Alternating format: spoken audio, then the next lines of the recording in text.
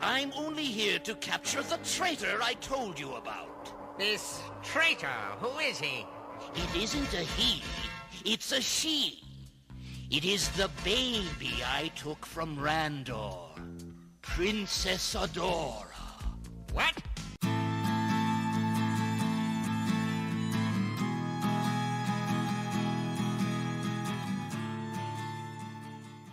Ladies and gentlemen, welcome back to Obsessive Compulsive Gaming.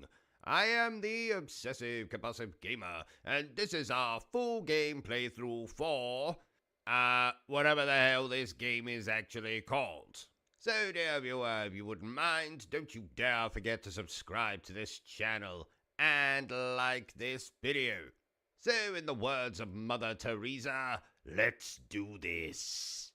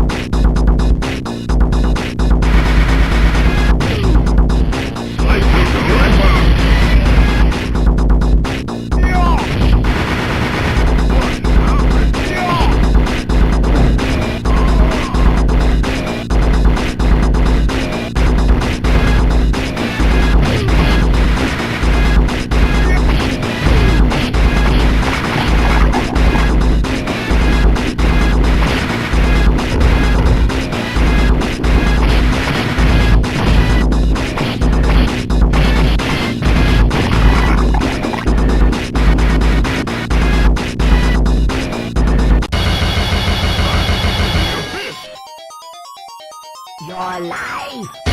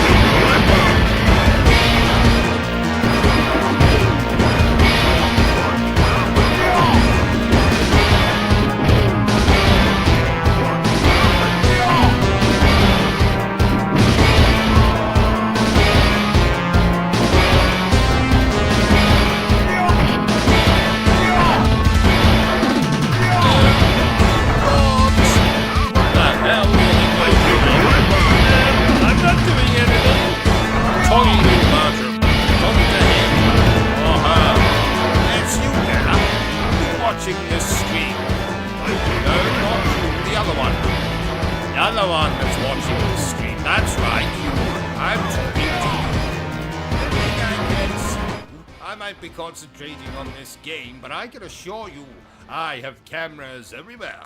So I can see what you're doing there. Your hand in your trousers. Get them out at once. Do it. No, not just one hand. Take both of them out. That's right. Good. Right, so now you just watch the stream and behave, okay?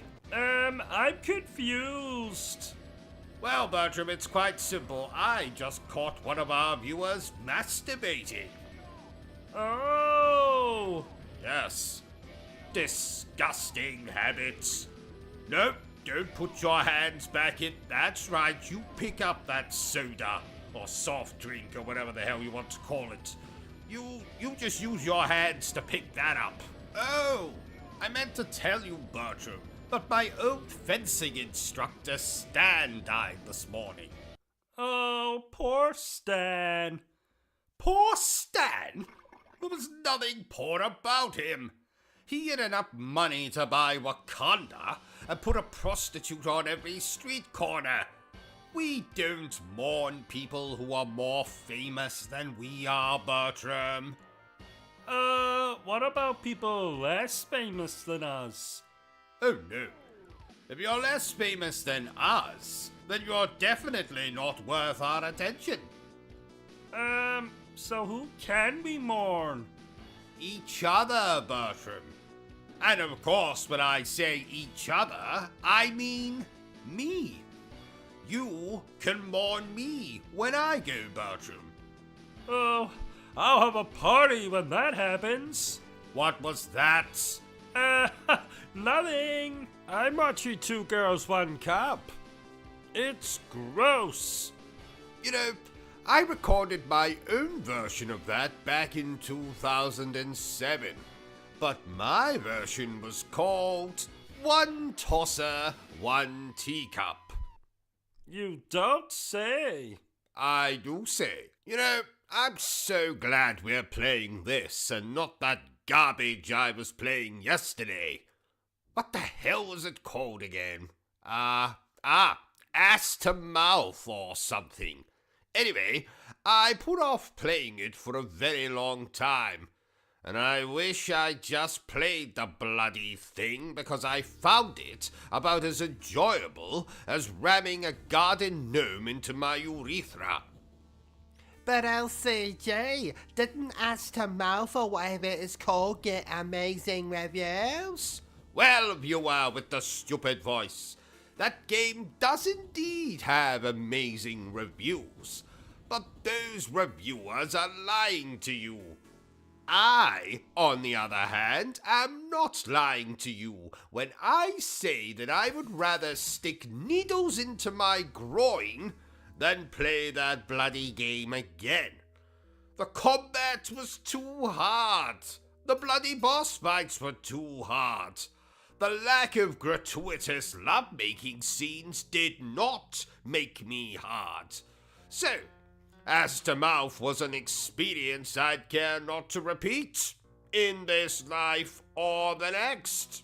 Unless, of course, someone's asking me to do it for real. In that case, I would be like, hell yes, I'll do that to you, attractive actor. Let's move on. Right, let's get this game finished quickly. I have an appointment with my psychiatrist today, and he told me if I was late, he would murder my wife.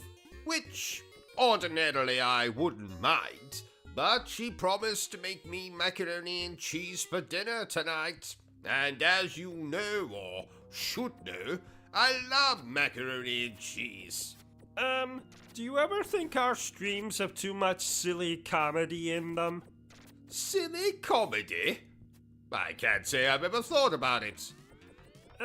Shouldn't you just play the game and keep the comedy stuff to a minimum? But if I did that, wouldn't I have to cut you out of the streams? Why? Because the only reason you exist is for comedy purposes. I mean, take your voice, for instance. It's ridiculous! No one actually talks like that. So clearly, you are here for comic relief. What about your voice? Well, what about it? Is it not equally as ridiculous and annoying? I never said your voice was annoying. Oh. Bertram, do you think my voice is annoying? Maybe just a little. Oh, by the way, I watched one of those murder mystery movie things last night, Bertram. Oh, how was it? Complicated. Frankly, it left me more dazed and confused than that time I saw a woman with 3 breasts, 5 ball sacks, and a chin larger than the Great Wall of China. I do enjoy a good murder mystery. You know, I was actually involved with a murder mystery myself once. Oh, really? Well, I was suspected of committing a murder, but it wasn't me. It turned out to be a midget in a bowler hat with a body odor problem. Don't look now, Bertram. That chap from next door is looking through our window again. What chap from next door? You know, the one with the lazy eye and the hunchback. Derek? No, the other one. The one that's even uglier than he is. Malcolm? No, the other one. I think they all live together. They're a trio of very ugly people. So who's the third member of that trio? Toby? Yes, Toby, that's it. Yes, I think he's looking through our window. I think he's looking for you, Bertram. Why would he be looking for me? Well, because you are romantically entangled, are you not? Well, not at this exact moment, we're not. No, I don't mean right now, because obviously we're streaming this game right now, but are you not usually attached by the penis? I mean, you know, attached in a romantic sense. You not usually hang out together. I guess so. Yes, so you're boyfriend and boyfriend, no? Well, I've never really thought of it that way. Well, maybe it's time that you do start thinking of it that way, Bertram. This could be your opportunity to fly the coop, so to speak. If you and this... what was his name again? Toby. If you and this Toby decide to get married or, God forbid, have children, you could leave this place and, I'd be completely alone. I'd have no one. And that would make me very sad. No, actually, Bertram, I actually think you and Toby should, break up. I think you should break up right now. Go on over to that window and you tell that ugly mother thumper that, tell him you found someone else. Tell him I'm your boyfriend if you want. I mean, you don't have to. There's no obligation to tell him that. But I mean, if you really want to, you can tell him that. I mean, I don't really mind either way. I mean, you can do what you want. But oh, that isn't Toby at the window. That's Malcolm. Oh well. Never mind what I just said then. Let's get on with the game. You know, I've been looking forward to playing this, Bertram. I bathed. I changed my underpants. Something I never do. I lit some candles. I opened a bottle of wine. A crate of wine. A crate of wine. All we need is some scantily clad prostitutes, and this will be a proper party. Wouldn't they distract from the game, though? Oh, I never really thought of that. Yes, probably for the best that there's no prostitutes here, right? I think it's time for a poem. Lady Demetresque, with the marvelous breasts, how I long to shag you where you rest. I will spill my milk upon your chest. As a lover, you're the best. Ha ha ha ha ha. It's not Shakespeare, I admit, but I think it sums up my feelings quite nicely. It was most, romantic, sir. Thank you, Bertram. I agree. I agree. Where do you think Lady Dimitrescu buys her clothes? Never mind that, Bertram. I want to know where she buys her tampons. And what size. Do tampons come in very fucking large size? I don't know. Well, find out, damn it. What am I paying you for? You don't pay me. Oh, that's right. Ha ha ha. But still, I want to know, Bertram. I have to know. I'll see what I can do. You know, Bertram, I do love me a bit of hacking and slashing. Oh, is that why you have a I Heart Jack the Ripper t-shirt? It is indeed, Bertram. Oh, I meant to tell you, but when I last washed that t-shirt, it came out pink. Don't kill me. Why would I kill you, Bertram? Pink just so happens to be my favorite color. Oh, really? No, not really. I am absolutely going to cut your bollocks off with a spoon when we finish this game. Oh, no. You always know I like a game when I have an erection for the duration of playing it. Ha ha. How long have you had this particular erection? 10 hours and counting. Which either means I love this game, or there's something wrong with me. Oh, there's plenty wrong with you. Shut up, Bertram. So, Bertram, this game is from... A series that you love? a series that I love. And you also loved this game. And I also loved this game. Wait a minute. What are you doing, Bertram? Why are you reading from my script? Well, I noticed that you didn't give me a lot to say outside of, oh my, or, oh. So I thought I would give myself more to do. You want more to do? Get me a bloody coffee. What do you think I pay you for? But you don't pay me. Shut up, Bertram. I pay you with sexual favors as well, you know.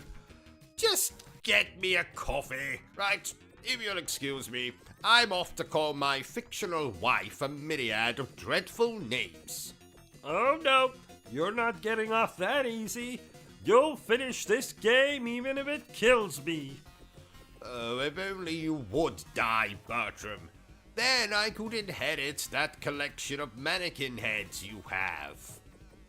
No, those are my friends. Stop lying, Bertram.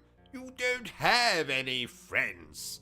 You have inanimate objects that you occasionally engage in one-sided conversation with. Pot, kettle, black? Oh. Touché. Fine.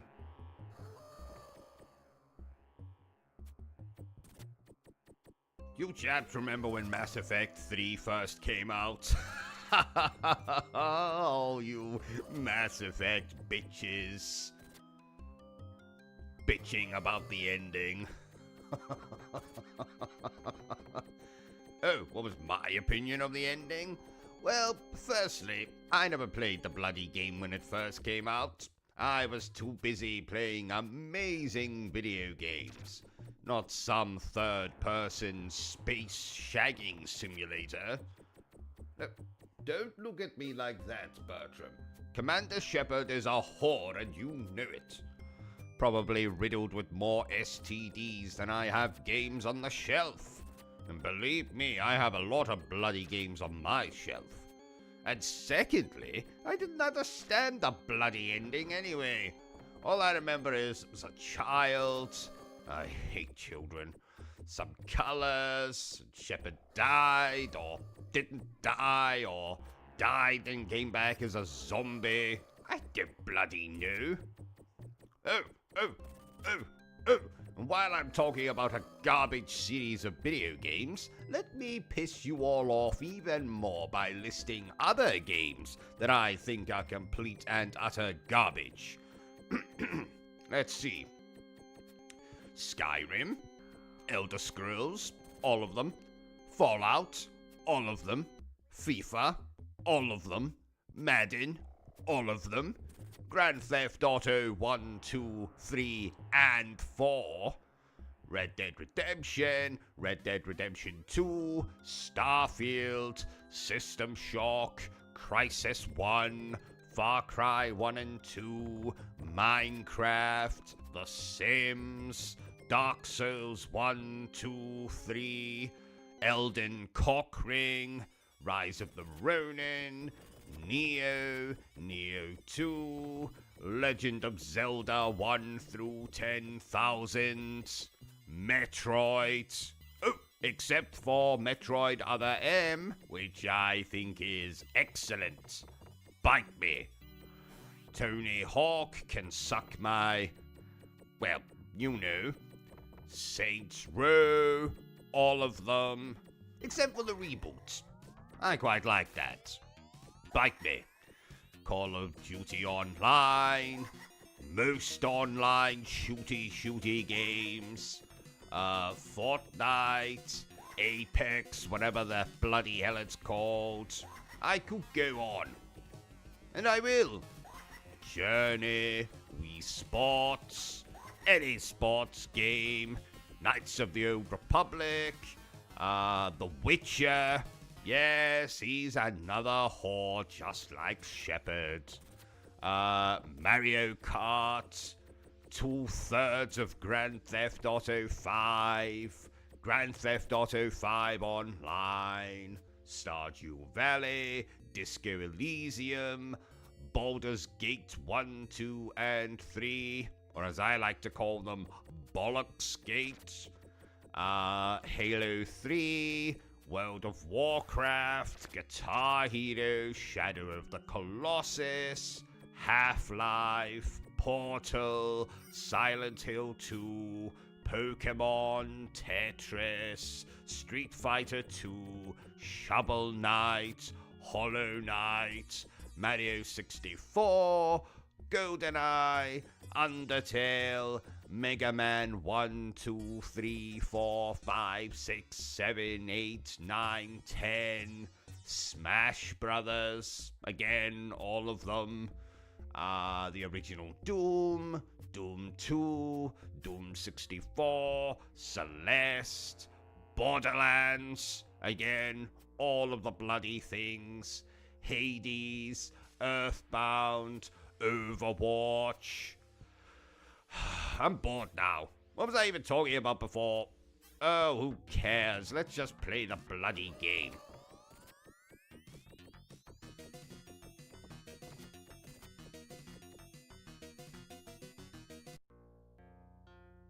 So, not a lot of people know this, but I've been asked by Capcom to single-handedly handle the script for the upcoming remake of Resident Evil 1. Yes, which I have titled Resident Evil 1. Another fucking remake? Seriously? Now, don't get too excited. I've only been writing the script for a few days now, but I thought that since you are such good, unloyal viewers of this channel, that I would give you a little preview of what you can expect from this new, inferior version of Resident Evil 1. So I'm going to read for you, let's see, no, not the sex scene between Barry and Chris. I haven't got Capcom to sign off on that yet. How about... No, this is the part where Wesker gets his trident on. Don't want to give that away. Well, maybe I can read a bit of the exchange between Barry and Jill, where Jill reveals the backstory of the Jill sandwich line. Gosh, Jill, I never knew that you were spit roasted by William Birkin and Mr. X at the exact same...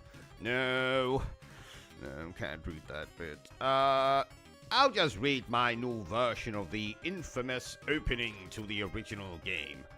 You know, where Jill, Barry, and Wesker end up in the mansion after outrunning that flasher in the woods. No, wait. In the old version, it was zombie dogs they were running from. Anyway, so Barry, Jill, and Wesker collapse in the hallway. Jill is completely naked, and Wesker has a pineapple shoved up his arse. Literally. The man from Del Monte will not be impressed. What the fuck is this? Wow, what a mansion. Ow! Don't alarm yourselves. That's the last time I ingest a pineapple anally. No one wants to hear about that, Wesker. Wait a gosh damn minute. Where is Chris? Never mind that, Jill. I'm more concerned with this. What is this? Blood. I hope this isn't Chris's blood. I don't think that's possible, Barry. Chris doesn't usually have his period until the third Tuesday in the month. Oh, zombie. What is it? It's a monster! Let me take care of this. Damn, left my gun in my other pair of pants. Wow, what a mansion. Shut up, Wesker. You already said that line. Anyway, that's just a little tease of the upcoming Resident Evil 1 remake. It's, not perfect, but, I've got a pretty good feeling about it. Anyway, let's get back to this game.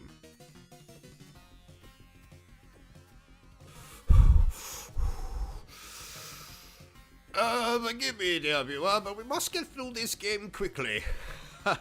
I'm currently being chased by a man in a gorilla costume through the London Underground. I'll explain later. Uh-oh, Monkey Boy is gaining on me. I'll just hide in this toilet. Good morning, sir. Nice penis.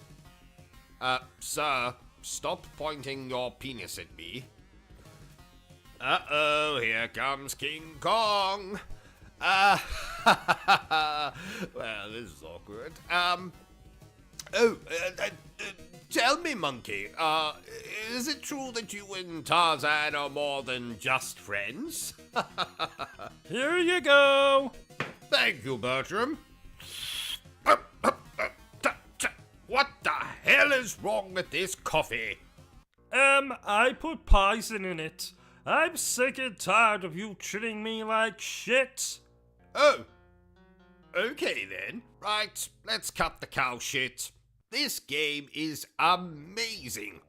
It's the most fun I've had since Chun-Li offered me a special massage. Special massage? That's code for suckle upon my Colonel Mustard. Oh my! Yes, oh my. Did you know, Bertram, that Chun-Li wears dentures? I did not. Yes. 'Twas slightly awkward when they fell out. I've still got them. In a jar. In the bathroom. Oh my! Yes. Haha. Oh my. Though this game looks quite simple, I can assure you, dear viewers, that this tale has more twists and turns than watching an M. Night Shyamalan movie whilst riding a roller coaster. And I've found myself welling up and full-blown crying on more than one occasion. So not only is it twisty like a roller coaster, it's also an emotional roller coaster. Haha. So what else can I tell you about this game? Oh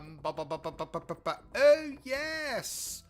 Now as you can see graphically and musically, this game is beautiful.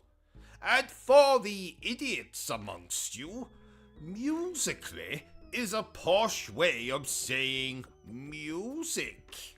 Oh, I knew that. No one cares, Bertram. Now you know why I poisoned you. That's a good one. Poisoned me. I suddenly feel quite unwell. Oh, good. Wait a bloody minute.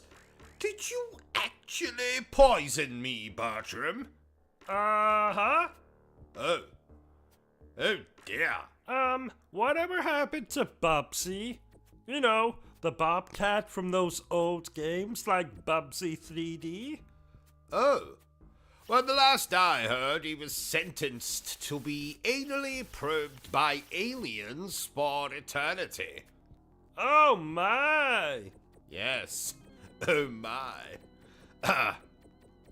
You know, Bertram, the Mega Man games annoy me more than a prostitute with her hole sewn shut. We weren't even talking about Mega Man. Oh, I know. I just wanted to make that joke. Oh! And for you fellow homosexuals out there, let me reword that joke so you feel included. The Mega Man games annoy me more than a male gigolo with his hole sewn shut. Oh, and speaking of homosexuals, did you know that Ricky Martin came out as a homosexual years ago, Bertram? Though, frankly, anyone who sings about women as much as he did is clearly taking it up the poop chute in his spare time. Lucky bastard. Remind me when we finish this stream, Bertram, to phone Ricky and ask him for his preference in lubricant. I will do. Why do you never play the Nintendo Switch, OCG? Because the Nintendo Switch is essentially a glorified doorstop at this point for me, Bertram. I only bought the bloody thing to play Bayonetta 2 and 3. But what about Zelda? Zelda can suck my Colonel Mustard. Breath of the Wild and that other garbage Zelda game are overlong, boring pieces of dinosaur excrement. No, actually, not dinosaur excrement, because I would rather play with that than these boring Zelda games. What the hell was I talking about? Oh yes, don't play the Nintendo Switch. Let's show Nintendo how much we hate them. I love Nintendo. And that's why I hate you, Bertram. Well, that and you tried to assault my grandmother in a touchy-feely kind of way last Christmas, which is doubly sick considering the old bitch has been dead for years. Then why was she at the Christmas party? Because every party needs decorations, and I forgot to buy any, so I thought, why the hell not dig up grandmother and drape her over the front door? Ha ha. Please note, OCG is a fictional character. Any resemblance to persons alive, dead, or undead is purely coincidental. So, my psychiatrist has told me I need to engage more with you commoners. So, please tell me down below. What do you think of this game? Like it? Love it? Want to crawl into bed and make passionate love to it? Ah, hello there, you beautiful bastards. As you might know by now, I'm pretty infamous. I run my own little YouTube channel focused on gaming. So there's reviews, commentary, all manner of degradation, delivered in my rich British accent, and it's bloody hilarious. I'd like to ask you to go through my channel with a fine mustache comb. And if you like what you see and hear, then please consider subscribing. I deserve it, and my ego will thank you. No, seriously, dear viewers, my views and subscription rate is pathetic. The homeless chap down the street from here is doing better than I am. And he eats insects. Did you really need to put this in the middle of a live stream? Yes, I did, Bertram. Now, if you'll excuse me, Bertram, I'm going to put something inside myself whilst we continue to play this game. You know what really annoys me, Bertram? People who walk so slow in front of you when you're trying to get somewhere. I mean, it's just like, get out of my way. Walk as slow as you want, but don't you dare walk in front of me. Do you get what I'm saying, Bertram? I mean, I could go on, but we better just get on with this playthrough before Bertram is tempted to use the cattle prod on me. Oh, I didn't know we owned a cattle prod. Oh yes, Bertram. We own a vast collection of weird and wonderful items.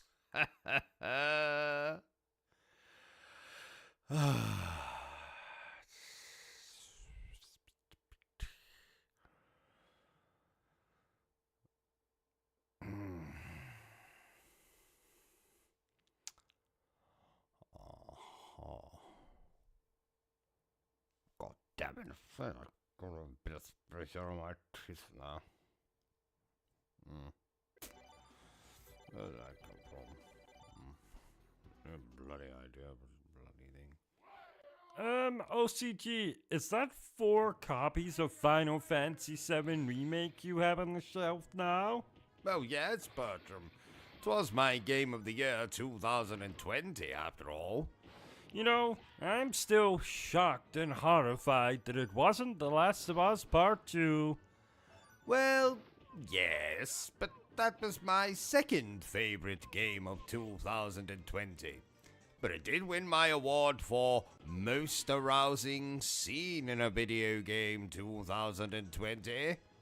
And what scene was that? Joel's death scene, of course. Oh, I see. Well, anyway, Final Fantasy VII Remake is bloody amazing. Period. But you can't have a period. You're a man. And you're still naked. Well, yes, but it is very hot in here. Ugh.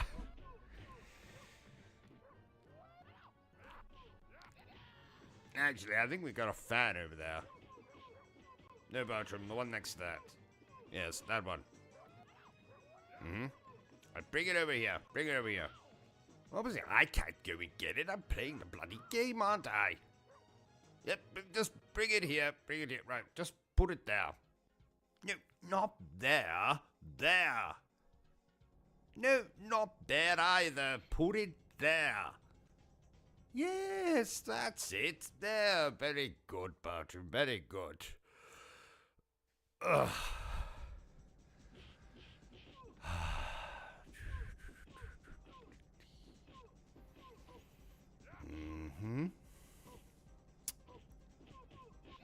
Uh-huh.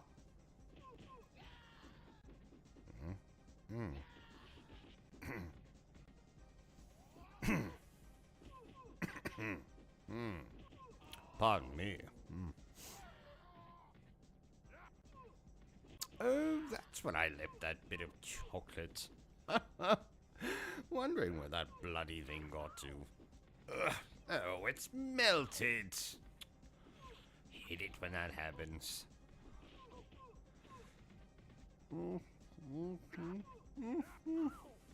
Don't go down.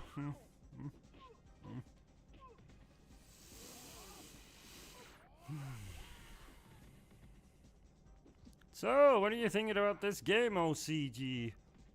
Well... Do you want to know what I think? No, not really. No one cares what you think, Bertram. That's not true. Mila does. Mila. As in, Mila Jovovich. Uh-huh. How the hell do you know? You know what? Never mind, Bertram. Just watch me play the bloody game, alright? Okay.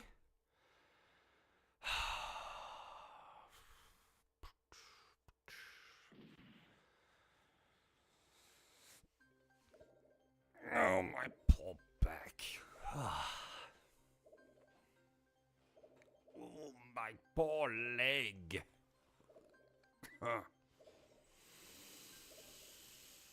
Oh, my poor penis.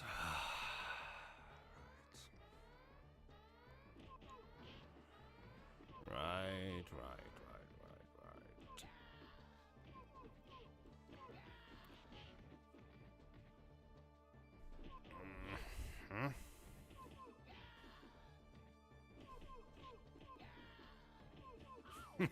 You know, Bertram, I can't remember exactly when this game came out, but I fondly remember it as the same year that I created a mask, then attempted to kidnap the opera singer Catherine Jenkins and take her to my secret lair beneath the Paris Opera House. I mean, my mother's basement. Oh, yeah, I remember that. And, how'd that attempt go? Not good, Bertram. Not good. Oh, that sucks. Yes. Yes, it does. I've had a bit of a crush on Catherine Jenkins for a while now. Remind me again, who is Catherine Jenkins? I'm not going to dignify that with response, Bertram. Okay, alright.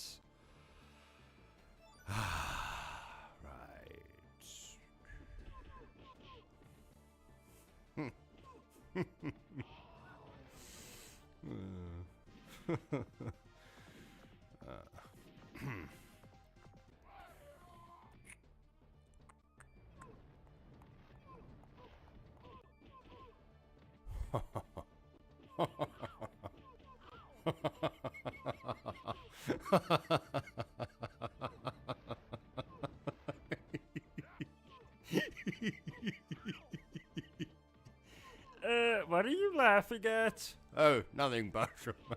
Just remembered a joke I came up with the other day. Something about a rabbi and a... I'll tell you later. It's funny, though. It's funny. It'll be worth the wait. Trust me. I can't stop thinking about it now. I'm hilarious sometimes.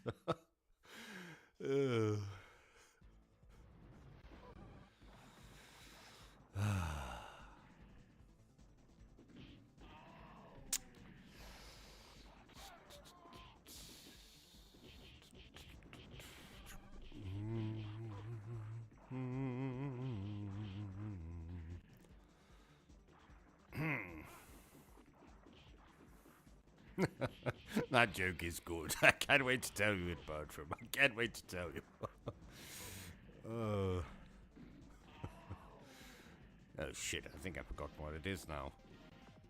It's alright. Now come back to me by the time we finish this game.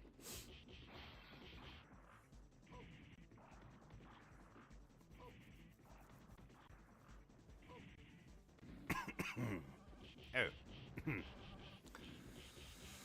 Pardon me. Bertram, what'd you do with my cough? Oh, never mind. It's there. I can see it. Ow! Bloody hot. I know coffee's supposed to be hot, but...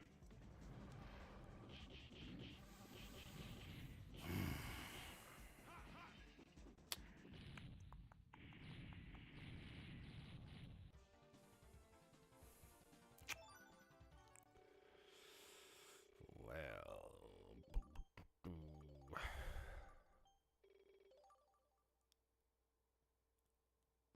And a smudge on the screen. No, it's a dead bug. How the hell did that get on the screen? Wipe that off, Bertram. There, that dead bug. No, not that one. Wait a minute, is that another dead bug? Right, wipe that one off first. Right, now do the one over there. Good man. Right, now get out of the way, I can't see what's going on.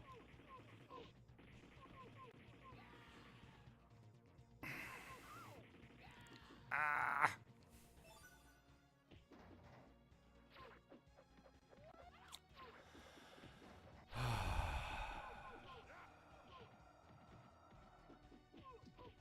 No, dear viewers, I highly recommend that you go and buy this game right now.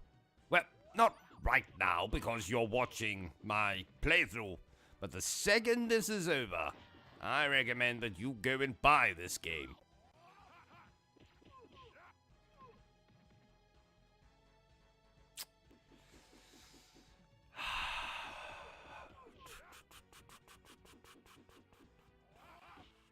But what about when the playthrough's over if they need the toilet? Well, fine, they can watch the playthrough, use the toilet, then go and buy the game. What if they already own the game? Well, then they already know how good the game is.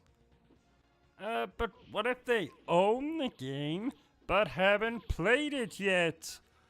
Well, then they... Oh, shut up, Bertram. Honestly, what if they own the game and haven't played it yet? Who the hell does that? Who the hell goes out of their way to buy a game and doesn't play the bloody thing? Honestly, never heard anything so ridiculous in my life. Buying a game and not playing it. That's just stupid. That's what that is.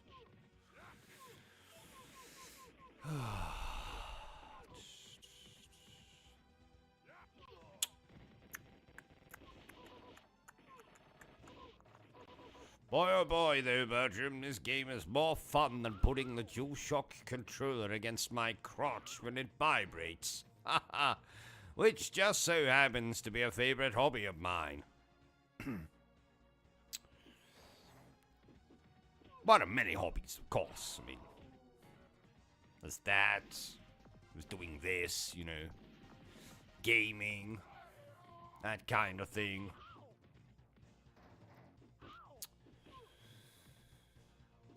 Ooh.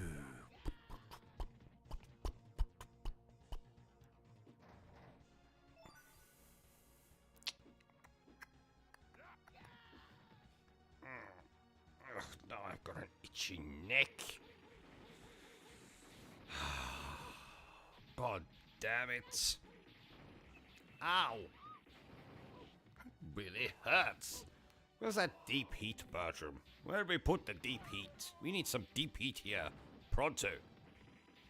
I need some deep heatage. Ah.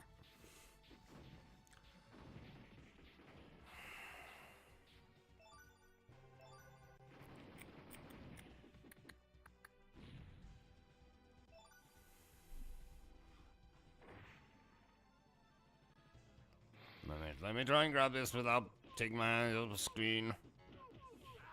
There we go. Haha, success.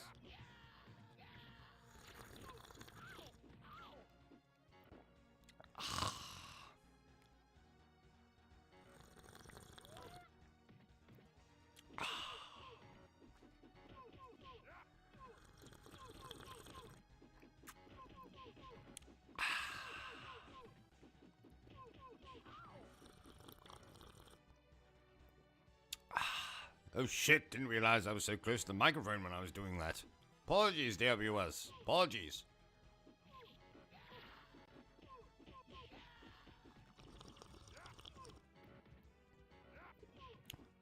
I just did it again, didn't I?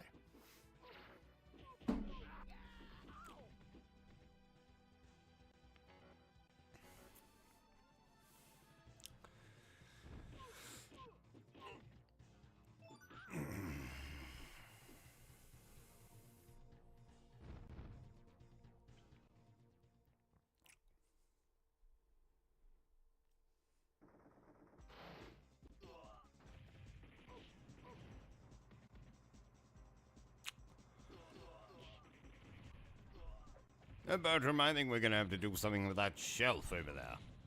What shelf?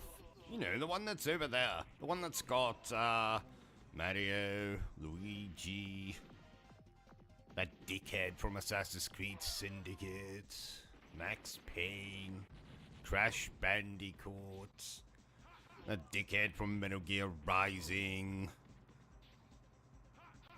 some beautiful woman from Tales of Arise or whatever. That one. Oh, nope, can't see that one. You know, it's the one that's also got the, Mortal Kombat. Wait a minute, Bertram. Let me concentrate here. Yeah. No, the one that's got the, Mortal Kombat chaps on it as well. What are they called? Scorpion. Sub-Zero. How old is that bloody franchise, Bertram? Oh, probably older than us. Oh no, Bertram, it's definitely not older than us. We are old as shit. Old as shit. But anyway, we need to do something about that shelf. It's looking a bit cluttered for my liking.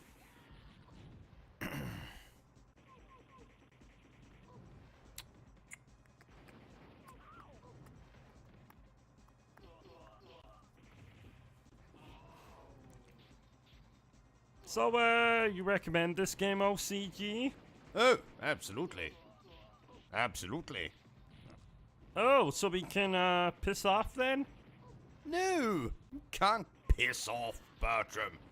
Playthrough isn't done. Oh. Honestly, piss off.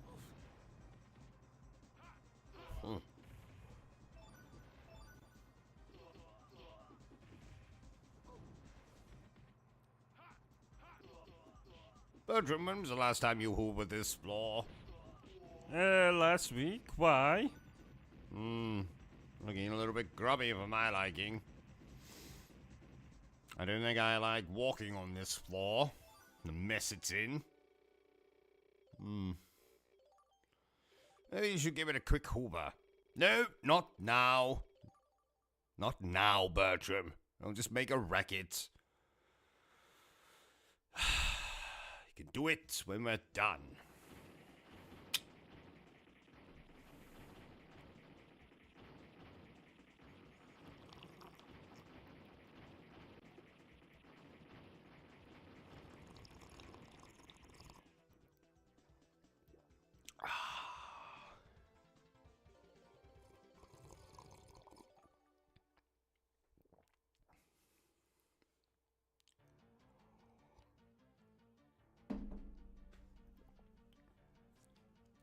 Oh, Bertram, if you're getting up, can you get me another coffee? That's a good fellow. That coffee's gone a bit lukewarm for my liking. Bit, Luke Wilson for my liking. Actually, that joke doesn't make any sense. Never mind. Never mind.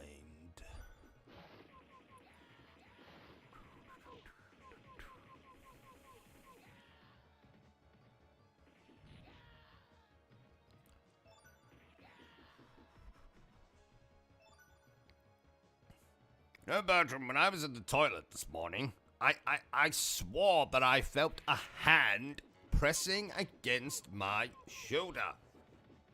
Maybe we have a ghost. Ghost? Don't be ridiculous. You don't think we do you? You know, I saw a ghost once. No, you didn't. I did. It was back in 1998. I had just finished Final Fantasy VII for the 100th time, and No one cares, Bertram. that's not true. Mila does. Mila, oh, not this again. Mila Jovovich, honestly. Oh.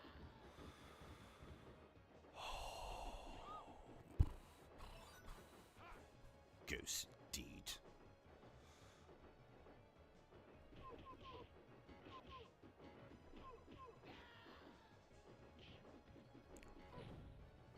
Why is it taking you so damn long to play this game, OCG? Well, it certainly had absolutely nothing to do with me thinking I played this game, and only noticing last night that I had in fact not played this game. Oh, only an idiot would do that. Yes, quite. Ha ha ha.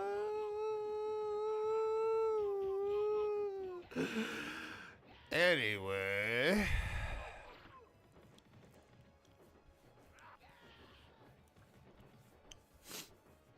Bertram, have you seen those scissors I used to trim my beard? No? I mean, it's not like I'm gonna do it now, because I'm playing this, but, you know, be good to know where they are, for when I need them. Just, I went looking for them last week. Couldn't find them. Bastards. Who knows where the hell they've gone.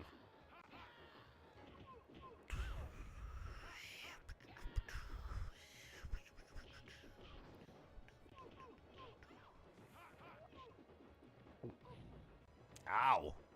Hurt when I got there.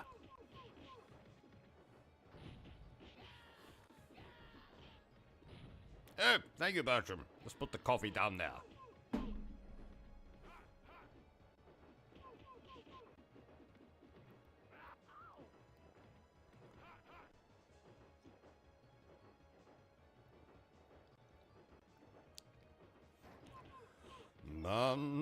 Dun.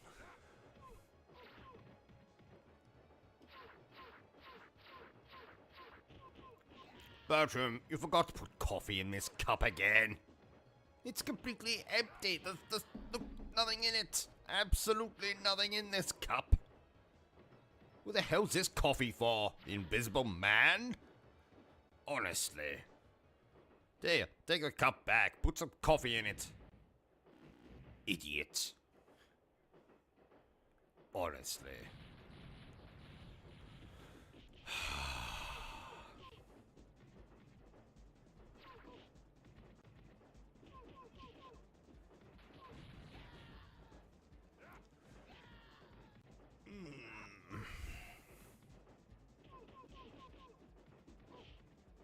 Oh, reminds me, Bertram. Remind me the next time I go to the doctor. I need to get that lump on the bottom of my foot looked at.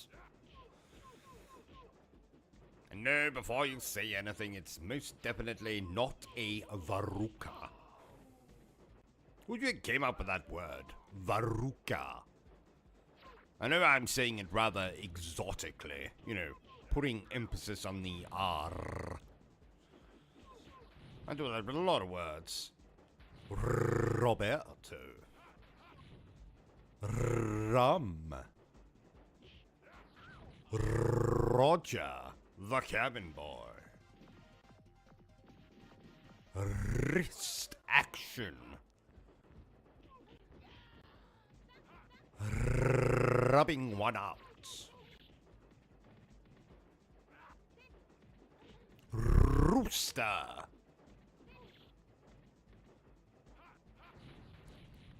Repetitive.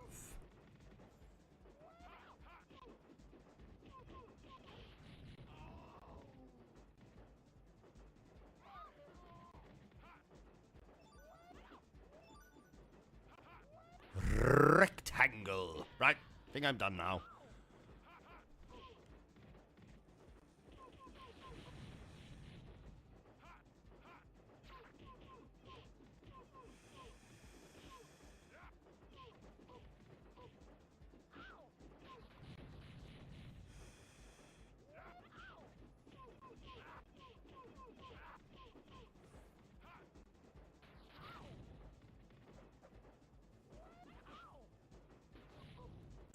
Bertram, what's a good word that rhymes with fetus? Why? I don't know, just my mind was wandering there while I'm playing this. Trying to come up with a poem. I need something that rhymes with the word fetus.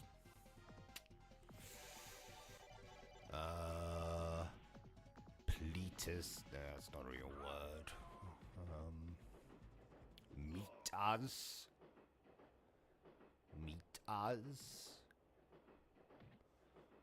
The burglar escaped from the woman's fetus and saw his neighbor and said, "Come meet us."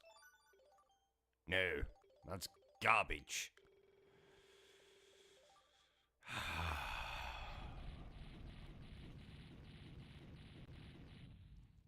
The burglar escaped from the woman's fetus.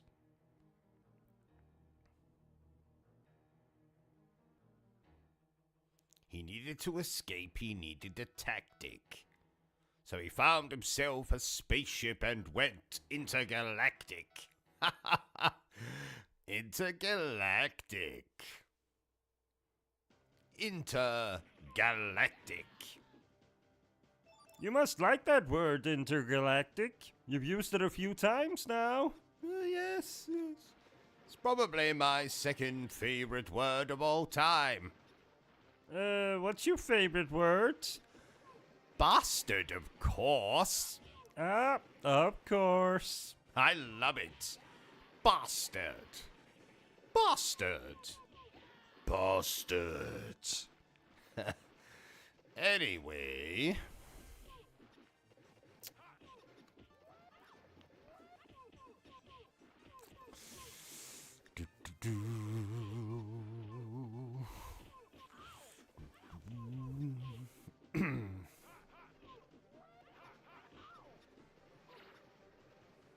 Let's see who's in the chat.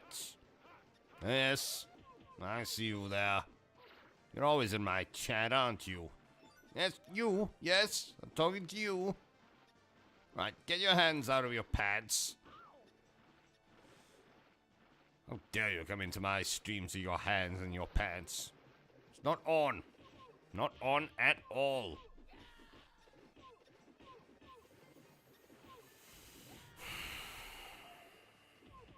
No, CT, I've been thinking maybe we should start playing on a PC. Oh, Bertram. You know that playing on a PC causes me to develop an unsightly rash on my hands. Not too dissimilar to stigmata. That's strange. But true. Really? No. Not really.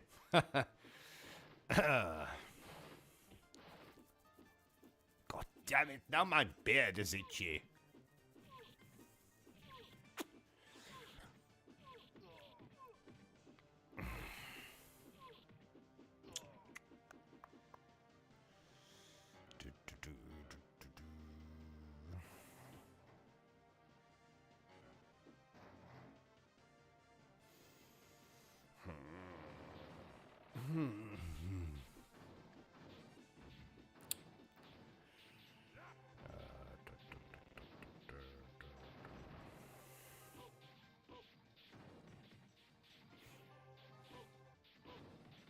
You know, Bertram, I think we'll have McDonald's for dinner.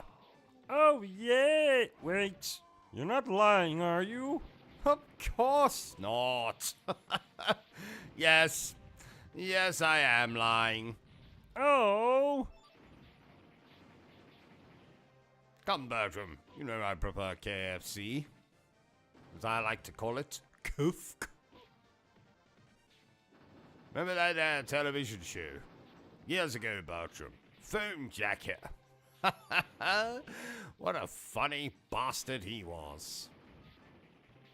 Can't say I remember it. Oh, you're missing out, Bertram. You are missing out.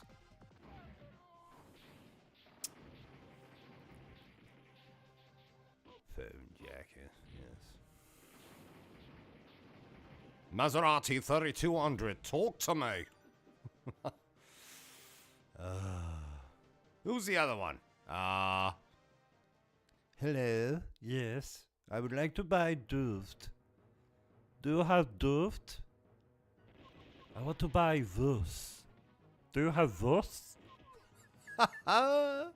What a funny fucker. You wanna buy DVD? They don't make comedy like that anymore. Nope. No, they do not. They also don't make consoles like that anymore. Like my beloved PlayStation 4 and 5.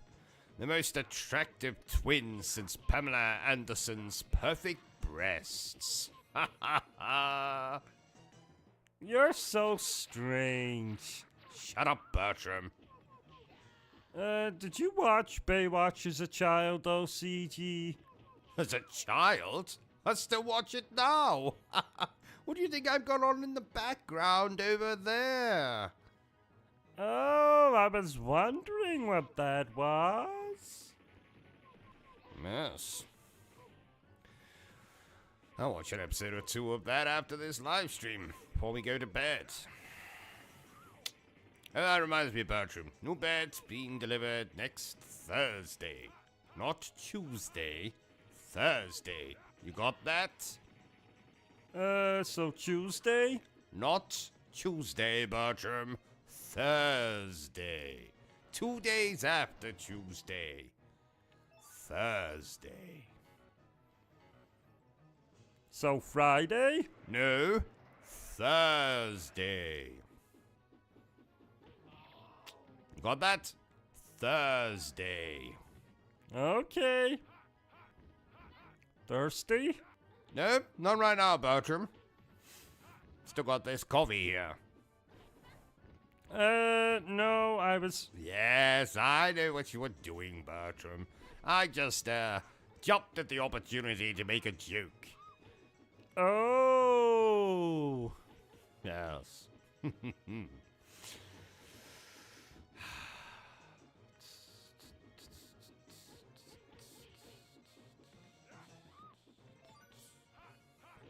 So, is this game hard? Ha! Ron Bloody Jeremy has never been as hard as this game is. No, actually, I'm exaggerating. This game isn't all that hard.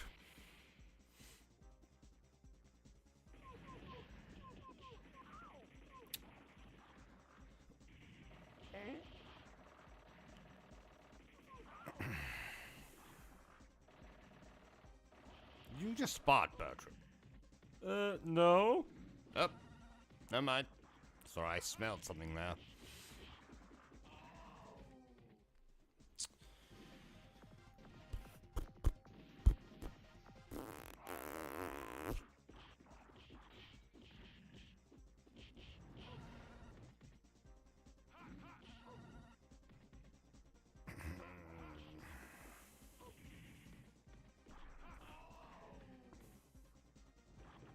Ow! Itchy all of a sudden. God damn you, itch. Be gone. Get behind me, itch.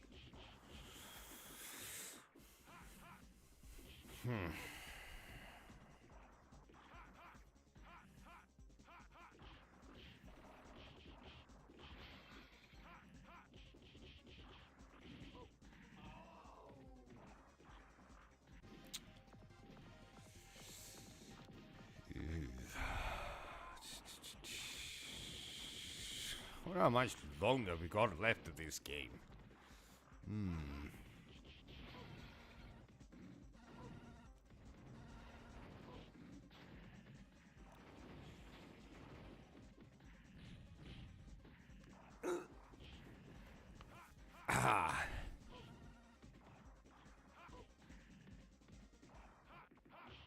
Have a look at the chat. How are we doing? How are we doing, chat? How are we on this lovely day? Don't be shy now. Yes, that includes you with your hands down your pants. But I told you to take them out. Masturbation's not good for your health, you know. Yes, why do you think he's so fucked up? Shut up, Bertram. I resent that.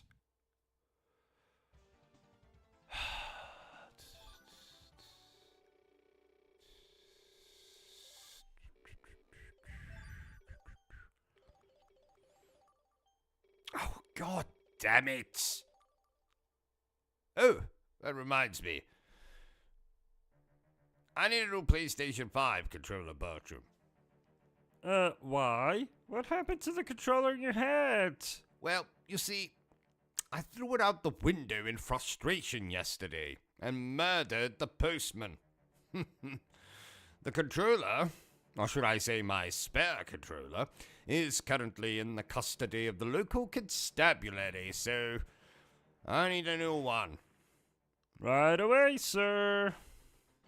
I didn't mean you had to go out and get it right now. I'm just saying to remind me, you know, when we're out at the, shops. Buying condoms. I mean, food. Buying lots of food. Lots of food. So we can have plenty of meals. Lots of food so we can have lots of meals.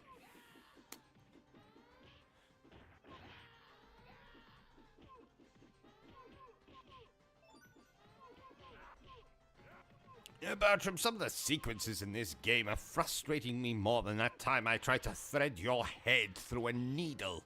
Oh, I forgot about that. That was a huge needle. Where did you say you got it again? Car boot sale. Apparently it used to belong to King Kong. Oh, you don't say. I do say.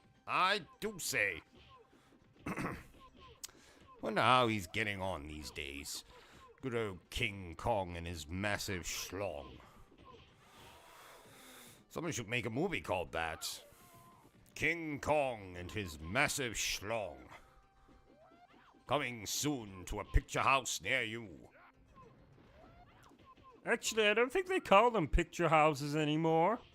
Oh, yes, that's right. The cinema.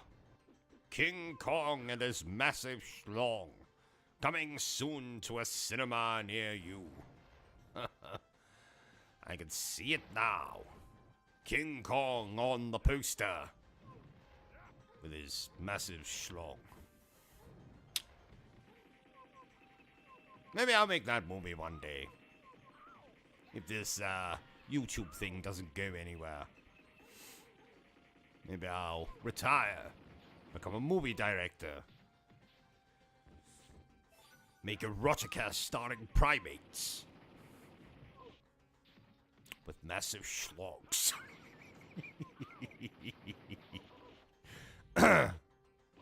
Very unprofessional to laugh at your own jokes. Very unprofessional. That was a pretty good one, though. That was a pretty good one. Erotica starring primates.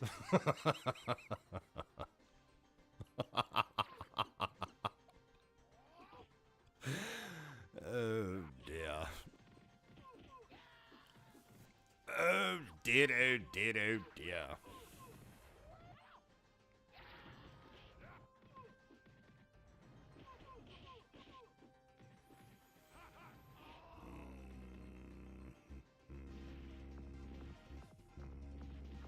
Come on, get out of the bloody way.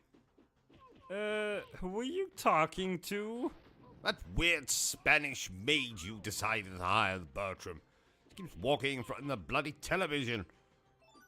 What Spanish maid? You know, the one that you hired last week. No, she died on Friday. Oh. Oh. I see. Maybe she's a ghost then. Oh. Actually,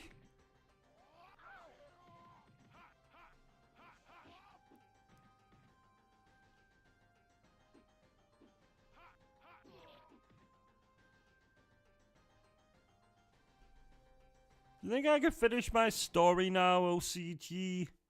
What? What story? The one I was going to tell you earlier about the ghost? Fine. But if it turns out the so-called ghost you met was nothing more than a drunken naked man wearing a bedsheet, then I'm not going to be happy. Oh. Never mind then. Ah, thought so.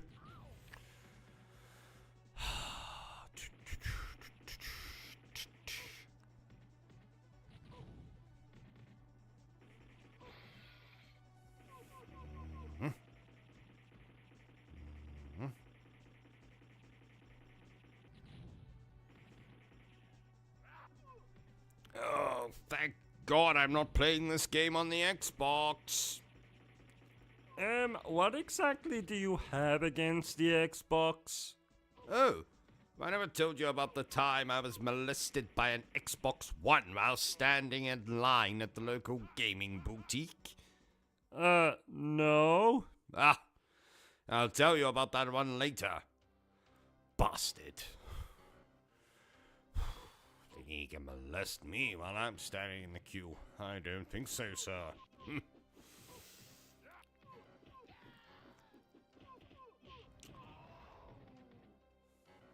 No, Bertram, I don't like the Xbox.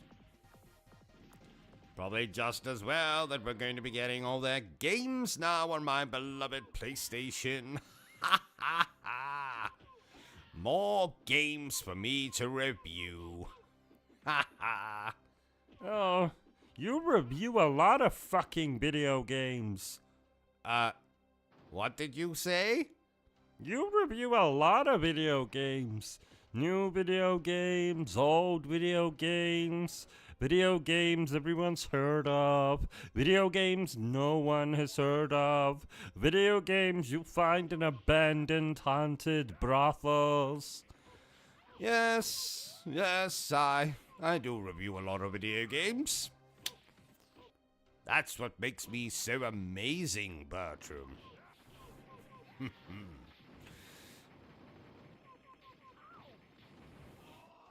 Oh, meant to tell you, Bertram. But, last, when was it? Wednesday? I had dinner with King Arthur and the Knights of the Round Table.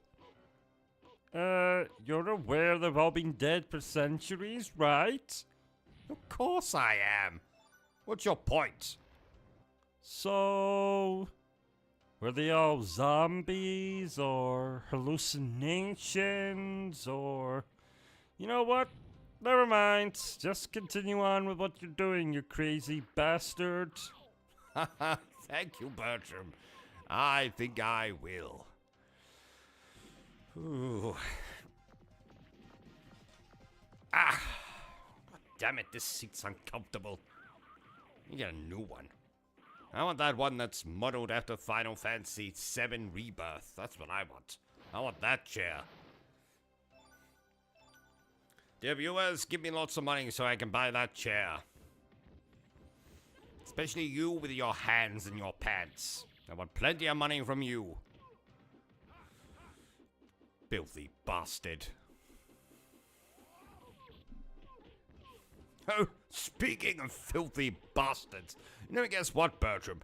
I caught Dante snorting cocaine in the bathroom again. Dante? As in the star of Devil May Cry Dante? No. Dante as in the star of the reboot of Devil May Cry Dante? No. Dante Alighieri, the author of the famous poem? No. Our neighbor Dante, you know, drug dealer, delinquent, never sends us a Christmas card. Oh, him. Yes. So I told him next time I catch you sticking that white shit up your nose, I'm going to think of something to do. To stop you putting that white shit up your nose. It'll probably cost you a lot of money. Money you could be giving to me and my channel.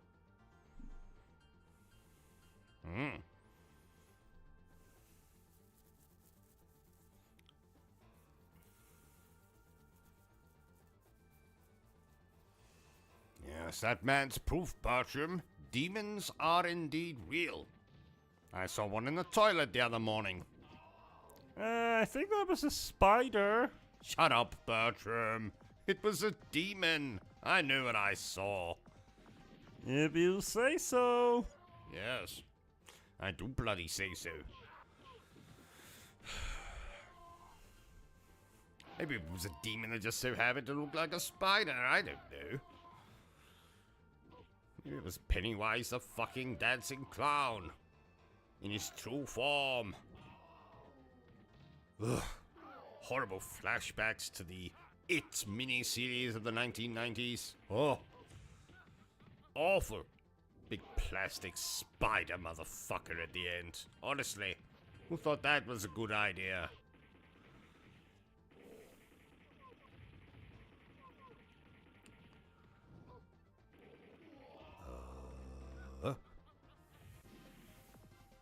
Oops.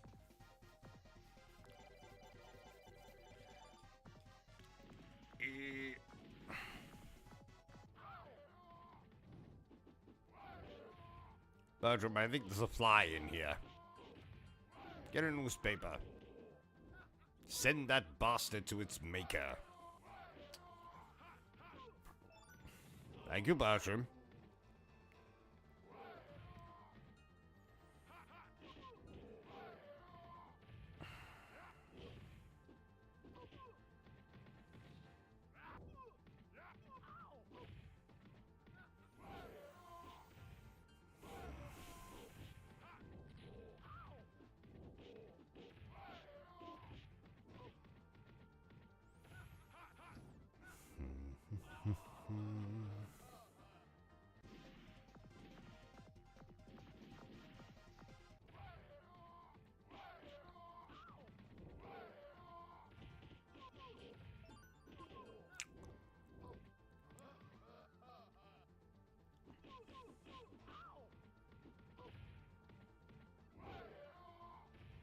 Bertram, the poster for this particular video game had the tagline, "A game based on true events."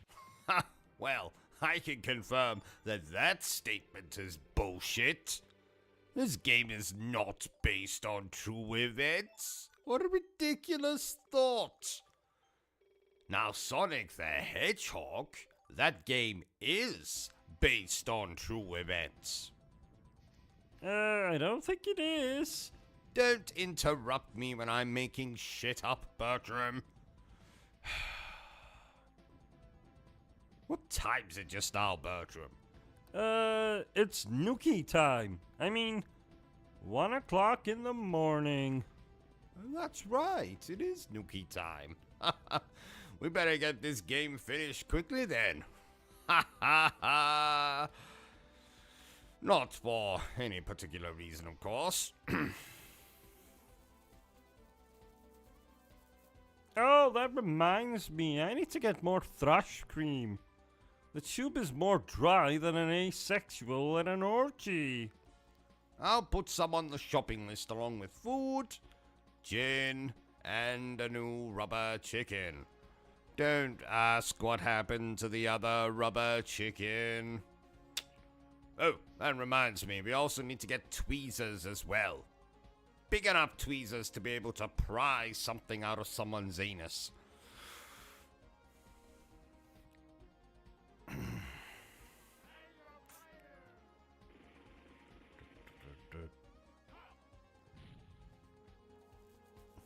My God, this beard is so itchy.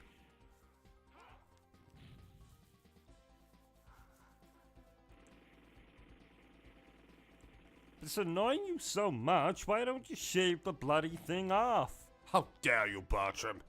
That's blasphemy in this household. Shave my beard off. How dare you? How dare you indeed?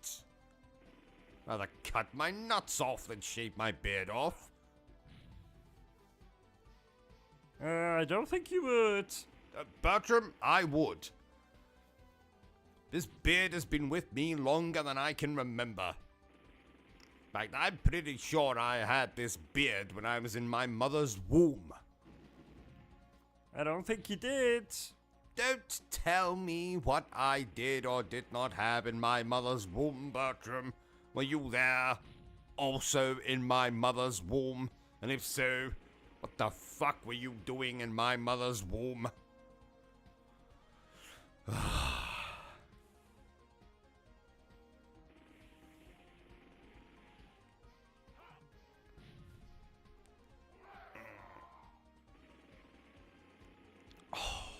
God, I need to go to the toilet. Sure I can hold it. Come on, hours. Oh, reminds me. I ran into that chap from Ghosts and Goblins at a local brothel. I mean, toilets. Oh, was he a nice chap? Yes, but bizarrely, when I gave him a slap on the back, his suit of armor fell off.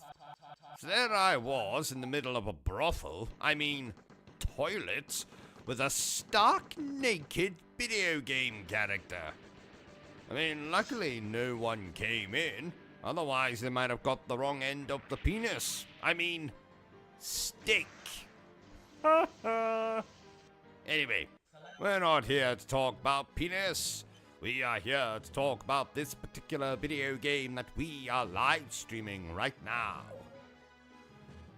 What game would that be? Use your bloody eyes, Bertram. Says up there in the description for the stream. Oh, so it does. Don't you worry, dear viewers. If you think you've seen the best of this live stream, ha! You haven't seen anything yet. There's going to be plot twists, many trysts, and limp wrists. Because we're going to start masturbating? No, Bertram. Because of the gaming. Oh. I knew that. Right, well. Better continue on with this playthrough before Bertram is tempted to use a cat of nine tails on me. Oh, I didn't know we owned a cat of nine tails. Oh yes, Bertram. We own a vast collection of weird and wonderful items.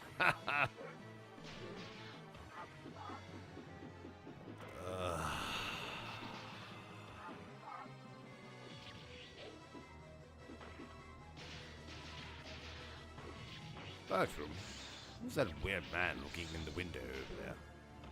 It's not that Michael Myers bastard again, is it? It's not Halloween yet, Michael. Come back when it's Halloween. That's right. You keep walking. Crazy bastard. Please note, OCG is a fictional character. Any resemblance to persons alive, dead, or undead is purely coincidental. So, my psychiatrist has told me I need to engage more with you commoners. So, please tell me down below. What do you think of this game? Like it? Love it? Want to crawl into bed and make passionate love to it? Dear viewers, thank you for tolerating, loving this live stream. It's great to have each and every single one of you here to stroke my ego. Now, go ahead and subscribe. Hit that like button and then share this video. Go on, do it. Do it. No, don't go and get a coffee. Get back here. Yes, you.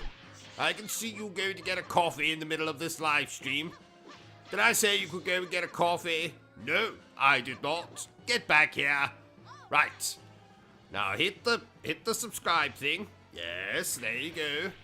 Now like the video. Well done. Gold star for you. Right. let's get back to the live stream, shall we? Right, let's do something meaningful during this live stream. Let's try to educate you bastards, shall we? Lesson number 1.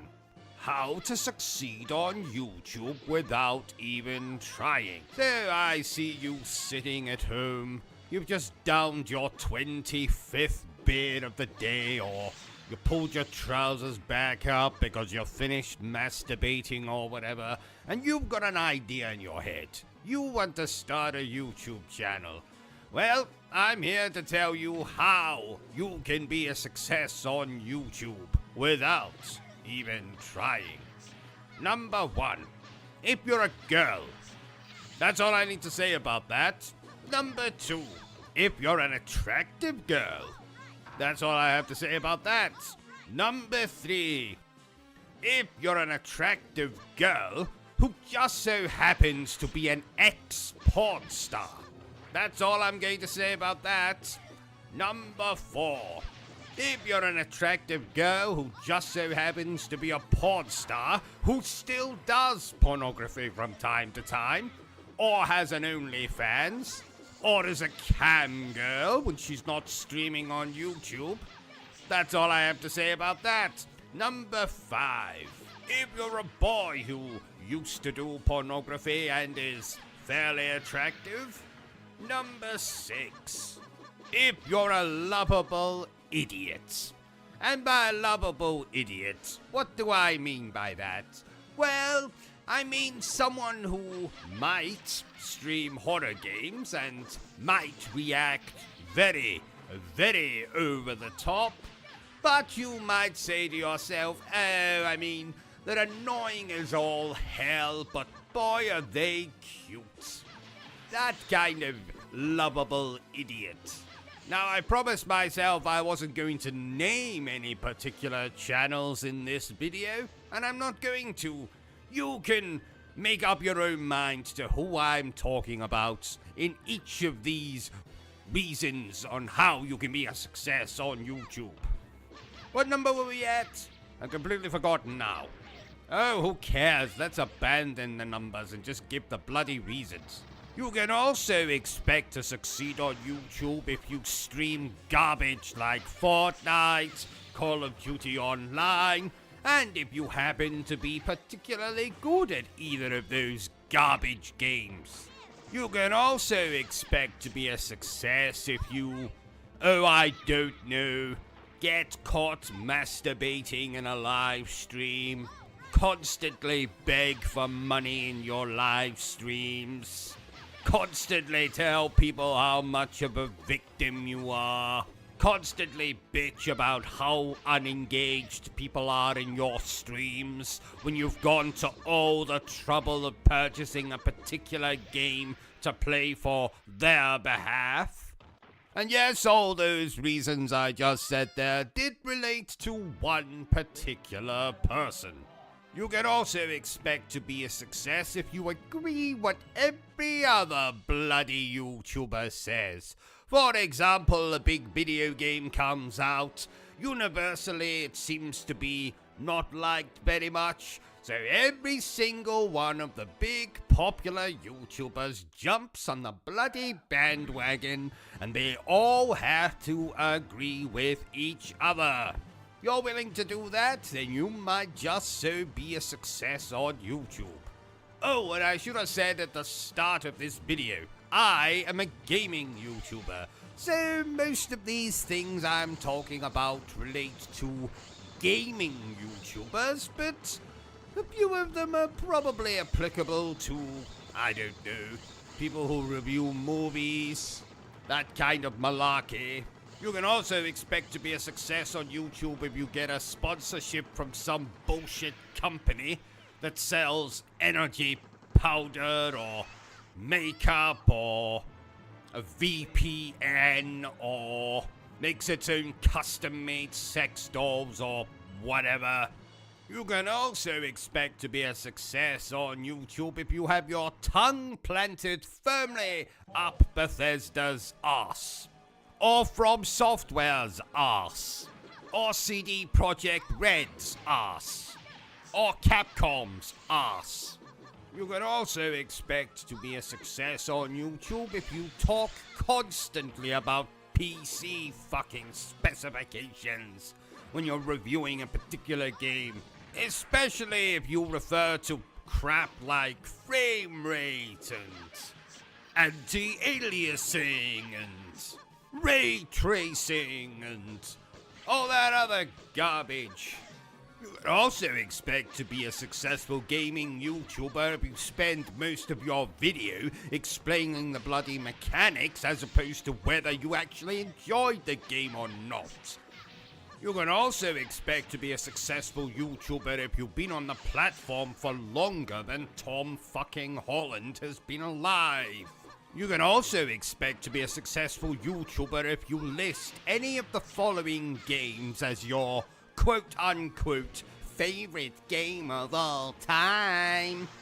Skyrim, Fallout 4, The Witcher 3, Silent Hill 2, Arkham City, Assassin's Creed 4 Black Flag.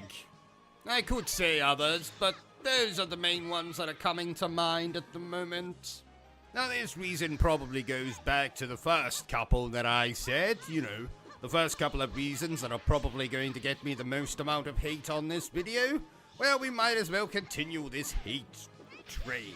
If you're a kind of dickhead who likes to shout into his webcam, you'll probably be successful on YouTube. If you're the kind of dickhead who not only shouts into his webcam, but has two other people that agree with your opinion, and you now all review movies together, you're probably going to be one of the most successful people on YouTube. Reason number 125. If you're a girl. Yes, I know it was the very first reason I gave back at the start of the video, but it's a fucking fact. So I've given you a lot of reasons for how you can be a successful YouTuber. Let me give you now a couple of other reasons on how you cannot be a successful YouTuber. You can be my channel, which is fronted by probably one of, if not the funniest people on YouTube. It has content coming out of the wazoo. There's a live stream every single bloody day. The channel actually exists to entertain you as opposed to just bombard you with facts about video games. You'll get an actual opinion on this channel that's not affected by whether the publisher invited you to their studios and made you play the game for 3 days, while they keep you sweet by throwing sushi and call girls at you every 5 minutes. If you have an actual niche that most other YouTube channels do not have, if you have something unique to offer, that way you will not succeed on YouTube. So if you'll excuse me, ladies and gents, I'm going to get back to not succeeding on YouTube. Oh, did you hear, Bertram? Apparently Barney the dinosaur is now a raging drug addict. Oh my! You take drugs, don't you, OCG? I don't think an omeprazole and the occasional drop of heroin in my coffee classes as taking drugs. Don't you also take Viagra? Yes, I do. But not for the reasons you might think. You have seen my mutant of a wife after all. Then why do you take Viagra? Well, you see, ever since this bloody pandemic started, I have been so paranoid to open doors with my hands. So, instead, I pop a Viagra and let my Colonel Mustard do the work for me. You open doors with your erection? Well, you don't have to put it so graphically. What if you have to pull the door open? Ah, well, no fear there. My Colonel Mustard is very flexible. Sturdy, too. Oh my! Quite. I must say, Bertram, this game we're playing is as pretty as a picture. Any picture in particular? A picture of my Aunt Violet showering, touching herself in secret places. What? A picture of Rip Torn eating a toasted bagel with mayonnaise leaking out of the sides. Ha ha. I think Rip Torn is dead. Oh, ha ha, even better. What? Nothing. Do you know who else is pretty as a picture, Bertram? Lena Headley, who you might remember as Cersei from Game of Thrones. Did you know, Bertram, that her son in that show was played by Peter Dinklage? I think he was her brother. Bollocks! No man could be that small. He was clearly playing a child, wasn't he? I'm afraid not. Good Lord! Good Lord! Whatever next? An all-female version of Ghostbusters?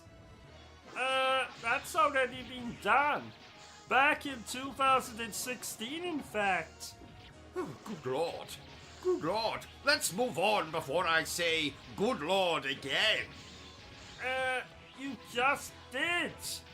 Shut up, Bertram! Did I tell you I had to hide in a toilet last night to get away from some of our fans, Bertram? Oh, I used to do that. You used to do what? Hide in toilets? Oh, because you were being pursued by our fans? No. I used to play a lot of hide and seek with my drunk Uncle Rupert. Oh, I see. Yeah, if he found me, he would tickle my belly button and stick his finger up my... Yes, that's nice, Bertram.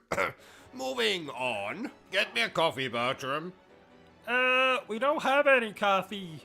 Okay, then get me a Coca-Cola. We don't have any Coca-Cola. Okay, a glass of water will do. Again. Then what the hell do we have? A 6-month-old bottle of gin with remnants of a cheese toasty at the bottom.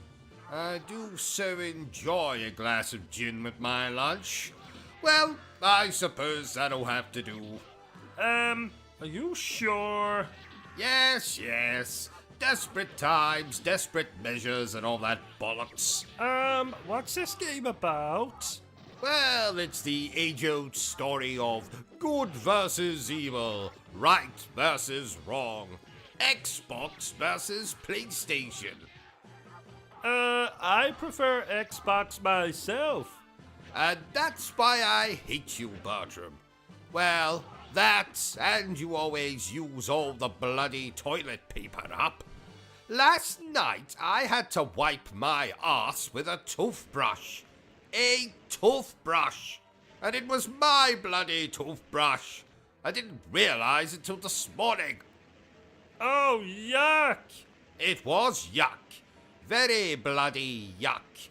The most yuckiest yucky thing I've ever done in my yucking life. Oh.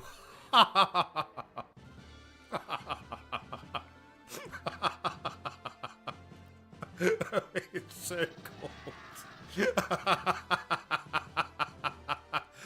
Oh, yes. That was a good one.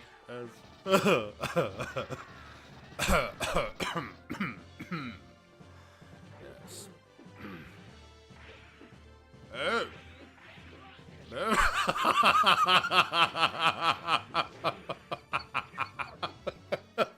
So cold.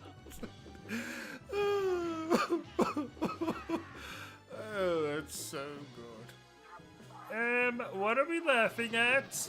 This game, Bertram. It's bloody hilarious. Is it? Yes. Pay attention, man. Pay attention.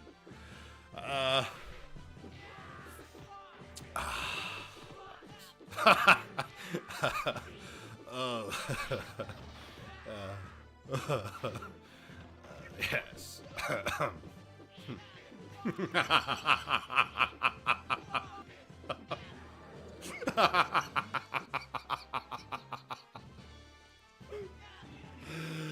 Oh, it's so good. So good. 10 out of 10. 10 out of 10. I don't think this is supposed to be funny. Shut up, Bertram. I'll tell you what's supposed to be funny and what's not supposed to be funny, and this is supposed to be funny.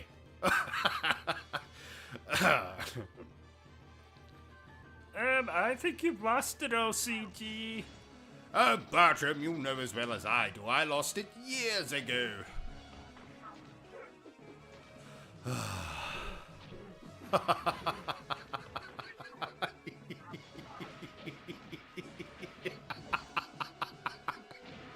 It's so cold.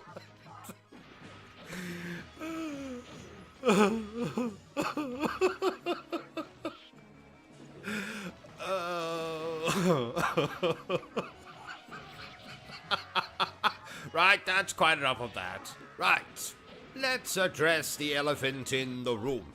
Hello, elephant. How are you? Didn't you hear me? I said, how are you? I think he's a mute. Oh, where the hell did he come from? I thought you invited him. Well, I thought you invited him. Oh well, I guess that's another mystery we'll never solve. Like, who left the penis imprint in the tub of margarine? So, is this game any good? Well, you'll have to ask my 26 pairs of soiled underpants. In fact, I'll do it for you, dear viewers. So, 26 pairs of soiled underpants. Is this game any good? Uh-huh. Yes. Oh, you don't say. Uh-huh. Oh. Is that right? Right. Mm-hmm. Yes. Yes. Oh. Oh, I see. Yes. Then he... but then... And they... Oh. Yep. They confirm that this game is indeed very good. Did you notice I got my hair cut? No. Oh, you never notice anything. I resent that. I am very observant. Really? Did you notice that you forgot to put your clothes on today? What? Oh, yes. So I did. Haha. Well, don't just sit there like a turkey, Bertram. Get me a robe. Oh, right. I was wondering why I got some funny looks when I took my nephew to school this morning. Oh, I avoided the trailers and gameplay for this game, much like I avoid a violent-looking fat woman at an all-you-can-eat buffet. Why have you not watched the trailers and gameplay, OCG? Well, so I could avoid spoilers, Bertram.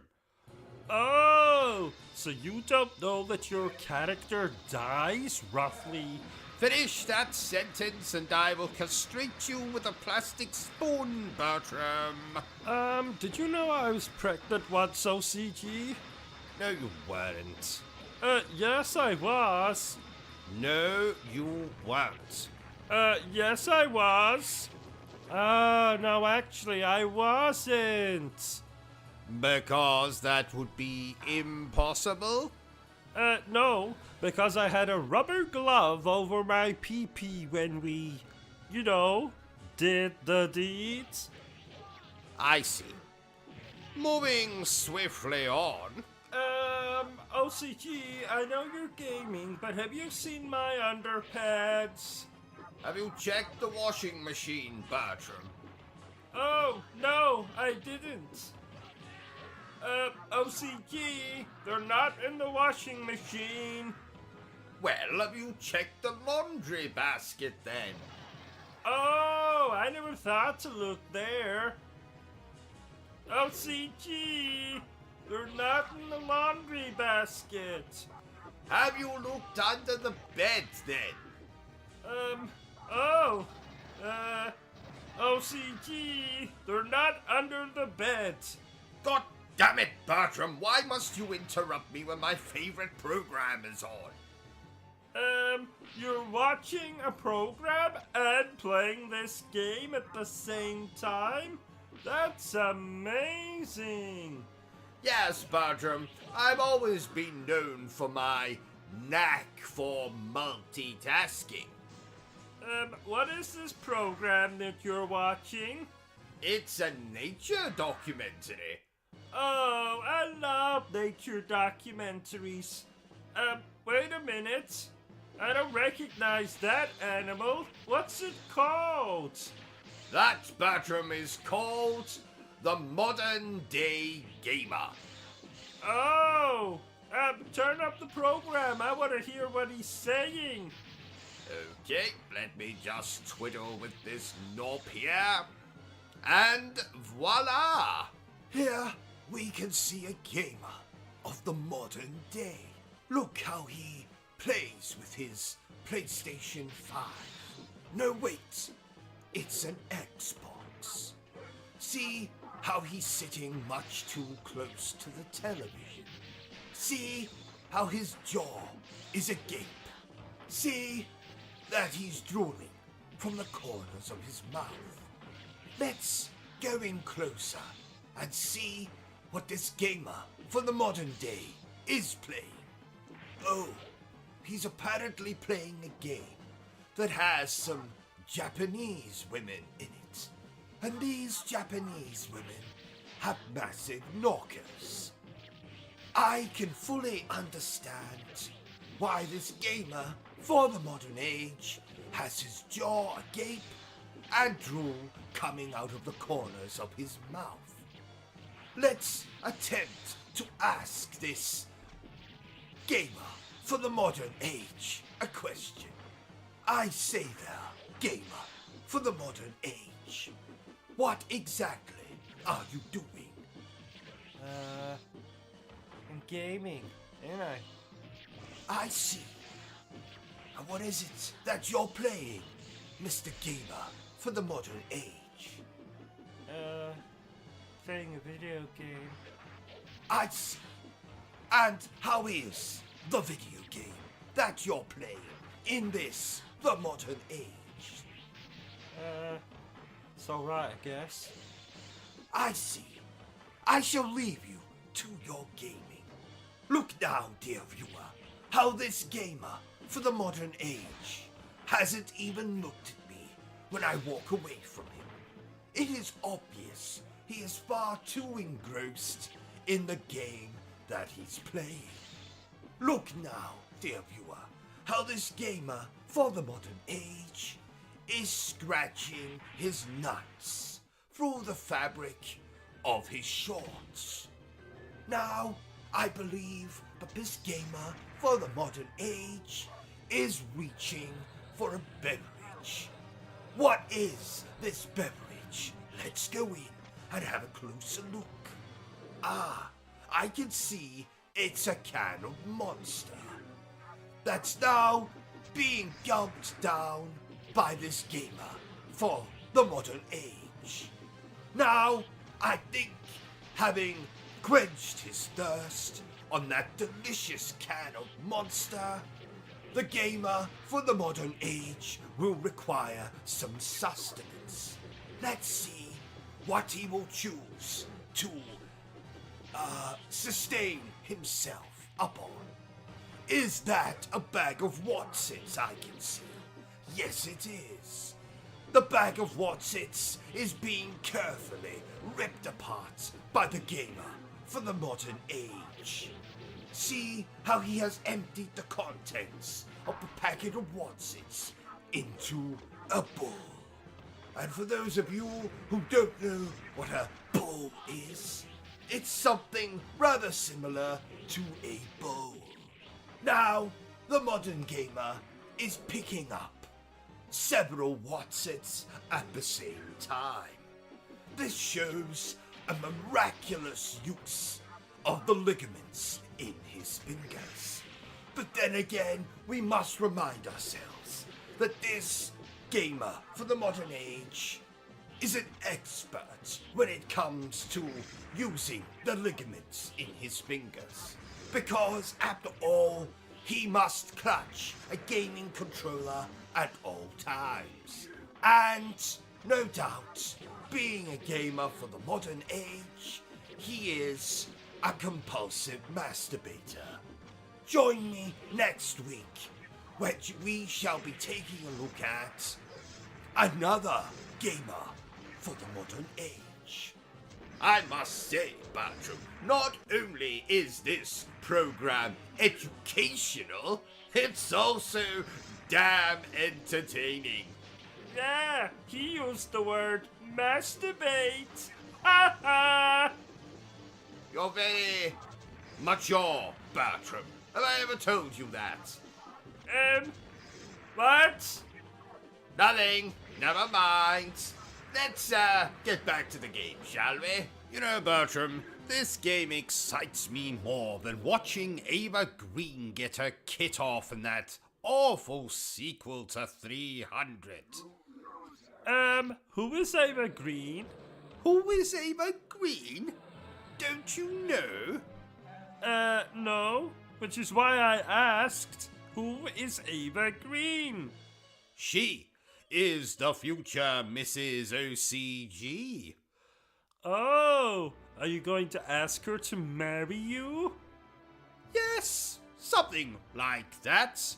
I am most definitely not going to kidnap her and take her to my secret lair under the Paris Opera House, where I will brainwash her with organ music until she loves me. No! You're weird. I'm not weird. I'm sick. There's a difference. I watched that movie, The Notebook, last night. Do you know, I haven't cried that much since my wife introduced me to bloody yoga. Oh, yoga? Ouch. She must really hate you. Oh, she does, Bertram. She does. I think it has something to do with the fact I tried to murder her on our wedding night. Oh my! Yes, she said I could have at least waited until after we consummated the marriage before trying to kill her. Oh, women. Amen, brother. I can't believe I just said that. Did you know, Bertram, that I was spit roasted once? What? Really? Oh, yes. Back in my university days. Good times. Oh, how kinky. Kinky? Oh, no. Haha. It wasn't that kind of spit roast. You see, myself and a few of my fellow students were on an expedition in the jungles of Peru when we were suddenly kidnapped and almost roasted alive by a group of natives. That's where the spit roast came into play. Oh. However, did you escape? Ha!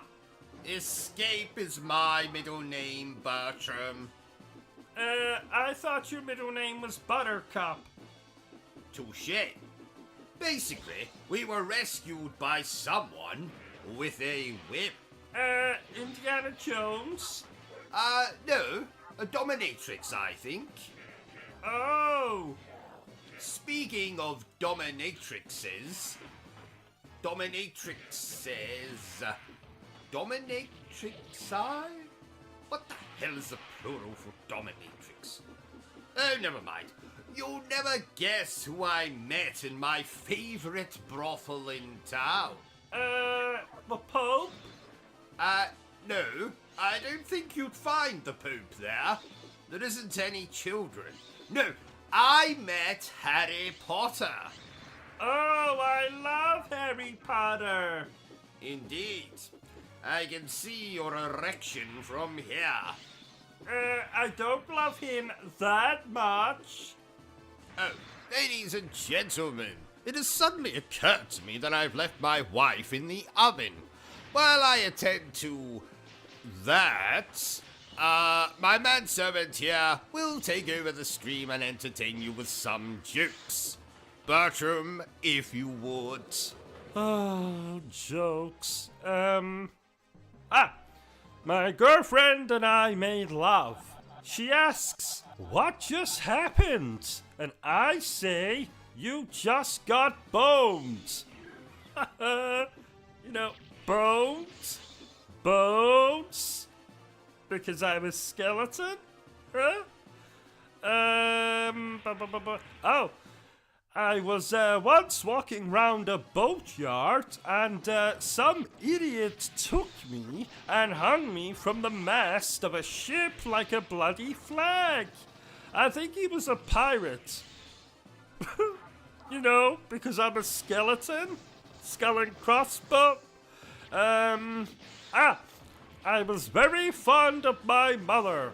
I loved every bone in her body. Bone? Because I'm a skeleton? My cousin never stopped eating. He weighed a skeleton. Skeleton? Ton? Because he's a skeleton? When skeletons make love, do they say, who's your bone daddy? Instead of who's your daddy, they say, who's your bone daddy? Because I'm a skeleton. Let's try, I'm very fond of my mother. I loved every bone in... Yes, I know I've told this one, but it's different. Listen. I'm very fond of my mother. I love every bone in her body, especially mine. What? Nothing? Really? What's fat, ugly, and has no sense of humor? OCG.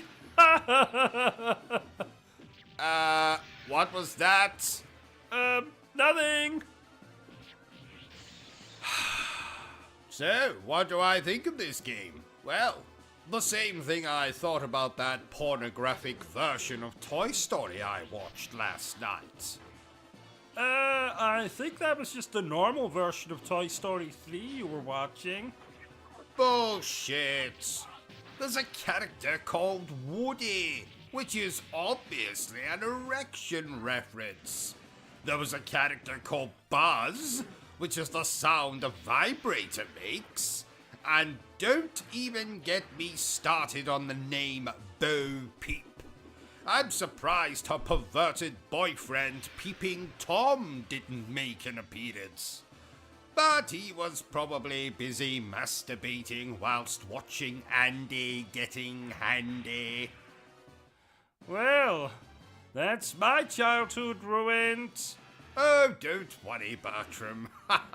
I'm sure I've ruined it for every person watching this stream. So, Bertram, as you know, I love Disney movies, Disney shows, and Disney video games. Oh, don't remind me. Your collection of Disney memorabilia takes up 3 rooms. I stood on your Little Mermaid-shaped vibrator in the shower this morning. We eat venison every night because you say it reminds you of Bambi's mother.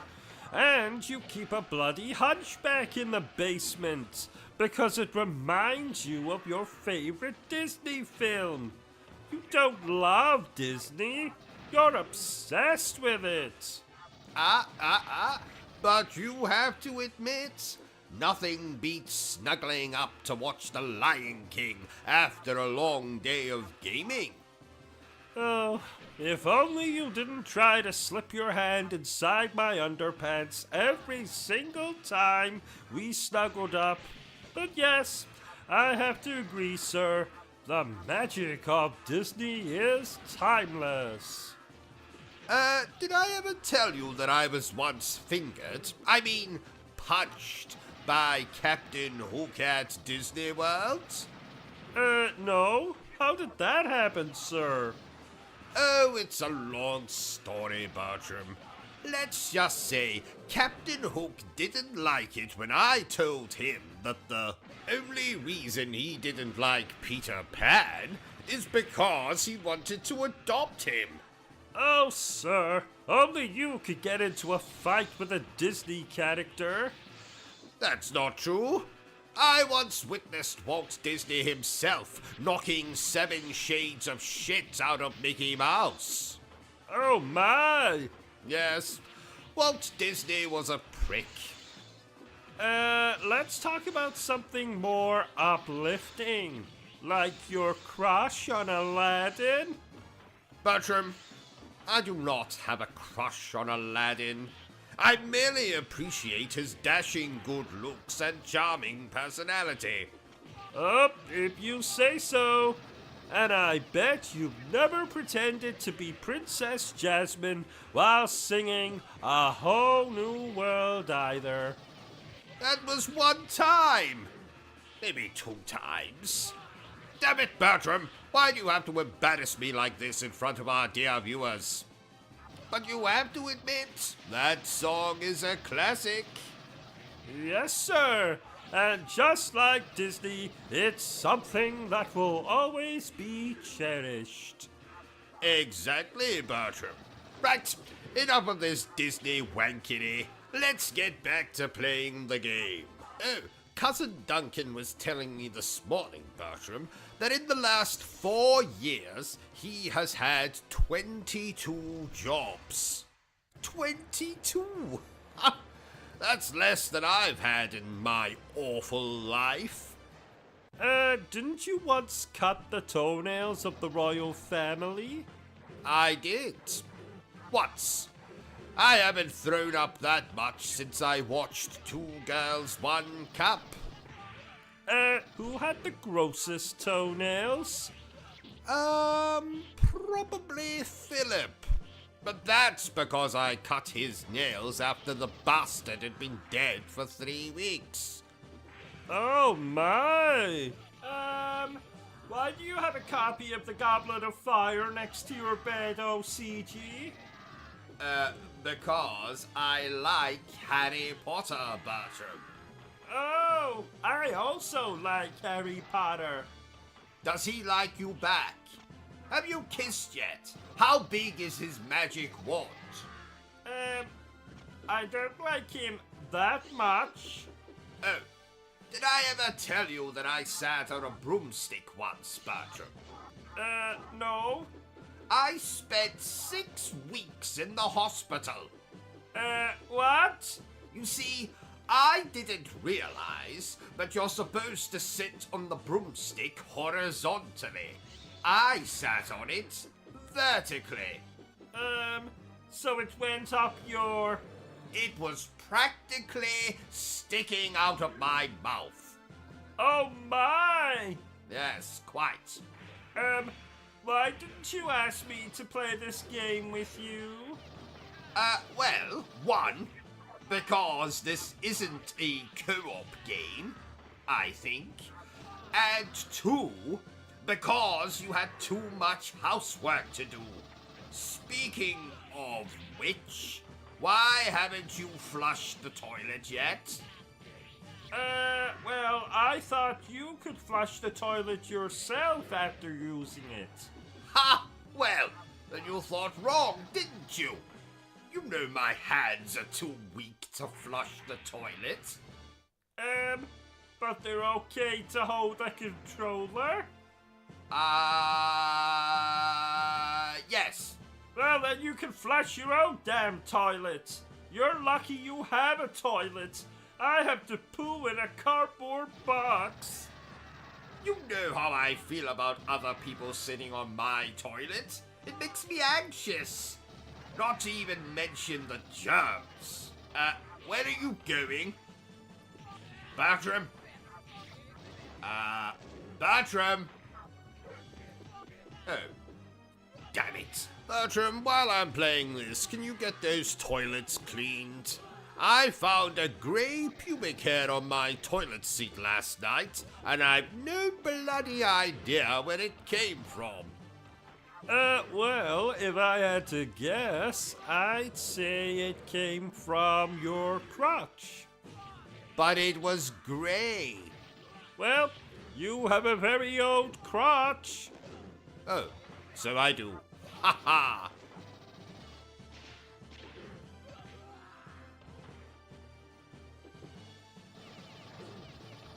Bertram, do you remember when The Last of Us Part 2 leaked? If I ever find the son of a bitch who did that. Anyway, lots of things leaked months before the game was coming out, you know, like Joel's death and gamers being the spoiled little brats that they are. They started complaining right away. I haven't heard that many complaints since I asked Mrs. OCG to rate my oral skills. Not like that, you perverts.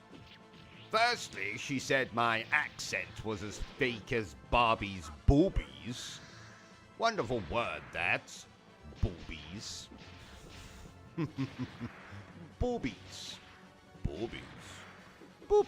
Anyway, that game received way too much criticism for my liking, especially in regards to the character of Abby.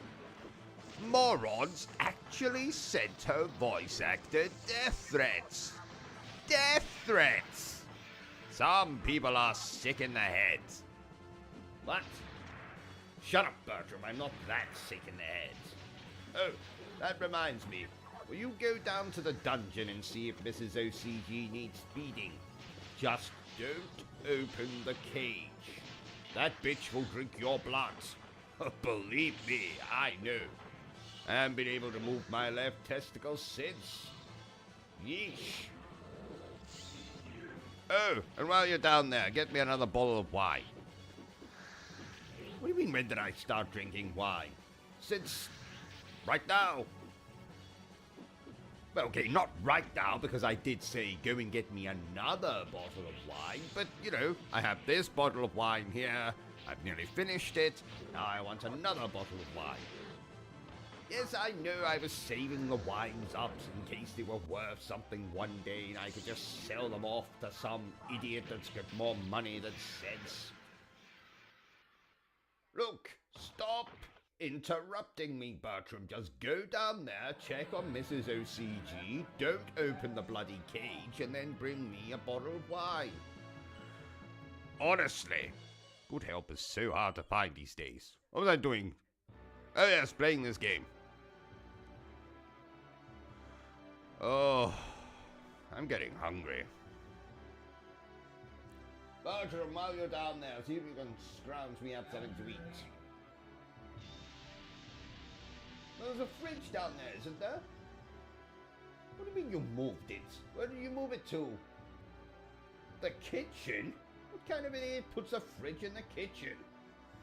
Honestly, some people.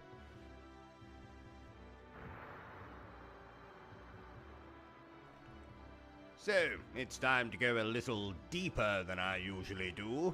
Put your trousers back on, Bertram. I'm going to talk about a subject very close to my heart. No, not my ribcage, Bertram.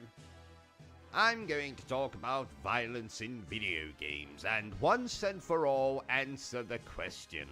do video games make people violent? And I'm so glad you asked, dear viewers. So let's spend the next few moments ruminating that very of course they don't make people violent, you stupid pricks.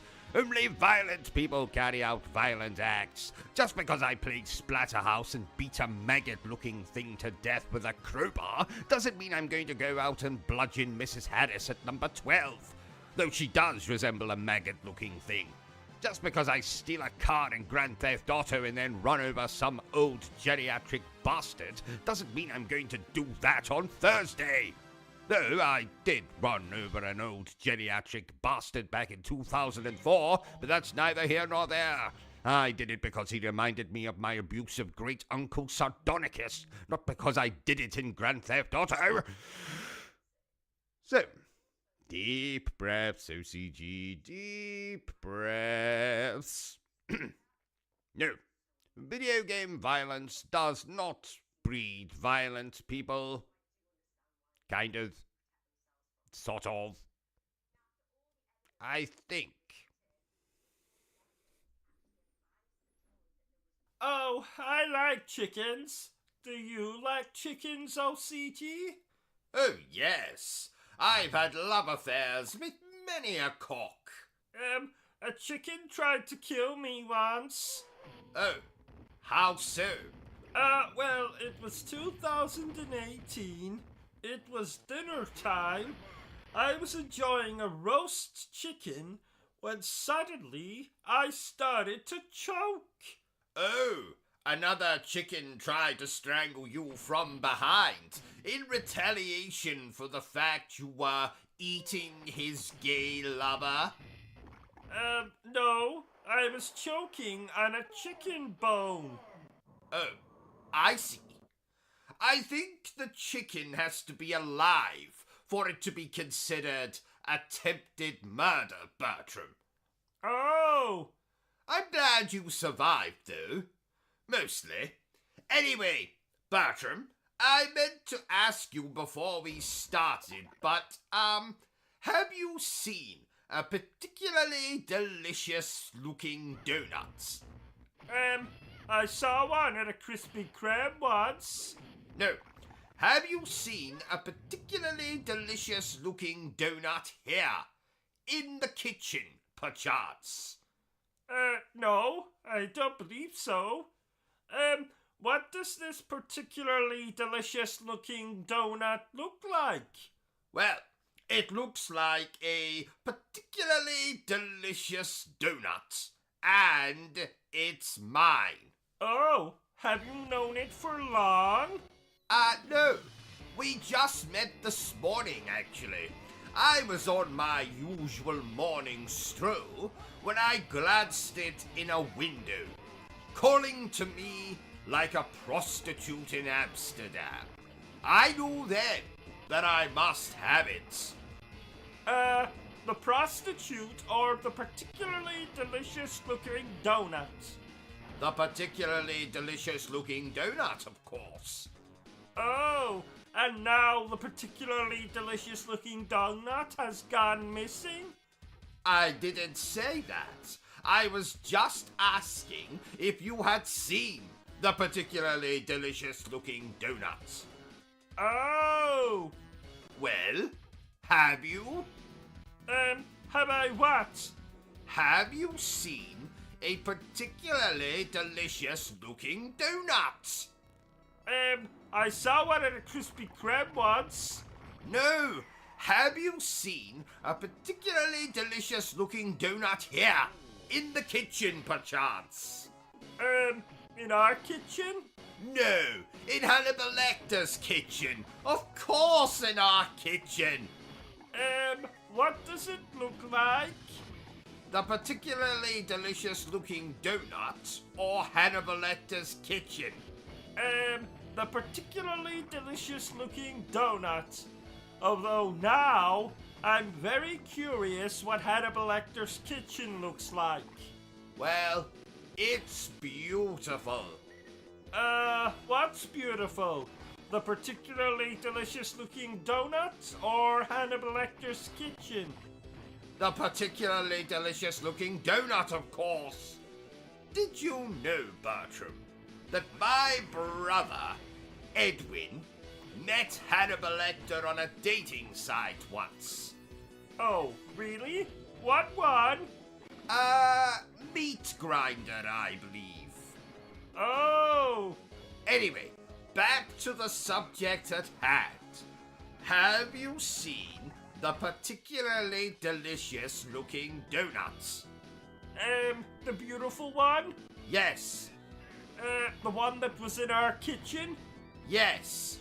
The one that is more inviting than a prostitute in Amsterdam? Yes. No. No, I have not. Damn it! Well, the mystery continues, I suppose. Do we have any snacks? You're always thinking with your bloody stomach, Bertram. That's not possible. You can't think with your stomach. Unless your brain is in your stomach, which it is not. I know. It's an expression, Bertram. You didn't answer my question. Do we have any snacks? I might have half a Milky Bar in my underpants. Why is it in your underpants? It comforts me. Okay. Can I have some? Fine. Just, reach in and take it. What? Well, I'm a little busy here playing this damn game. So if you want chocolate, you have to reach into my underpants and take it. Okay. A little to the left. No, the other left. Right, move your hand 90 degrees. Got it! Bully for you. Now, eat your chocolate and let me get on with playing this game. You know, my brother's child is coming to stay with us this weekend, so this game might keep the little bastard busy. That's not very nice. What? Oh, haha. No, the little bastard is actually his name. I didn't know your brother had children. Oh, yes. He adopted this one on his recent trip to Transylvania. Oh, I see. Isn't that where he married that ugly woman with the monobrow? Indeed. My father always said, never, ever trust a woman with a monobrow. Why? He was stabbed to death by a woman with a monobrow. I don't know why she didn't use a knife like a normal person. I don't know if I told you, but I've been playing those From Software games recently. Oh, and how are they? Hard. And not the good kind of hard, you know. The kind where you want to put your sausage into the moistest donut you have to hand. But the bad hard. The kind of hard where you want to snap off your sausage and use it as a weapon to smack the game developers. I'm not sure I understood any of that. Well, 'tis probably for the best. Take Dark Souls, for example. That game is harder than RoboCop getting a lap dance from the bloody Terminator. You don't do well with hard games. And whatever gave you that impression, Bertram? The fact that before you started playing these From Software games, you owned 6 PlayStation 5 controllers. All of the windows in your gaming room had actual windows, and you had a full head of hair OCT. Now, there are 3 controllers in bits, 2 that have been set on fire, and 1 that has been forcibly rammed up my backside. Well, I did warn you about trying to give me advice during boss fights. Also, every window in the gaming room has been smashed, and you now look like you're cosplaying as Professor X. Oh, it'll grow back. True, but the windows won't. It was too hot in here anyway. On the plus side, none of those games have particularly interesting stories. So, I was playing John Carpenter films in the background. I've never heard of that genre. But that's because John Carpenter is a person, Bertram. Nay, the man is a god. I've never heard of this god. Halloween, The Fog, Memoirs of an Invisible Man. Granted, no one has probably heard of Memoirs of an Invisible Man. I have. And who the fuck are you? I'm your next door neighbor. My name is... Oh no, you have rendered him unconscious. Oh, just throw him in the basement with the others. Now, Bertram. Okay, but eventually people are going to start asking questions. Have you ever been to New York, OCG?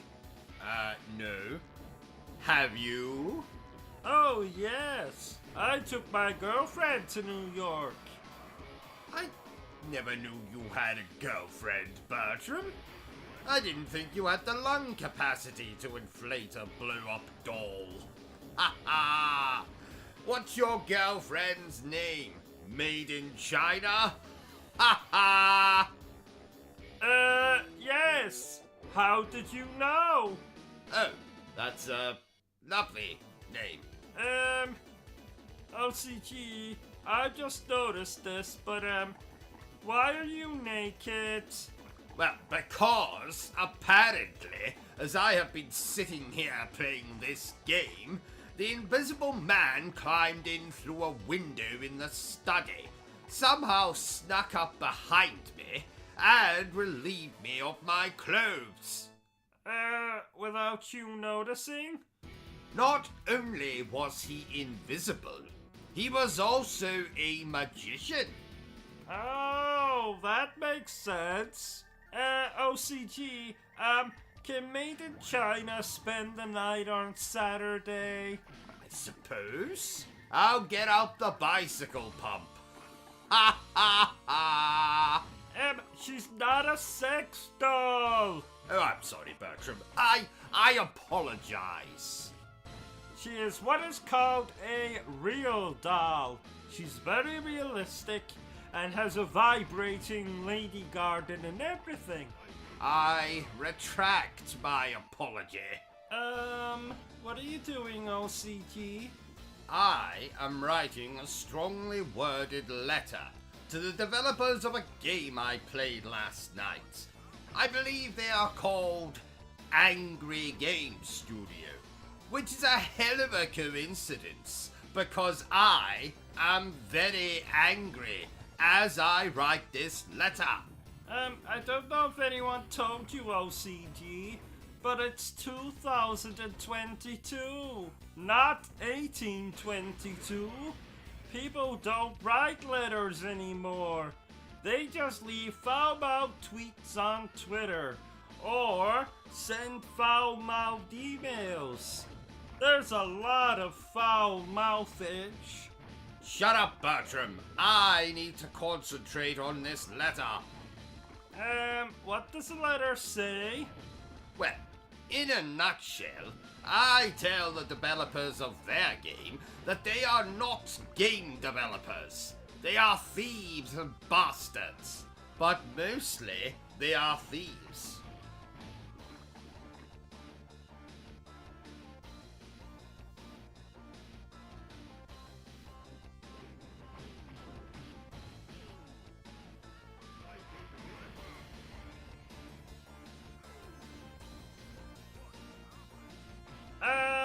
What did they steal? Oh, nothing much. Just everything from our own video game, Reuben Crowley and Bertram Butler, ass to mouth. I'll read the letter to you when I'm done. Okay. Done yet? No. Okay. Done yet?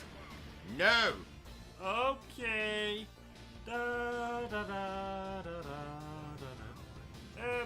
Done yet? No. Actually, yes. Oh, yay! So go on, read it. Now, bear in mind this is a work in progress. What's that drawing at the bottom of the page? Oh, that's my score for their game. It looks like two very hairy bollocks. Exactly. Dear Angry Video Game Studio, my name is Robin Buttercup Crowley. Your middle name is Buttercup? Shut up, Bertram. But you can call me the Obsessive Compulsive Gamer. I am writing this letter to tell you that you are a pack of thieves and bastards. But you are mostly thieves. Then there's an exclamation point here. Oh! Your game is nothing but a derivative piece of monkey excrement. Everything about your game has been ripped off from superior work. My work. There is one glaring difference between our two games, however. I have a magnificent lead character who is based off of yours truly. Whereas in your game, you have an ugly chap with a porn star mustache. His mustache does porn? No. Porn stars have his mustache. Why do they have his mustache? Can't they grow their own? Shut up, Bertram. Now let's skip ahead a bit. Blah, blah, blah, blah, blah, blah. Yes. So, your game is derivative. Ugly, old-fashioned. But at least it is shorter than Peter Bloody Dinklage. Any longer, and I might have been forced to kill myself with the only thing I had to hand. A dildo. Don't ask, Bertram. Just don't ask.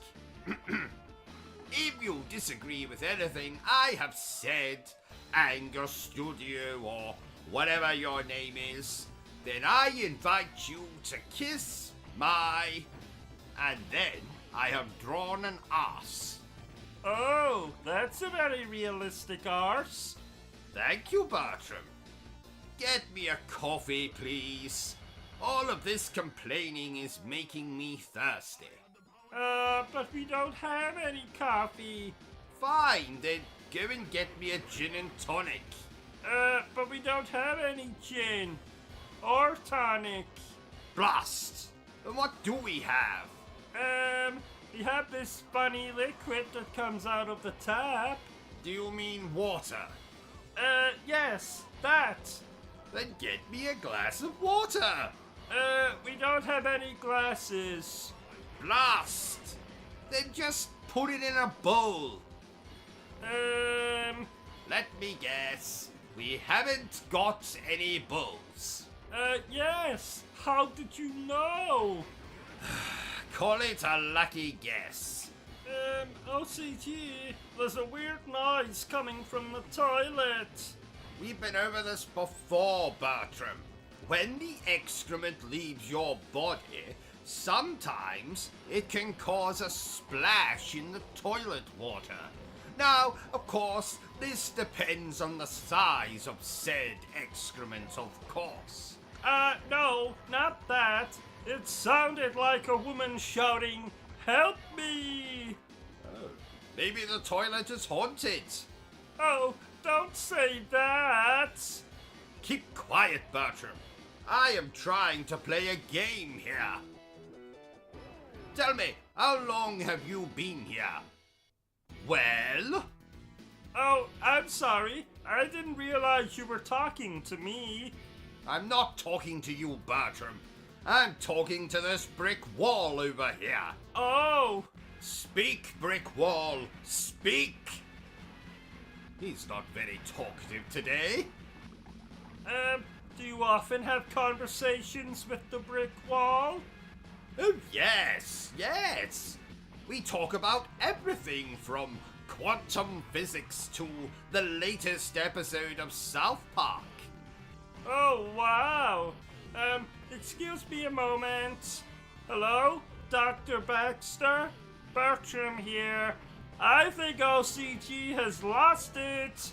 He's talking to a brick wall. Who are you talking to, Bertram? The toaster?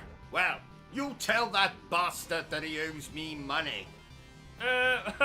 Will do.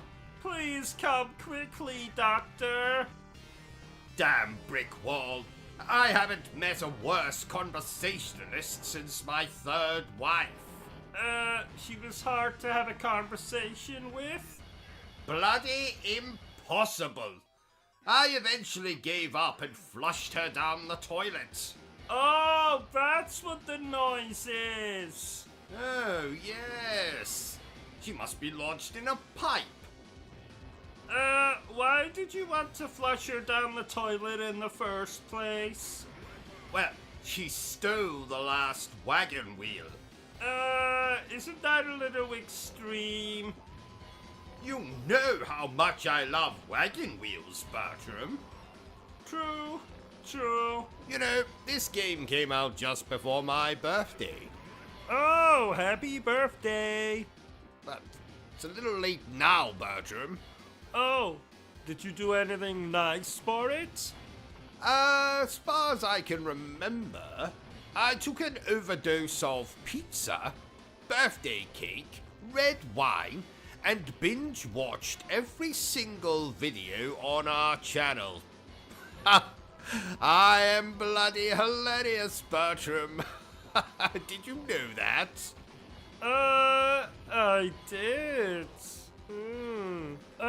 Please note, OCG is a fictional character. Any resemblance to persons alive, dead, or undead is purely coincidental. So, my psychiatrist has told me I need to engage more with you commoners. So, please tell me down below.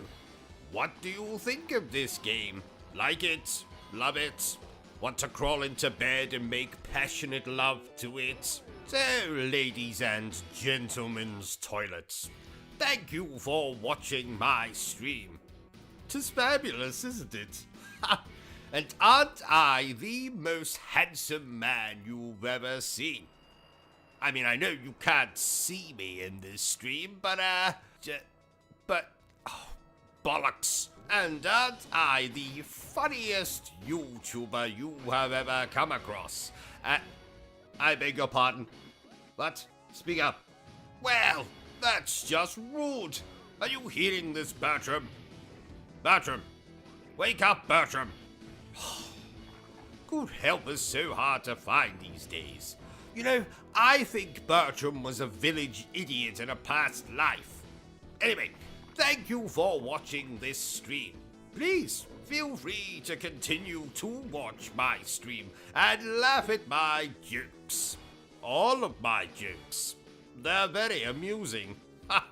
Did you know, Bertram, that I met Mega Man myself recently? Yes. I mean, the chap's in his 40s now. You know, has a glass eye, walks with a bit of a limp.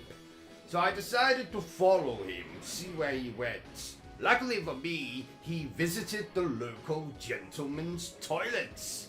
And when he was urinating in that hole in the wall thing, I thought I would just have a little peek, see what Mega Man is packing. But as it turns out, Bertram, he's not so much a Mega Man. Okay. For the last time, Bertram, you are not a monkey.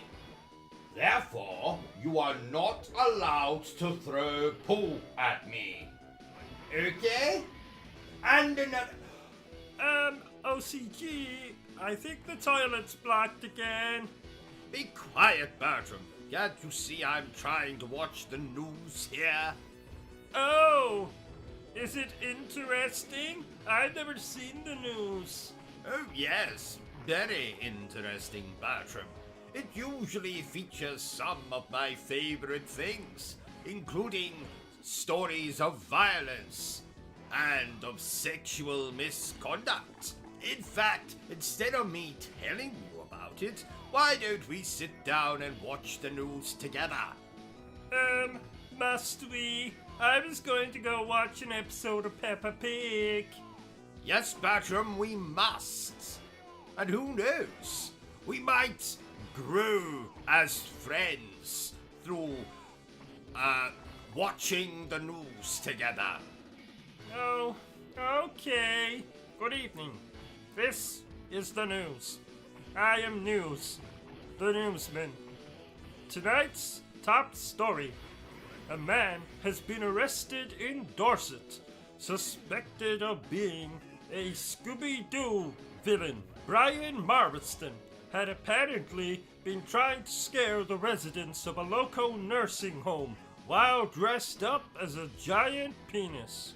Mr. Masterson was only unmasked when one of the residents' grandchildren caught him, in their words, going pee-pee. When asked to comment on his arrest, Mr. Masterson turned and said, in a very proud voice, that he would have gotten away with it if it wasn't for those meddling kids. In other news, a woman has been arrested under suspicion of breastfeeding her husband in the middle of a McDonald's restaurant. When asked to comment on why she was breastfeeding her husband, the woman, who shall be called Anonymous, simply...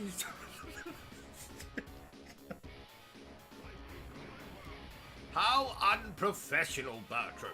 I've never seen a newsman laugh at one of his own stories. Yes, indeed. Apologies for that, ladies and gentlemen. It might have sounded like I was laughing at the news story of the woman breastfeeding her husband, but it was, in fact, technical difficulties. So, when the woman was asked to comment on why she was breastfeeding her husband, she simply stated that McDonald's did not have any milk, and her husband is partial to a glass of milk. Now, let's hear about today's weather from the Weatherman. Go ahead, Weatherman. Right, we can turn this off now, Bertram. Don't you want to hear about the weather? Oh, no, Bertram. Let's just do what we're supposed to be doing and concentrating on this game. Isn't it amazing that somehow the game has been playing itself while we did this whole comedic skit bit? Yes, Bertram, remarkable. In fact, I suppose now's as good a time as any, but I've actually employed some help who is actually going to play the video games just whilst we go off on these kind of tangents where we do comical skits and the like. Oh, you haven't introduced us? Well, that's because,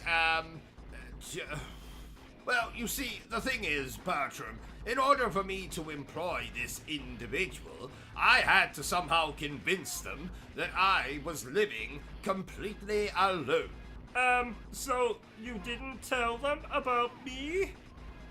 No, Bertram, sadly not. So, when this new employee of mine, comes over to play the video games, while we go off on our comedic skits, if it wouldn't be too much trouble, I would like for you to go into the closet and close the door, and not make a peep, not even stick your head out until said employee has left.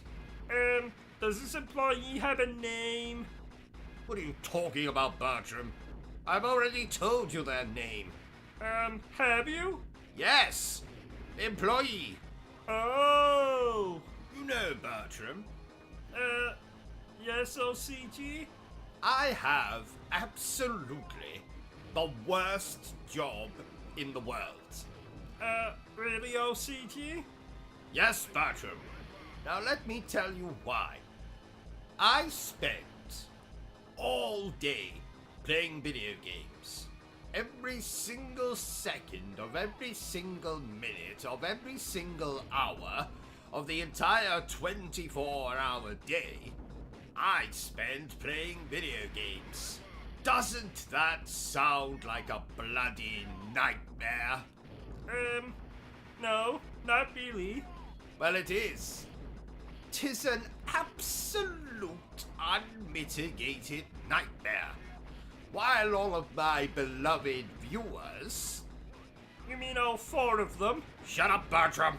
While all of my beloved viewers are out there working 9 to 5 or 10 to 6 to feed their families or buy a new car or go and see a prostitute or take their mistresses on holiday or buy 1,527 Krispy Kreme donuts, while you, the average person, the commoners, are out working, slaving away in probably some piece of shit office somewhere, or working as a bin man, or in McDonald's, or working in a bank, or working as a teacher in a school, while you're out there slaving away,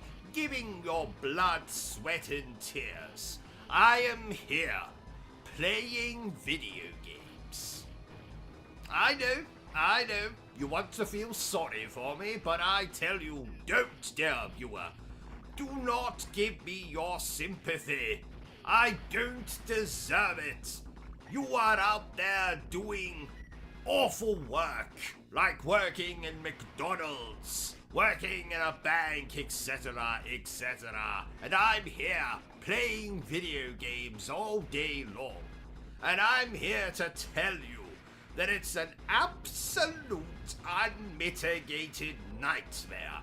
If you think your job is bad, then I want you to just think of what I do all day long. 7 days a week, 365 days a year. I am playing bloody video games.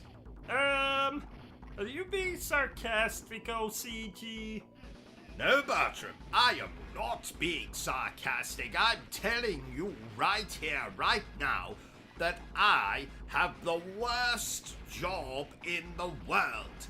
Even people that clean toilets don't have as bad a job as I do.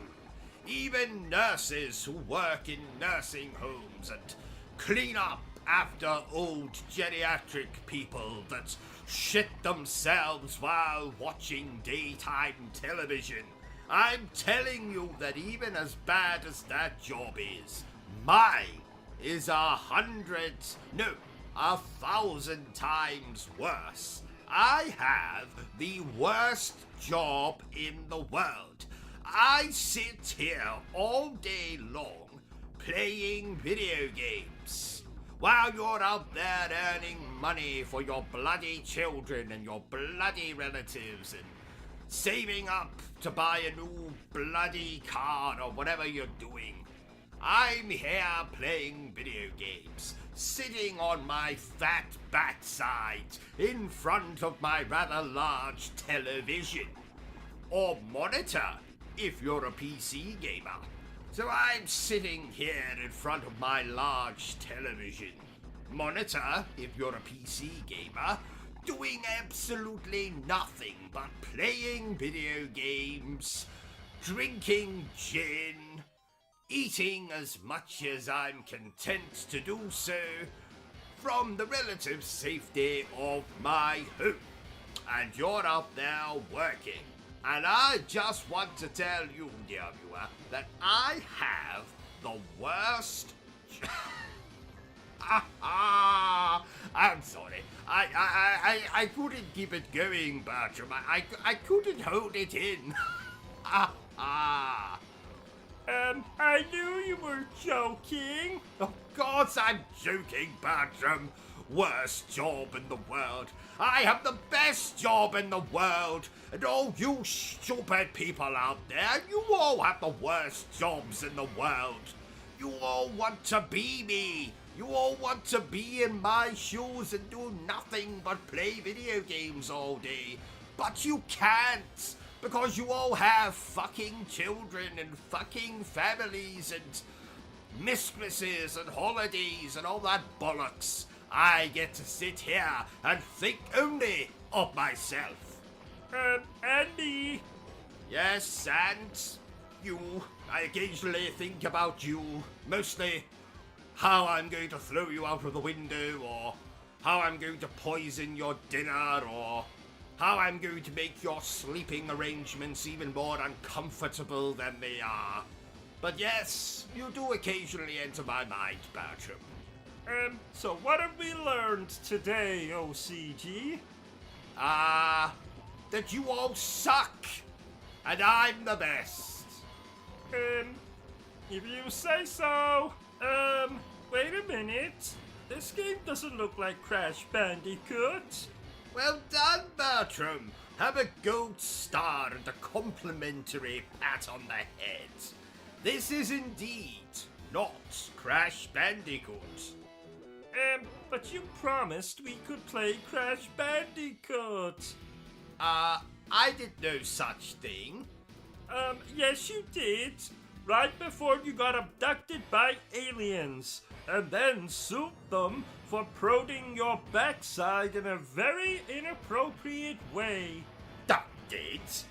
Aliens? Very? Bertram, could you have been dreaming? Oh yeah, I was dreaming. Well, that explains it. Do you remember when you got cursed by that gypsy woman and your pee-pee fell off? What was her name again? You know, the ugly bitch that cursed you. Wasn't it your mother? Oh yeah, it was. So, are we gonna play Crash Bandicoot now? In the name of Isaac Newton and his shriveled genitals. We discussed this already. I never said we would play Crash Bandicoot. Yes you did. Right before you were... Abducted by aliens. Yes, you dreamt that, Bertram. Remember? Oh yeah. Is this game scary? Well, I would say it's more silly than scary. Oh, well, at least that begins with an S too. Good job seeing the positive side, Bertram. In a way, I'm glad it's not scary. I don't really feel up to washing any more of your soiled boxer shorts. I resent that. I actually wear Y-fronts. Damn it. What the hell am I supposed to be doing in this game? I went to hell once. No, you didn't. Yes I did. No, you didn't. Yes I did. No, you didn't. Yes I did. No, actually, I didn't. I thought so. If you were to make a video game, what would you call it, OCG? I would call my video game Jesus Christ in Nail Me to the Cross Again and see what you get, motherfucker. Oh, haha! Yes, I am bloody hilarious. Offensive too. Very. I once gave Gordon the Goofy Gorilla an enormous wedgie and drew a penis on his head while he was sleeping. Oh, whatever happened to Gordon the Goofy Gorilla? Well, I believe he was shot by the hunter out of Jumanji. Oh no! Don't be too sad, Bertram. He was turned into a wonderful rug. Oh, that's not any better. Now people can walk all over him. People were always walking over Gordon, especially that wife of his, Petra, the professional prostitute. Speaking of professional prostitutes, can we watch Star Wars later? What the hell does professional prostitutes have to do with Star Wars? Because, some professional prostitutes like Star Wars? Ah, you know, I've never been much of a Star Wars fan, but Star Horse, well, that's much more my thing. Well, that's because you're a pervert. How have you know that I am the latest in a long line of perverts, Bertram? My father was a pervert. My grandfather was a pervert. My great-great-grandfather was a pervert. My great-great-great-grandfather... was a pervert? No. Surprisingly, he was an artist. Oh! Yes. Apparently, he was quite shit. Did you know, Bertram, that I have a black belt in karate? I am a master of ninjutsu. I have studied taekwondo. I have a degree in bitch slapping. But for some bizarre reason, I still punch like this. Oh.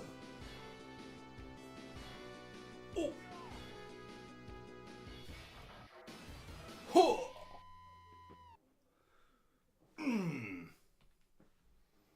I'm like a geriatric with constipation. Look again, Bertram. Oh. Ooh. You see what I'm saying?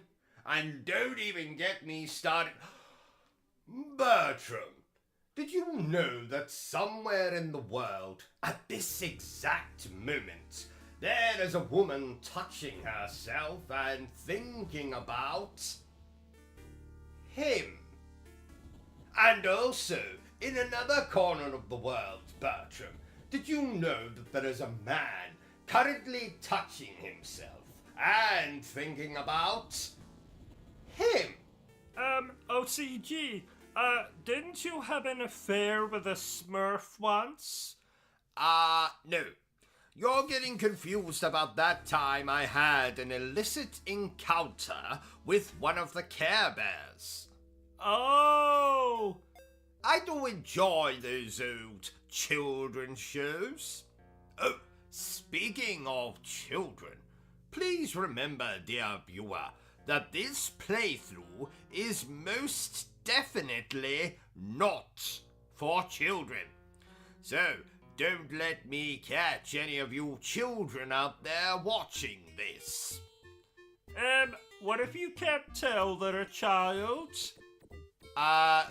Do you mean if a child is wearing a false mustache? Yes. I don't know.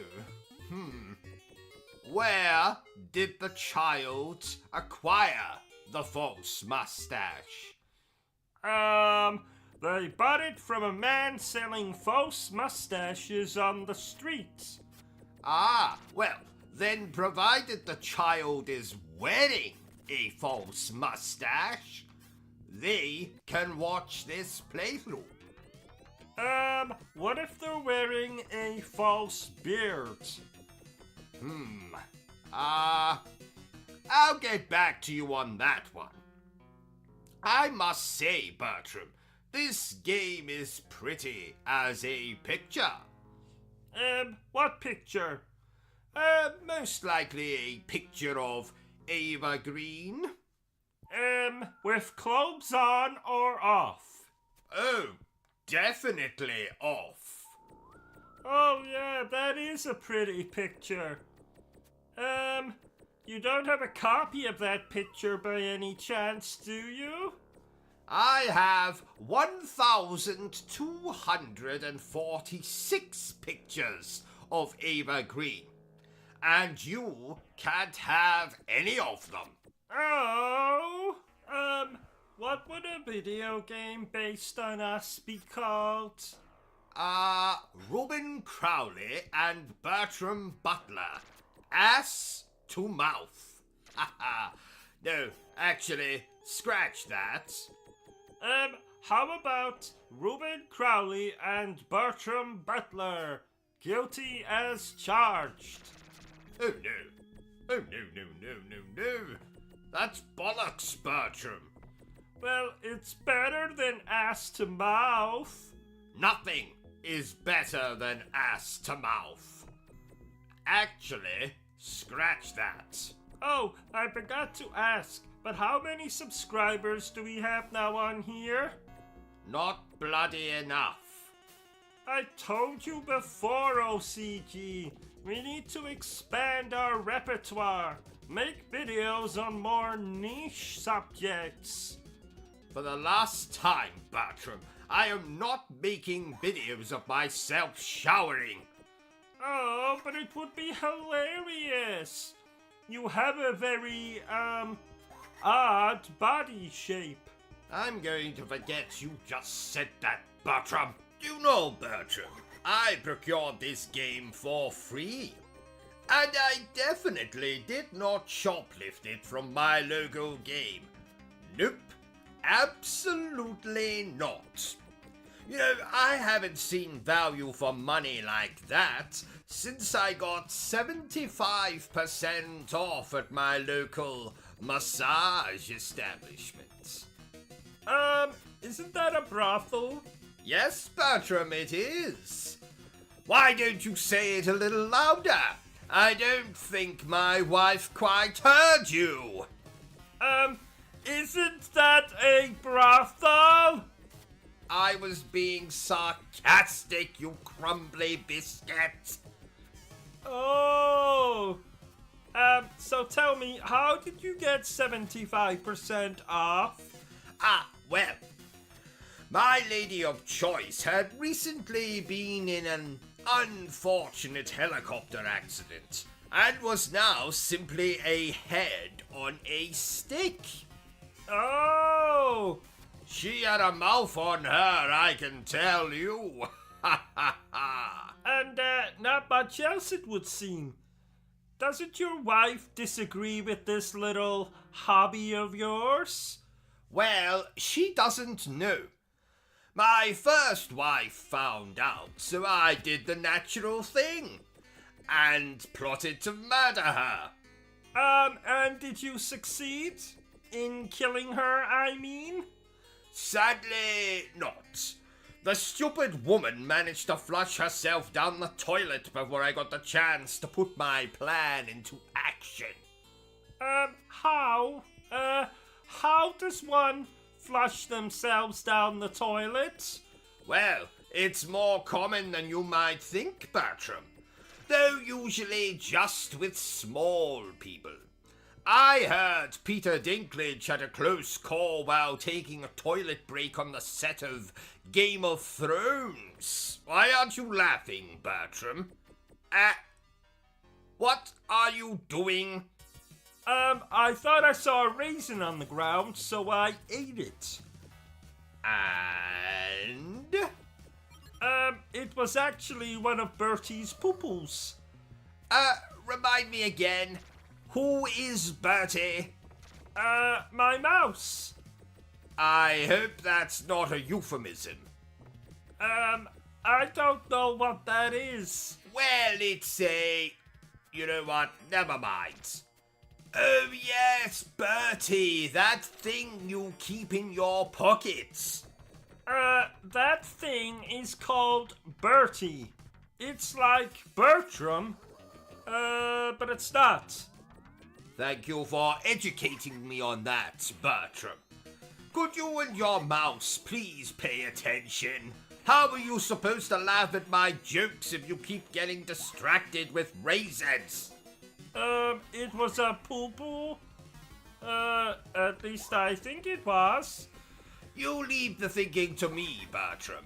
I'm the brains in this operation. Now, if you'll excuse me, I'm just off to stick my fingers in a wall socket. I've run out of coffee, and I need a little boost. Ow! That hurts. Ow! That hurts. Ow! That hurts. You heard him, dear viewer. He's the brains of the operation. Shut up, Bertram, and telephone me an ambulance. I appear to have electrocuted myself. What about the stream? Oh yes. Well, let's finish the stream first. Is this a horror game? This is as much a horror game as I am a relatively normal human being who most certainly does not keep his wife in a cage in the basement. Now, most horror games these days have you running away from a wanker in a Halloween costume. I had to play hide and seek with a wanker last Halloween. But you played that with me. Oh. Wanker indeed. Ha! Well, at least you're a well-dressed wanker. Yes, 'tis true. 'Tis true.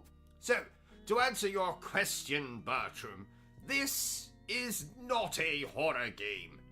There is a distinct lack of blood. Oh, that's a shame. You do love blood. Yes, quite. Ever since that chap with the pointy teeth gave me that unattractive love bite on my neck, I've had such a craving for the stuff. Oh no! You're turning into an umpire! I think you mean a vampire. Oh! And never mention anything related to sports in my presence again. The only thing I hate more than games that don't let you customize your genitals is sports. Noted. Oh, before we carry on with the playthrough, here's a message from our sponsor. We have a sponsor? We do. I promised Edwin I'd let him say a few words. Edwin? As in your perverted brother, Edwin? The man who holds the Guinness World Record for the longest sustained erection? 36 years and counting. Yes. So, without much further ado, may I present my brother, Edwin Wagster. Oh, thank you, brother. I'll thank you later. So, dear viewer, I'm going to tell you my foolproof strategy to conquering any beat-em-off, beat 'em up game. Are we ready? That's what she said. Ho, ho, ho. Now, to conquer any beat 'em off, I mean beat 'em up game, all you have to do is treat your controller like a beautiful woman. Yes, hit random buttons and magic will happen. Oh. Now, if you'll excuse me, Mustache, I've got a date with a juggler, and I hear he has a lovely set of balls. Ho, ho, ho, oh my, oh no, oh my.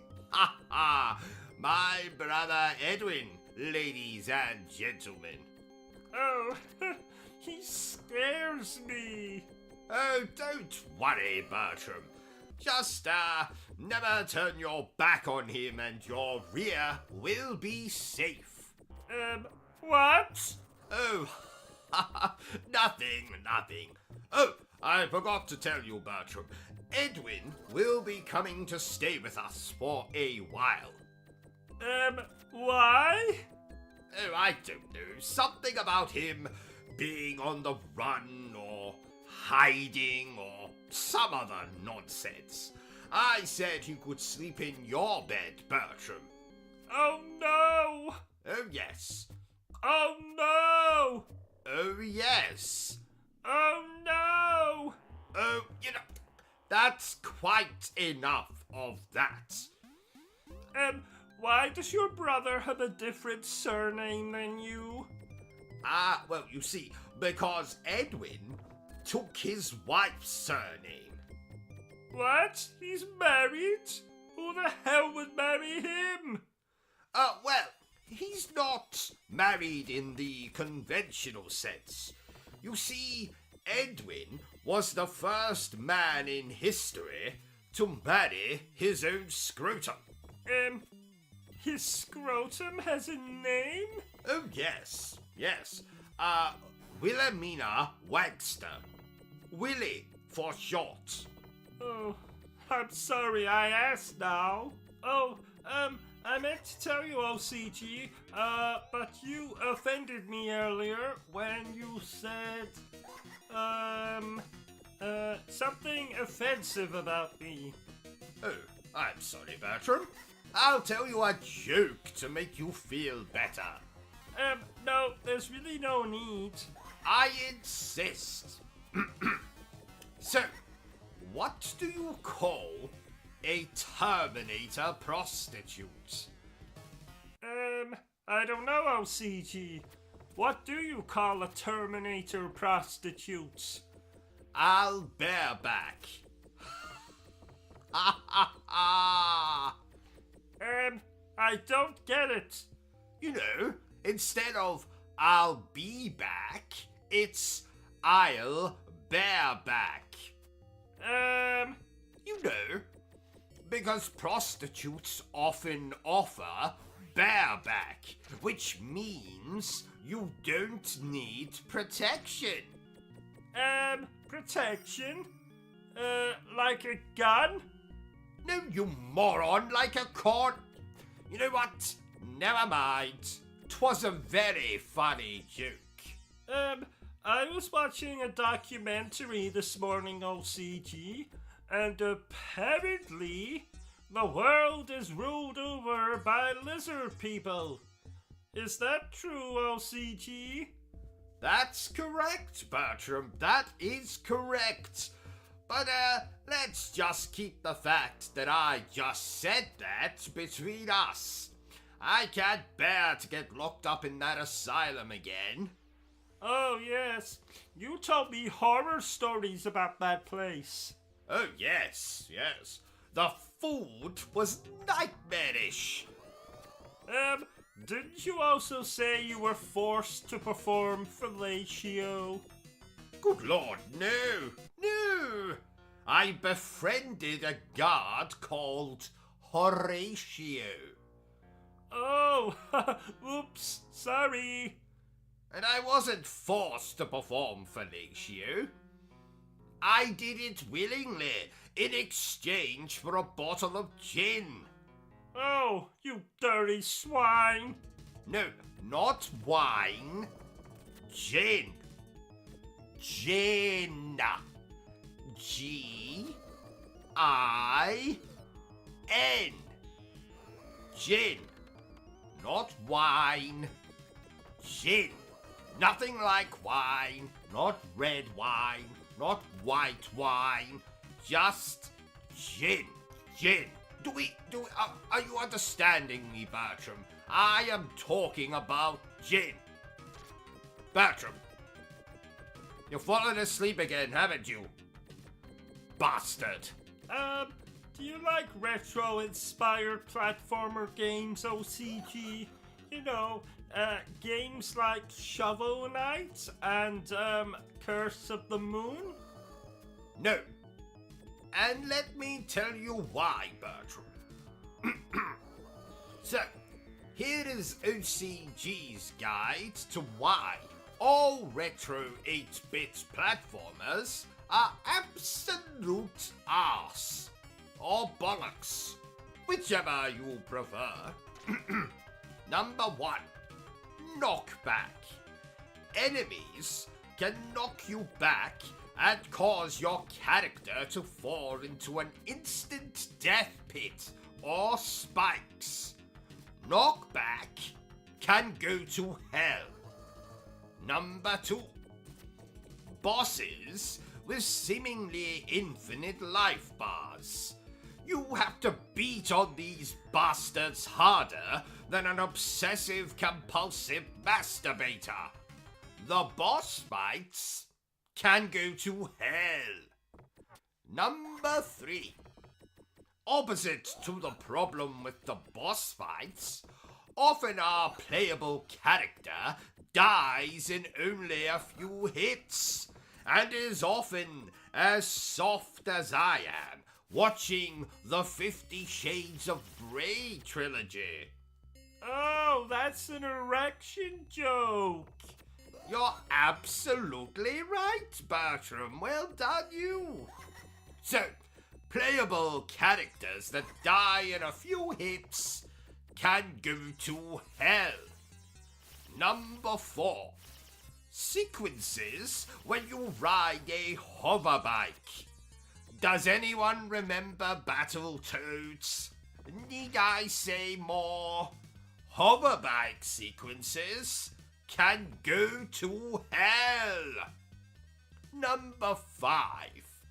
My wife. Now this has nothing to do with video games. I really hate my wife. My wife can go to hell. Number 6.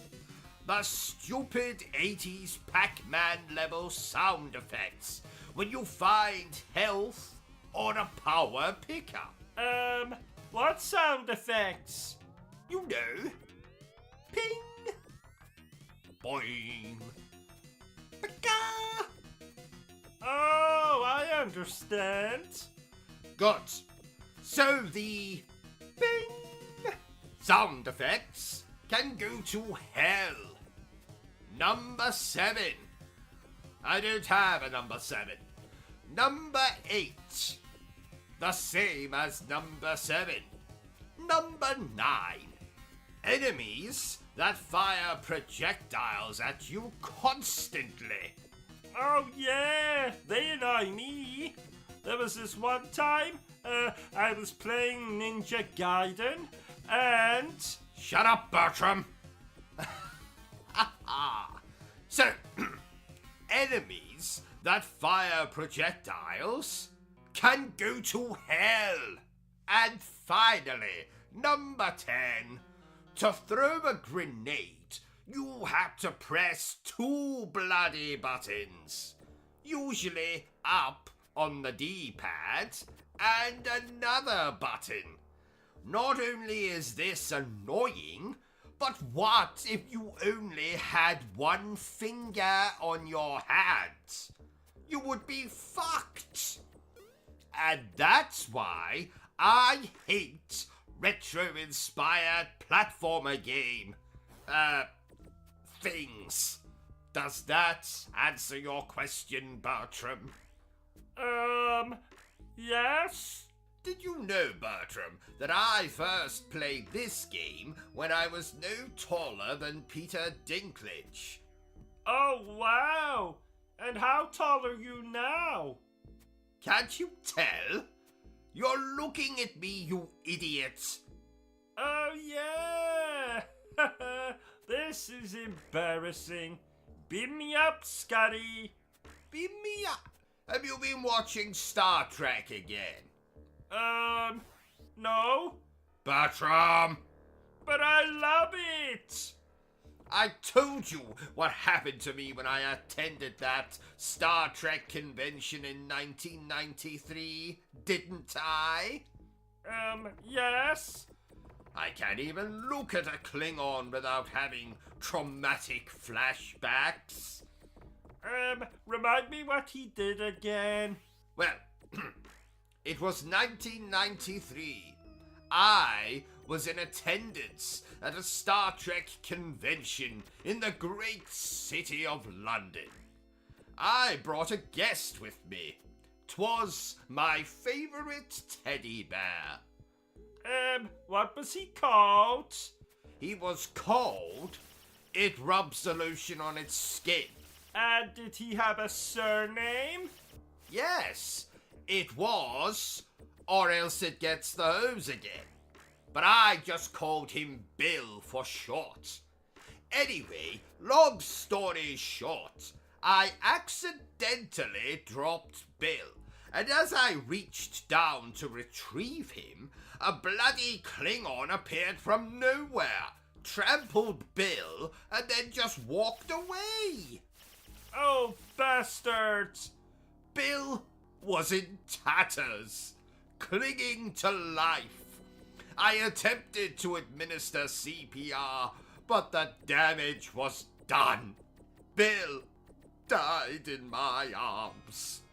And that's why you hate Star Trek?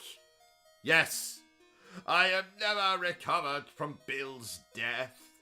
I'm surprised your mother didn't buy you a new teddy bear. She did. That same day, in fact. Then what's the problem? Well, I've never thought of it like that before. You're right, Bertram. Does that mean I can watch Star Trek now? Absolutely not. Oh. Oh, ladies and gentlemen, it would appear that a vampire has just crawled into my room and bitten me, somewhere out of sight.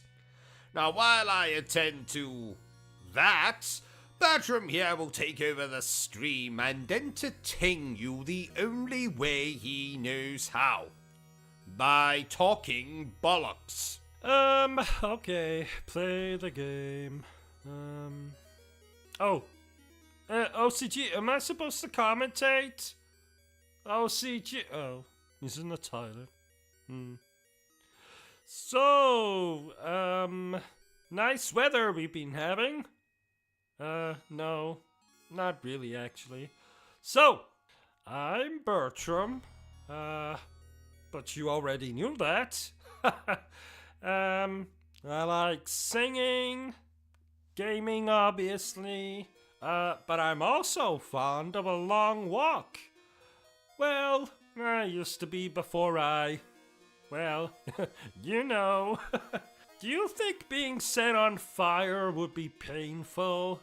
I mean, I've been electrocuted, beaten, fallen down the stairs, broken every bone in my body, being run over, being bitten by a badger, drowned, suffocated, being asphyxiated, which is the same as suffocated, it just sounds fancier.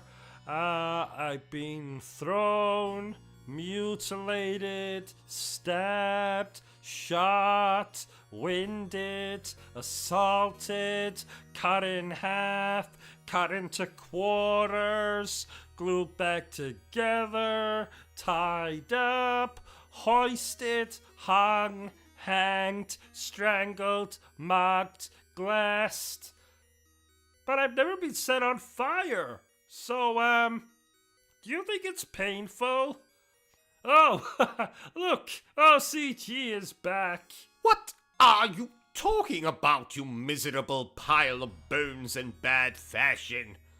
Oh, thank God you're back. Here, take the bloody controller and play your game. You know, Bertram, I'm so glad modern RPGs are slowly starting to become more action-focused.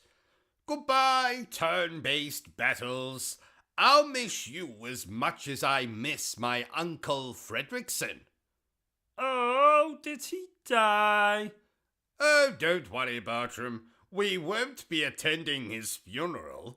He was a prick. Oh, I wish it was 2004. I was so much younger then.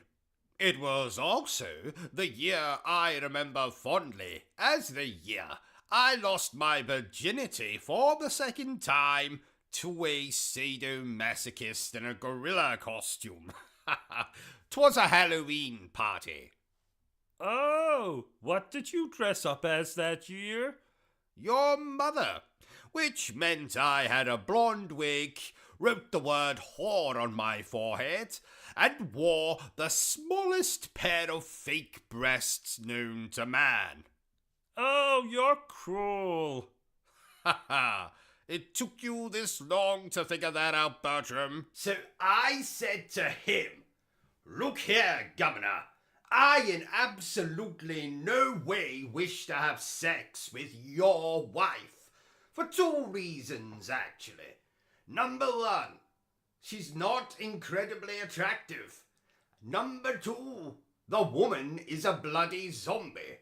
Now, personally, sir, I don't know about you, but I prefer my women to have a little more meat on their bones." And do you know what he said to me then, Bertram? Just wait till you get a bloody load of this. He said... Bertram, what are you doing with that copy of Resident Evil 2? I was going to play it. Oh. I was going to play it. I'll make the jokes around here, Bertram. Put that disc down before you cut your own throat with it or something. Oh, that only happened once.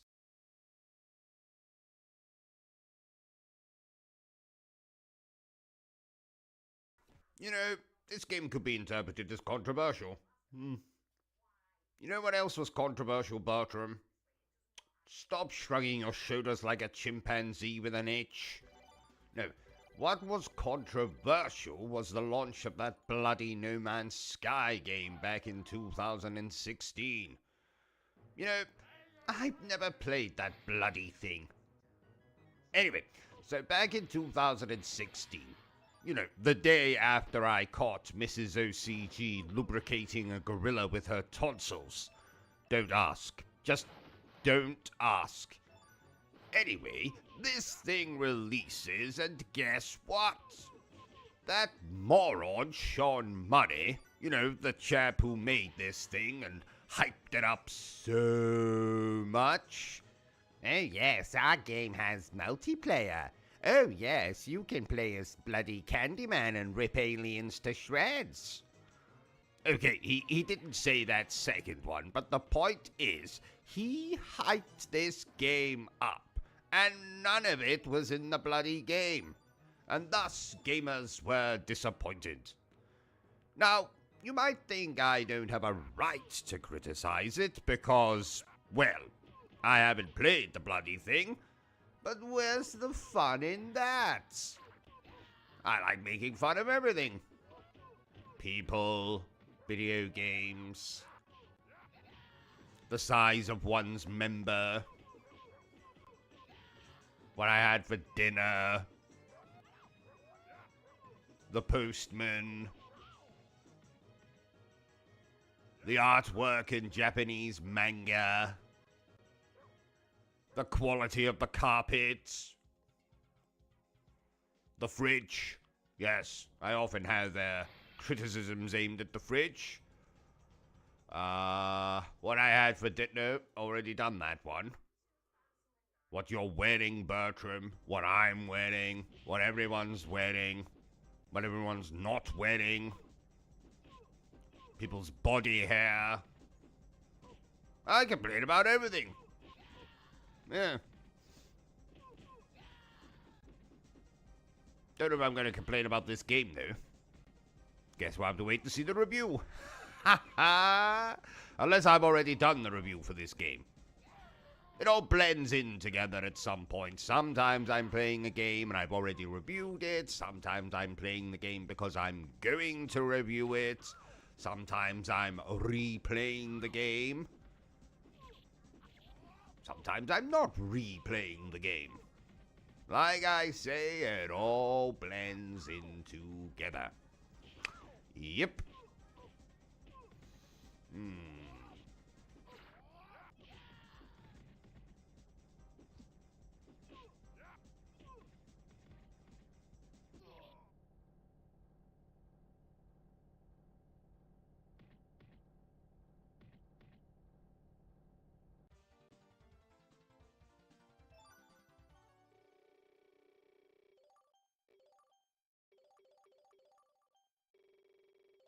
Right, time for a story, I think. This is a Resident Evil story that I have called Barry Burton, You Beautiful Bearded Bastard. Enjoy. Oh, Barry Burton, you beautiful bearded bastard. How could you spurn my advances? Granted, I'm not a Jill Sandwich or a boulder-punching beefcake like that Chris Redfield prick, but I'm special in my own way. Why don't you love me, you beautiful bearded bastard?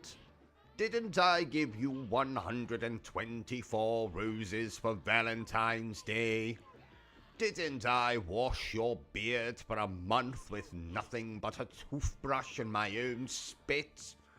How ungrateful can you be, you beautiful bearded bastard? Why are you breaking my heart, you beautiful bearded bastard? That's the last time I break into your house and masturbate. I mean, watch you when you sleep. Now, I think that's enough of that story. If you enjoyed it, dear viewers, send me lots of money so I can have it published and made into a movie starring everyone's favorite offender, Kevin Spacey.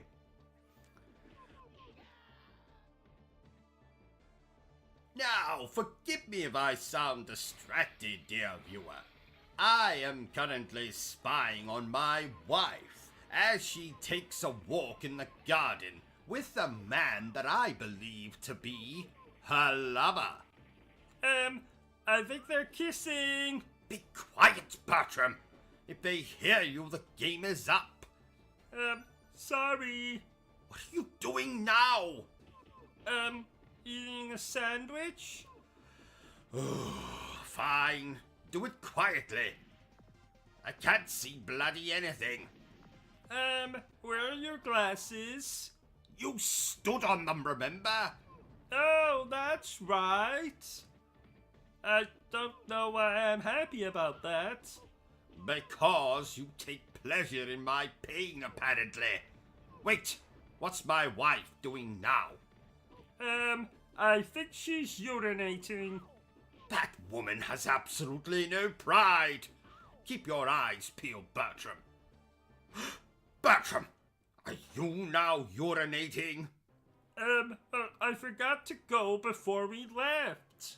What's wrong with you people? We are gentlemen. Gentlemen do not urinate outdoors. Damn it! Now I need to go. Forgive me, dear viewer. Wait. I think they're kissing now. Let me see. Let me see, you idiot. They're not kissing. Can't you see that machete? The chap has obviously stabbed her.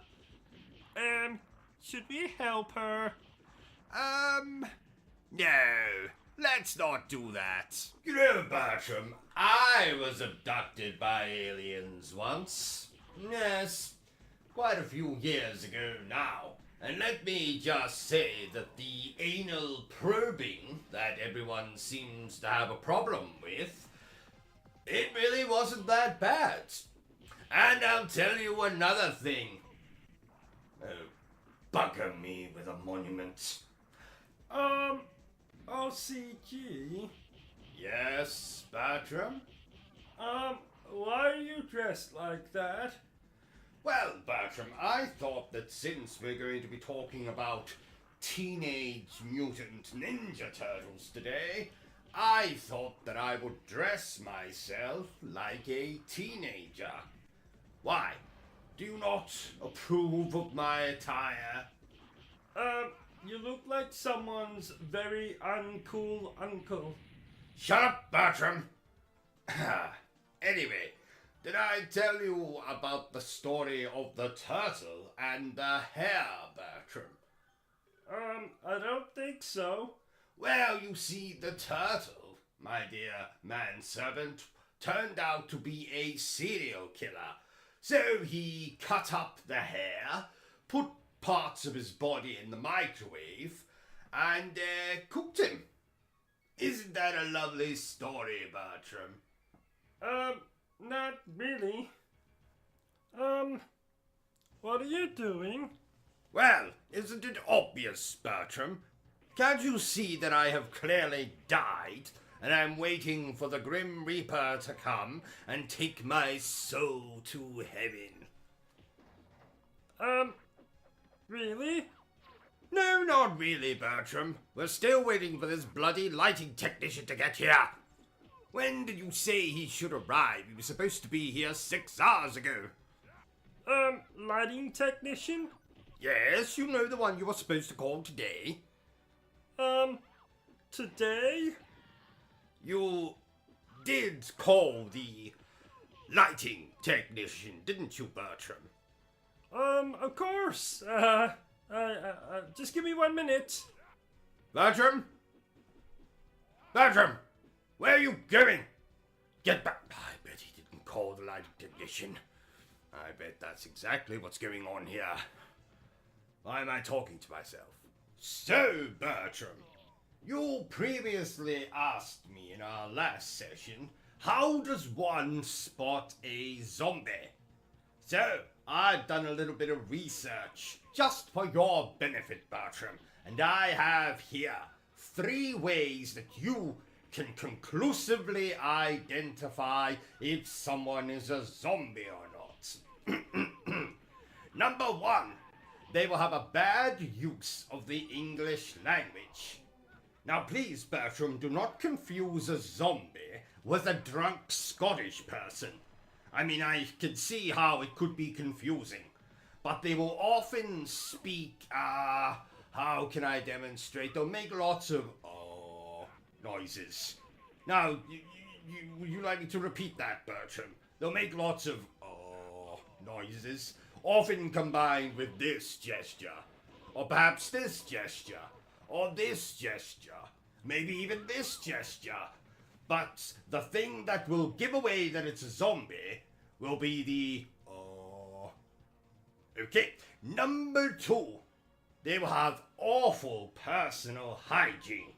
Yes, no doubt they will smell similar to something like the armpits of a fat Xbox fanboy. Or like that little bit of skin between your genitals and your anus. Yes.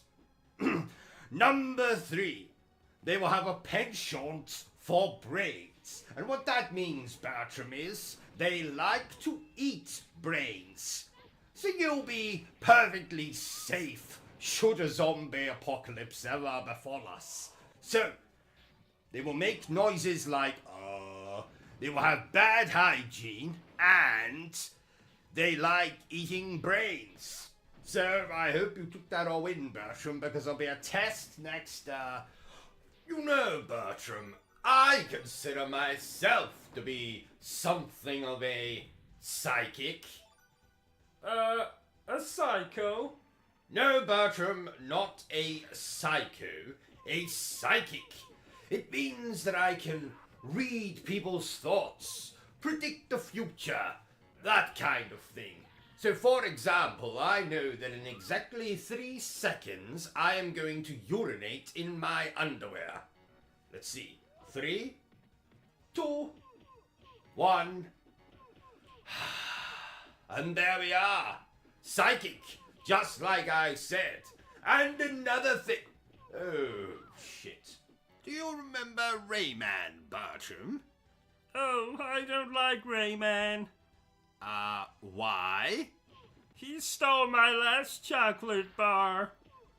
Bertram, have you been drinking the bleach again? You know as well as I do that Rayman is not real. Therefore, he could not have stolen your last chocolate bar.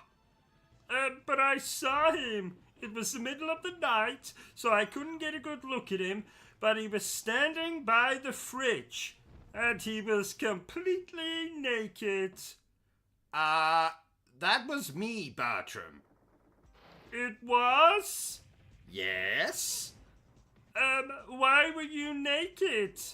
Well, you see, I often like to take raw meat from the fridge and rub it against my body. I see. Have you been drinking the bleach again? Shut up, Bertram. The point is, Rayman is not real. He is a video game character. Ooh, that reminds me. Lara Croft is coming round later to clean the conservatory. Please note, OCG is a fictional character. Any resemblance to persons alive, dead, or undead is purely coincidental. So, my psychiatrist has told me I need to engage more with you commoners. So, please tell me down below. What do you think of this game? Like it? Love it? Want to crawl into bed and make passionate love to it? Ladies and gentlemen, there will now be a 3-minute intermission during which I may or may not be using the toilet. Now, have no fear, in my absence, my manservant Bertram will take over the stream and entertain you. May God have mercy on your souls. Take it away, Bertram. Maybe I'll tell you that poem. Yes! There once was a chap called Bertram. His friends, they did desert him. But then he met Sir OCG. He's been very bad to me. He hit me once with his car. He strangled me, it was bizarre. Despite that, though, I still survived. That's not how Bertram finally died. Late one night I heard a ghost. I ignored it and craved some toast. Went down the stairs to make a snack, when suddenly, panic attack. I fell, it must be 20 flights. My body crashed with all its might into a fuse box, what a jolt. Got fried on 50,000 volts. There once was a chap called Bertram. A witch doctor did revive him. And now I work for OCG, lie on this couch eternally. I watch him make his little streams. He just makes fun of everything. All the while I plot his end. I swear one day I'll have revenge. Right, Bertram, I'm back. That's quite enough of that bollocks. You didn't tell the viewers that terrible poem you wrote, did you? No. Good. Absolutely appalling. OCG? OCG? Yes. What is it, Bertram? Can't you see I'm trying to play the bloody game? I've got a question. Fine. What's your question, Bertram? What is God? Ah, that's a particularly deep question for the middle of a live stream of a video game. Okay. What is God? Well, some people say he's the big fellow who created the planet and all the people in it and all the grass and all the animals and all the sex toys and all that fun stuff.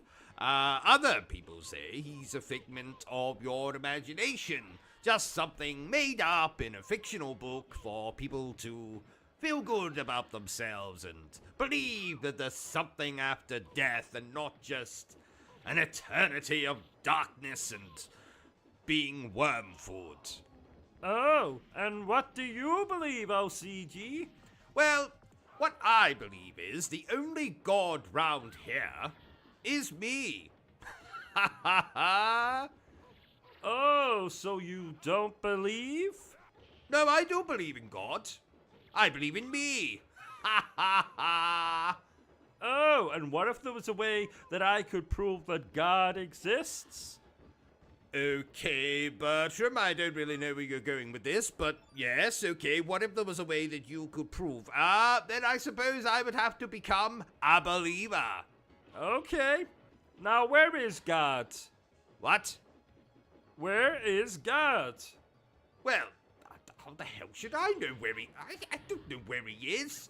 Well, in the Bible, they say that God is everywhere, all at once. Everywhere? Does that mean he could be here? Yes. Sure. Why not, Bertram?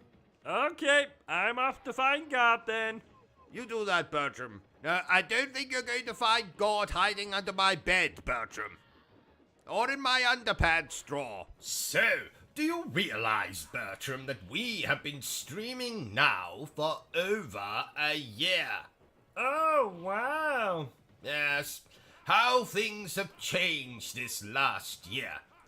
Well, you died and were resurrected a la Jesus Christ, or as I like to call him, the Zaz. I married and divorced a woman who literally had sex with everything. Men, women, buildings. True story. She is the first woman in human history to actually bring the Eiffel Tower to orgasm. Oh, my. Yes, and I have become steadily more and more intolerant, and incontinent, and impotent. So, in a nutshell, a lot has happened this last year. Now, speaking of my ex-wife, did I tell you, Bertram, that my ex-wife actually worked on the original Night of the Living Dead softcore pornography parody? Night of the Living Bed. About a bed that would come to life and eat people foolish enough to make love on it. Interesting, no? What are you doing, Bertram? I'm looking for the movie online. Well, you can do that later. It's bollocks anyway. Do you know what else is bollocks, Bertram? Something has just come to mind and I simply must rant. I mean, tell you about it. There is something very misleading about RPG titles. Dragon Quest, for instance, has absolutely nothing to do with a dragon. And Final Fantasy, well, how can it be the final one if you keep bloody making them? Let's see, the last story? Well, it most certainly was not the last story. Lost Odyssey? Well, it's not bloody lost. I have played it many times. I'd say it's more Found Odyssey than Lost Odyssey. I could go on. And I shall. Now the Witcher, well, there's more than one Witcher, so it should be called The Witchers. Alpha Protocol. You know, I actually liked that game. I want a remaster of that game. No, I demand it. Come on, Sega. Stop fondling Sonic's rings and give me a remaster of Alpha Protocol. Now, speaking of Final Fantasy, let me tell you a story, dear viewer. Back in 1997, when I was younger than I am now, and my penis was just starting to grow, I asked my father to buy for me Final Fantasy VII, which had just been released. I excitedly awaited his return, chasing my sibling around our home with a knife while wearing a Jason Voorhees mask to pass the time. Oh, I remember their funeral. Was a tacky affair. 'Twas that. So, my father returns with the PlayStation game under his arm. I grab it from him, as was customary in those days, and scream in horror as I behold not Final Fantasy VII, the game I had dreamed of owning, but Skull Monkeys. That's right, fucking Skull Monkeys. Is that a real game? Oh, it's much worse than that, Bertram. It's a nightmare. So what did you do? Well, I did what any spoiled child would do. I beat him over the head with the game until blood came out of his ears.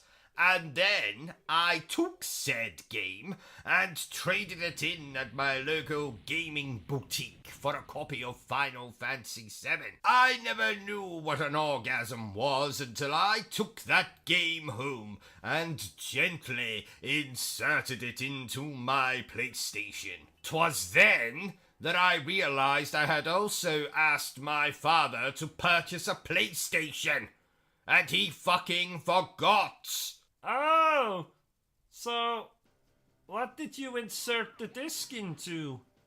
You know, Bertram, the cat never forgave me.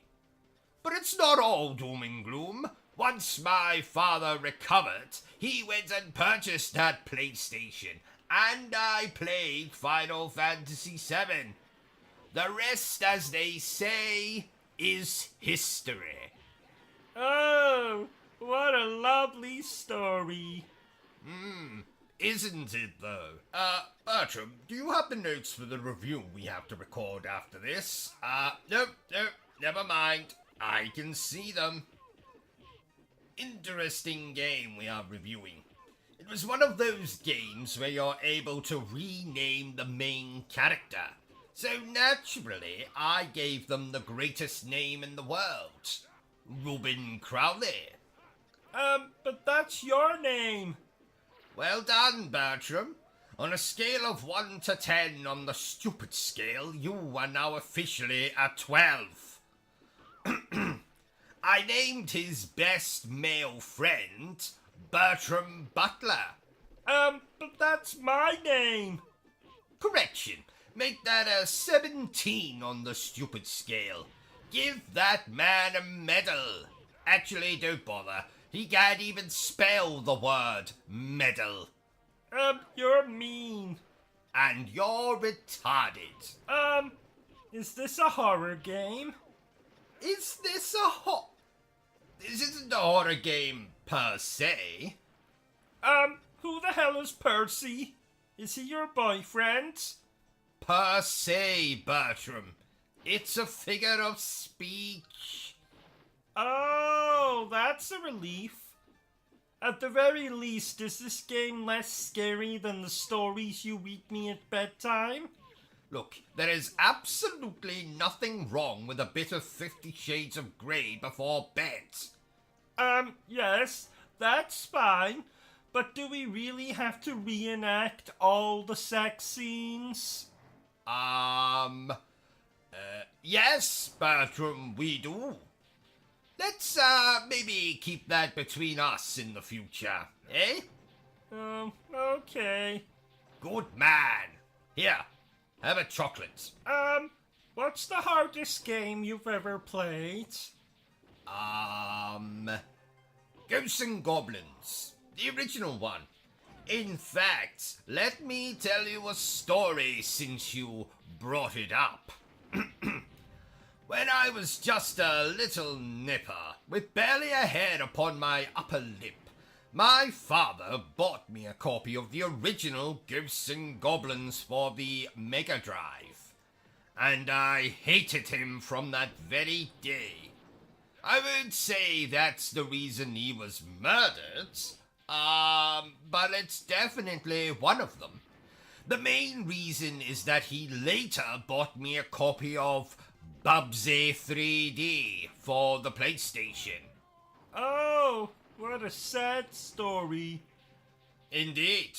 I went to trade in Bubsy 3D at my local gaming establishment, and the chap behind the desk laughed at me.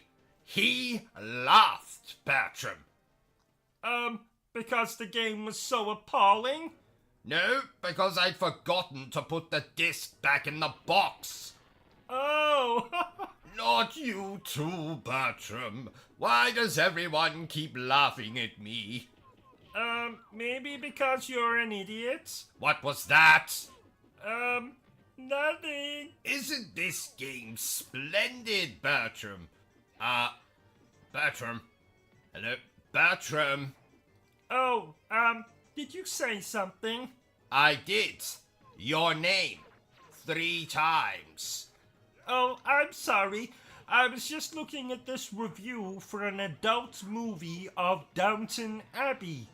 It's called Go Down on Abbey. Oh, I see. Does it sound good? Like Mr. Kipling's cakes, it sounds exceedingly good. Oh. Check Amazon for a copy on Blu-ray then. Already done. Along with a copy of your ex-wife's film, Night of the Living Dead. Ah, well done, Bertram. You know, I think I may have an addiction to pornography. Oh. Yes, it is a problem.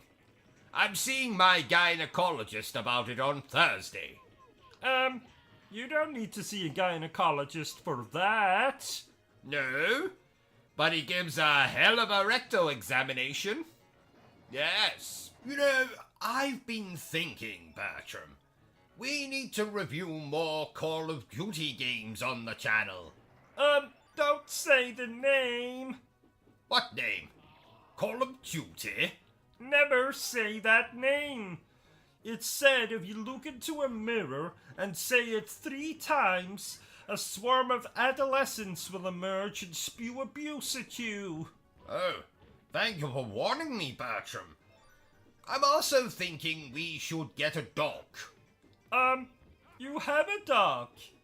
Me. Not quite, Bertram. You see, a dog is actually useful. Well, what can a dog do that I can't do? Lick its own genitals? But that's not fair. Because you don't have any genitals. Oh, you think you're so funny. I don't think, Bertram. I know I'm funny.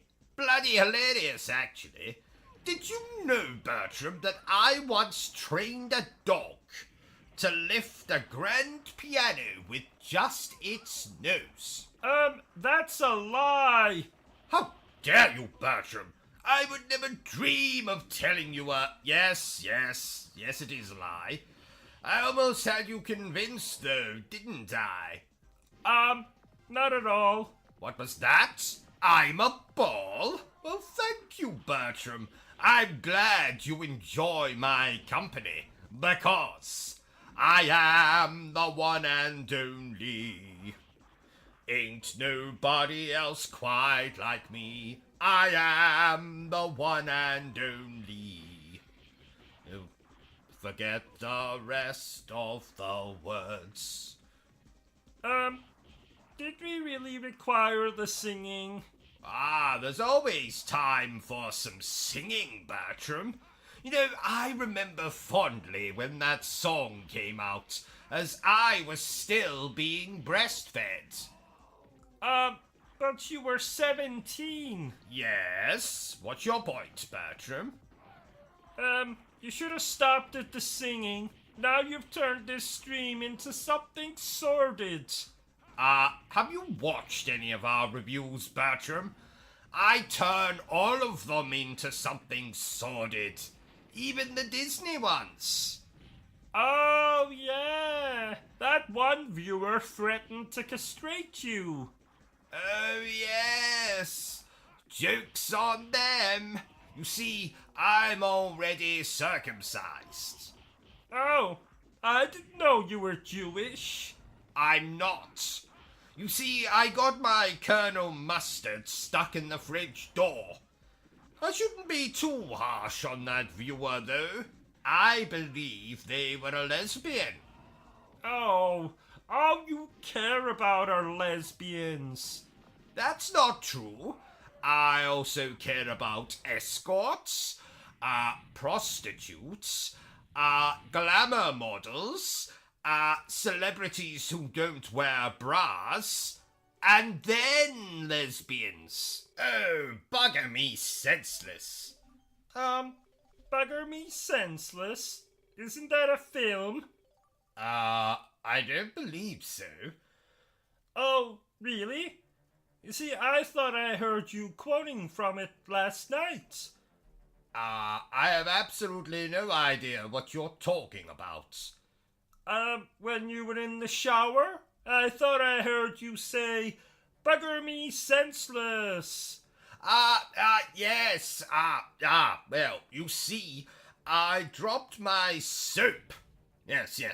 And you know what I'm like. So I've been trying to limit the amount of swearing I do.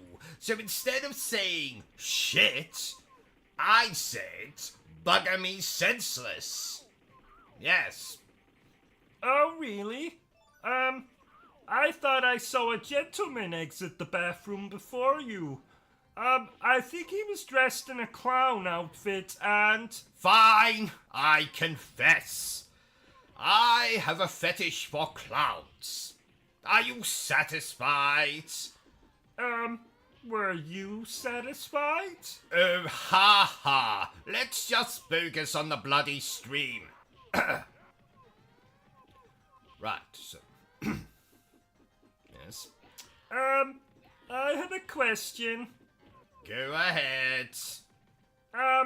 Did the clown let you honk his nose? His actual nose, not his... Shut up, Bertram. As a matter of fact, he did. So, anyway, back to the stream.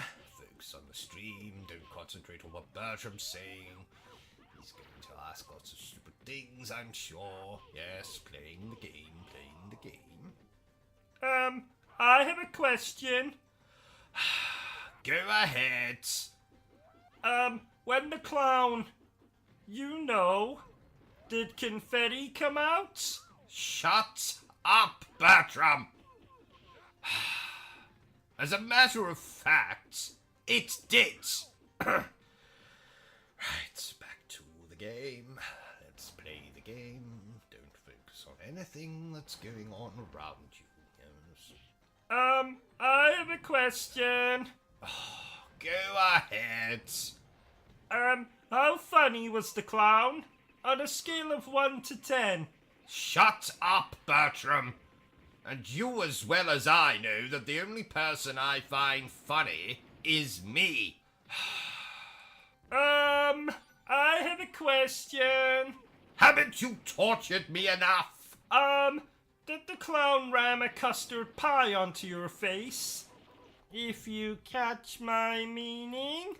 I am not going to answer that, Bertram. Oh, please. No, you're a very sick man. Says the man with a clown fetish. touche.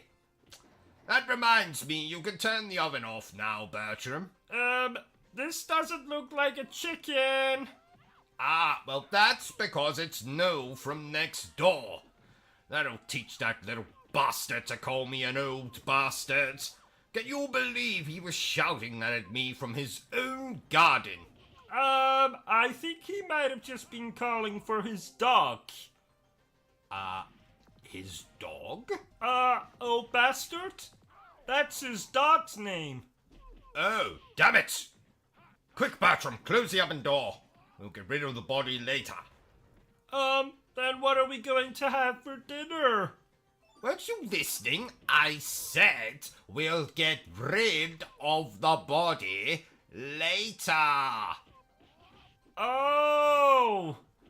Boy, oh boy! Oh, that reminds me. Today's stream is sponsored by the phrase, boy, oh boy. Ah, and a special thank you to our other sponsor for this video, Suck It and See. The only sex toy that doubles as a telescope when you want to spy on that hot new neighbor of yours. So go ahead and suck it and see. Wasn't that featured on Dragon's Den? It was, Bertram. That it was.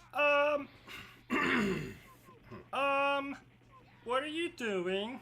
I am doing a crossword while we record this little stream of ours. It's not something I would normally do, but there is a substantial cash prize. How substantial? £11.50. £11.50? You can't even buy a bowler hat for that. Don't exaggerate, Bertram. It doesn't suit you. But you exaggerate all the time. Every morning when you get up and go to the bathroom, you say, "Hello, my glorious massive penis," when your penis is in fact tiny. Thank you, Bertram. Microscopic even. Yes, Bertram, I think we get the point. Gosh, this game has more enemies on screen than you'd find at a bloody wedding. But they're not enemies at a wedding. Well, it's usually family members at weddings, Bertram, so of course they're enemies. I imagine there's much more bloodshed at a family gathering than on a battlefield. When I was a child, my parents' house looked like Jack the Ripper's front room once Christmas and New Year had passed. That's alarming. That's it, 24 across. Something a woman carries in the home of a convicted sex offender. Alarm. Thank you, Bertram. You're welcome? Oh, I just remembered. Masters of the Universe is on tonight. Oh, I love that movie. No, I love that movie. We can both love it. No, we can't. Just like we both can't use the shower at the same time. But you seem to ignore that. Oh.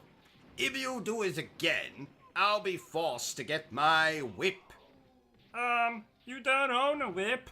No. But I do often blackmail my wife with a walnut whip. Oh, how very 1990s of you. Don't pretend you don't enjoy a walnut whip, Bertram. Not particularly. Oh, that's a shame, because I have one here, and I was going to... Give it to me. I meant to ask before, but, you've been to Paris, haven't you? Many times. What is your favorite thing to do in Paris? Is it visiting the magnificent architecture like the Eiffel Tower or the Moulin Rouge? Is it the food? I know you're partial to some children's legs. Frogs' legs. Bertram, I visit Paris for one reason and one reason only. to look for Eva Green.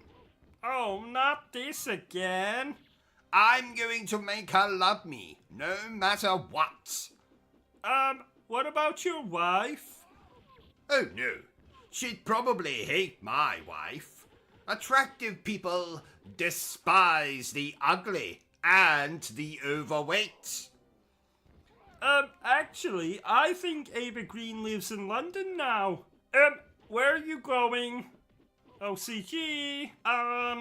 OCG? Right, I'm back. I forgot my bag of aphrodisiacs. You can't leave. We have this stream to do. Oh, fine. But when we're done, Eva will be mine. If you say so. I do say so. So, I thought it might be fun to try something out while we play this game. Oh, God. What are you planning? Well, do you remember that story I was working on? No, absolutely not. You cannot read that. How did you know that's what I was even considering? Because you're fucking crazy? I resent that. But Bertram, even you have to admit that the subject matter fits this game perfectly. Well, actually, it doesn't, but... Perfect! Let's begin. Oh, may the ground open up and swallow me whole. Ha! Here's hoping.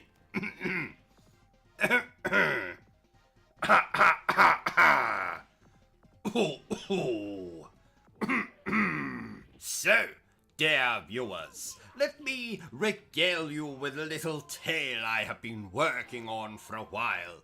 So, here is the world premiere of Trevor, the transvestite T-Rex.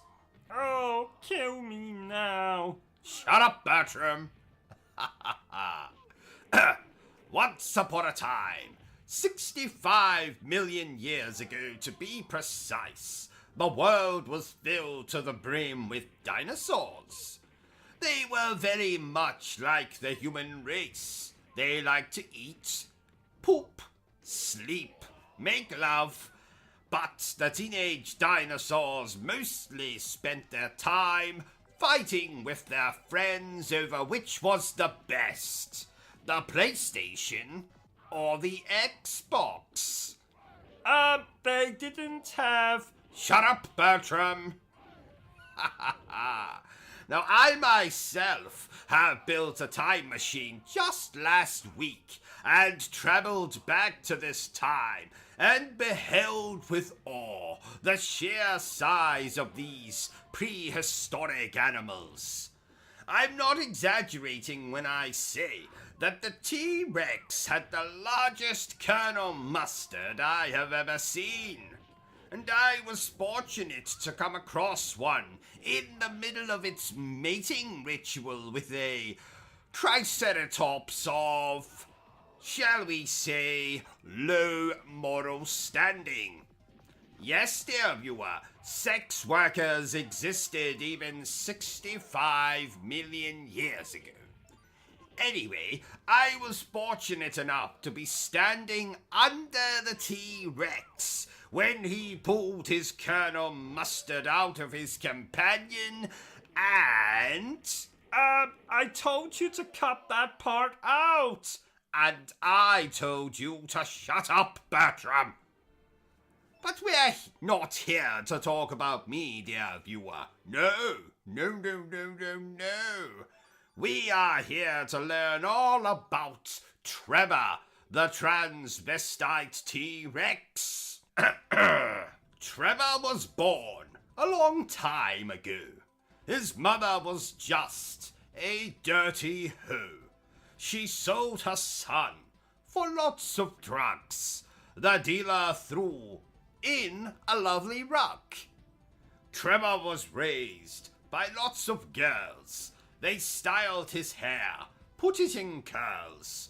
Trevor then found he was aroused when he was dressed in a nice blouse. Yes.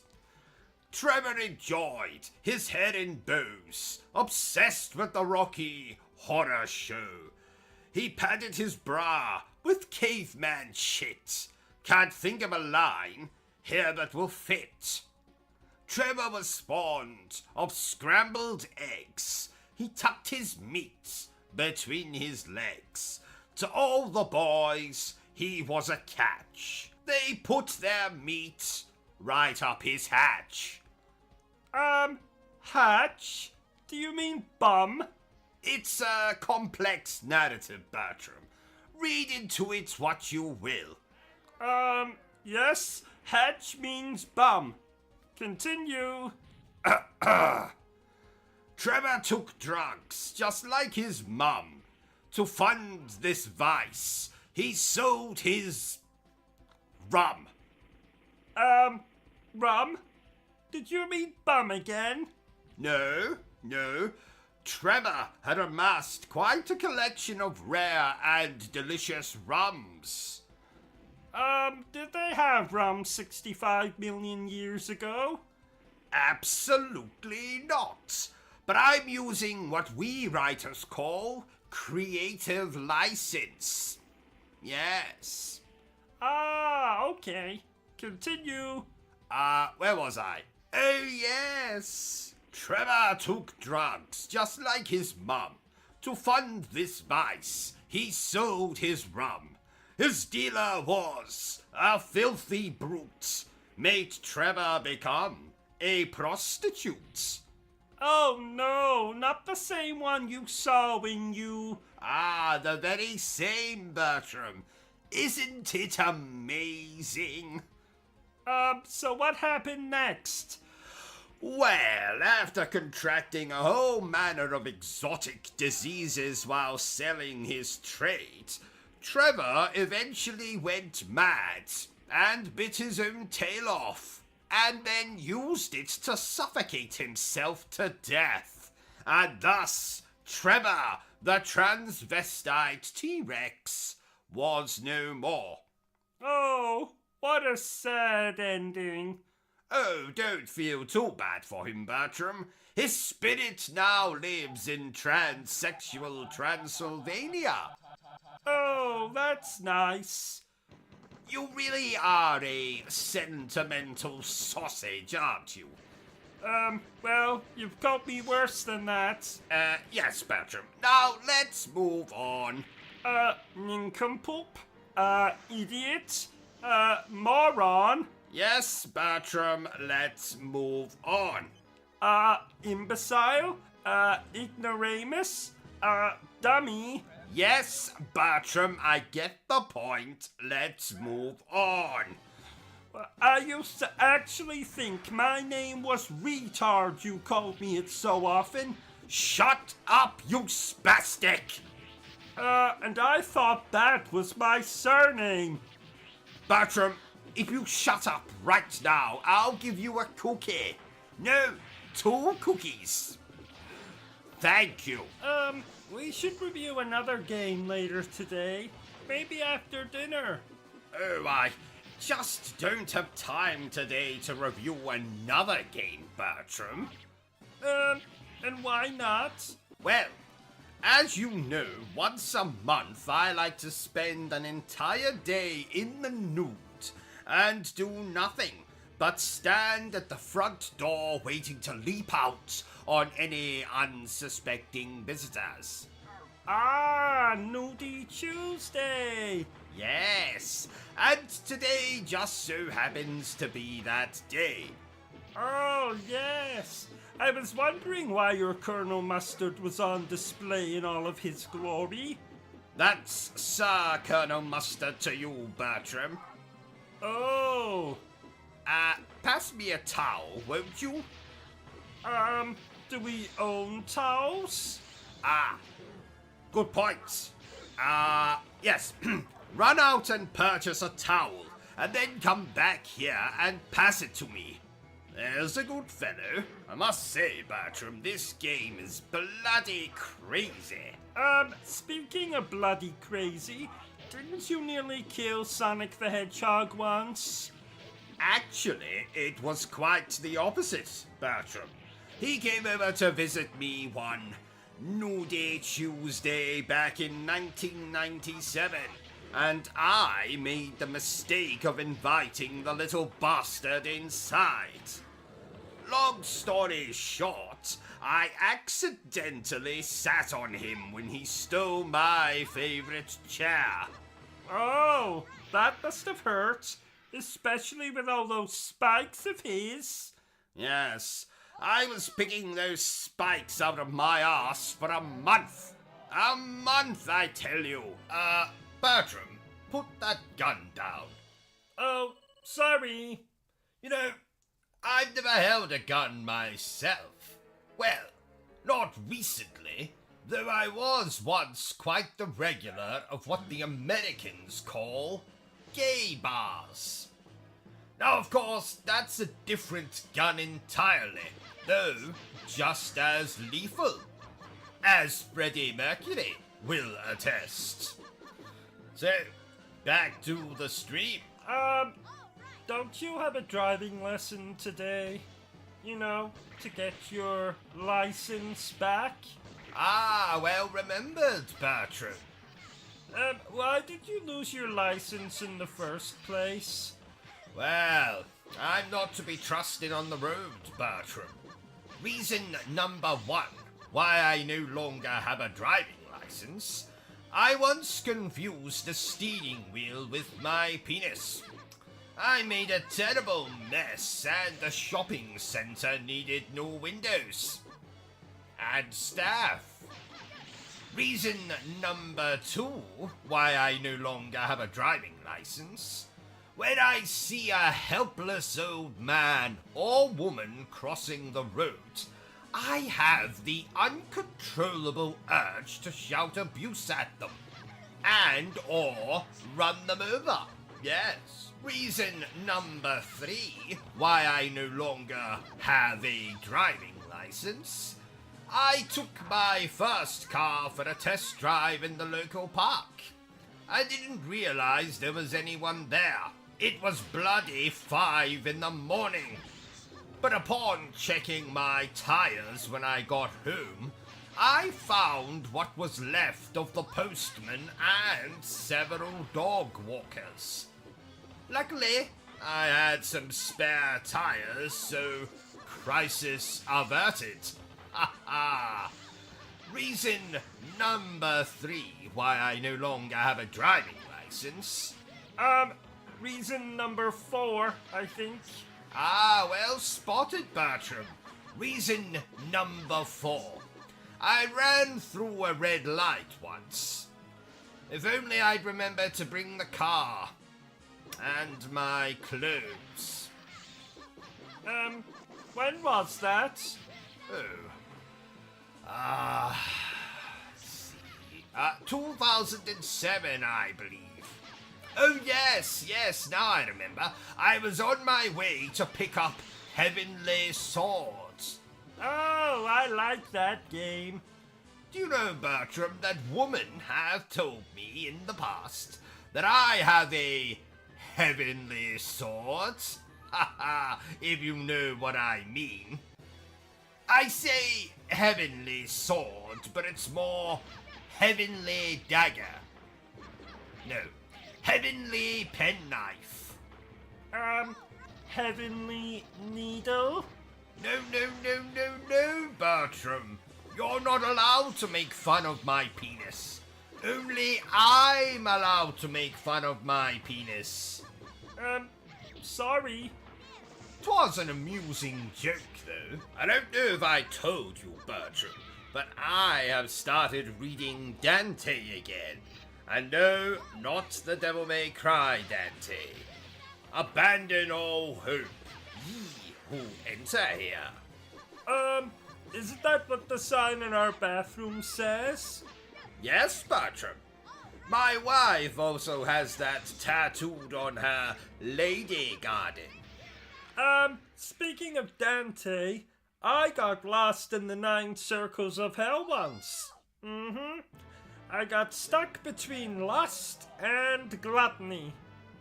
No, wait. It was McDonald's. Yeah, lots of fat people. Attractive staff, though. That's nice, Bertram? Oh, ho, ho, ho. Oh no. I knew you were crying. Shut up, Bertram. I haven't seen you cry like that since that time you accidentally sat on my cactus. Now tell our viewers that cactus is not some kind of euphemism. Oh yes! Cactus is not a euphemism for my penis. You should have stopped at the word euphemism. You cry a lot playing video games, don't you? Shut up, Bertram. There's nothing wrong with a man who was in touch with his sensitive side. Well, you don't usually have a sensitive side. Yes, but it's nice to pretend, isn't it? And I wasn't crying. A snake had crawled into my eye. A snake? Did I say snake? I meant dust. I got dust in my eye. Very painful dust. That's what made me cry. Well, if you say so. I do say so, Fraulein. Did you know that the word Fraulein means young lady? I know that. Why else do you think I've been calling our German next-door neighbor Ashley that for years? But Ashley is a man. Oh, bollocks. I've never seen a man wear as much makeup as Ashley does. He's an actor? And the man I keep seeing turning up at her home with roses? He's a gay actor? I'm going over to ask her myself. OCG, no! Oh, OCG. OCG, and he's gone. Well, this is awkward. Oh, he's back. Well? You might have been right. What makes you say that? Well, I walked into Ashley's house and I wish I hadn't. I saw what can only be described as bumming. I mean, courting. Well, I told you. Yes, enough of these shenanigans. Let's get back to the stream. I can't believe I was right. Finally, now you'll have to treat me with respect. Shut up, Bertram, you insolent retard, or I shall be forced to get my sword. I've never understood people's reliance on swords. Why? Well, personally, if I was going into battle, I'd come with an entire pencil case full of pens. Pens? And what the hell are you going to do with them? Write the enemy a bloody check? No, I destroy them. And what makes you think you could do that? Because, like they say, the pen is mightier than the sword. Ow! From this day on, your name will not be Bertram. It will be Village Idiot. Anyway, back to this game. So, dear viewer, what can I tell you about this game's development? Nothing. Do I think you should buy this game? Well, that depends on what you think of what we're showing here. But I can say there are worse things you can do with your money. Like buy a hat that is much too small for your head? How the hell was I supposed to know it was too small? I bought it online and the website said... Wait a minute, I'm going to get this page up. It's loading. No, I don't want to buy Tampax. Oh, here we are. The website says, and I quote, "One size fits all." Well, I've been telling you for years that you've got a big head. Ah, but that just means my brain is bigger than everyone else's. As big as your stomach? What's wrong with you today? You're not usually this hostile. Oh, I'm sorry. I'm on my period. Bertram? Yes? You really do suit the name, village idiot. Oh, thank you. Oh, by the way, the toilet is blocked again. I'll telephone Ricardo once we are finished recording this little stream of ours. Ricardo? Oh yes, fascinating fellow. Murdered his father when he wouldn't finance his sex change. Oh, sounds charming. Why don't you tell us what you think about this game, Bertram? Well... So sorry, old chap, we don't have time for that. What is that garbage you're eating, Bertram? A chocolate bar I found in the fridge. What are you talking about, man? There was no chocolate bar in the fridge. Yes there was. In that plastic container on the middle shelf. You mean the container containing my stool sample for the doctor? Oh, good lord. Bertram, spit that out right now. But it's so tasty. Oh god, I think I'm going to be sick. Let's just move swiftly on. Wait a minute, are you eating again? No. Liar! Is that my cheese sandwich? That depends. Did you leave it in the fridge with a note on top of it that said Reuben? What does Reuben mean? Is it a made-up word? That's my name, you idiot! Oh, would you like a bite? Keep it! I'll punish you later. Oh. Who the hell is that? Oh, it's you. The bitch is back. And no, I am not referring to Bertram. Oh. I am referring to my mother-in-law, who just at this very moment has returned home with this week's shopping. No doubt one item she's bought is an extra-large tub of Vaseline, or as you Americans call it, KY jelly. It's not that the woman is particularly kinky, so I can only guess she has purchased it to remove the stick she seems to have up her ass. Anyway, oh, did you see what I did there, Bertram? Bertram? Huh? In the game, did you see what I did? I was busy. Busy? Busy? Too busy to watch your master? I am the greatest YouTuber who has ever lived. I hold the Guinness World Record for having the smallest, I mean the biggest penis in the entire world. What could you possibly be busy doing? Let's hear it. I was reading the obituaries hoping that I'd see that my Uncle Herbert had died a violent death.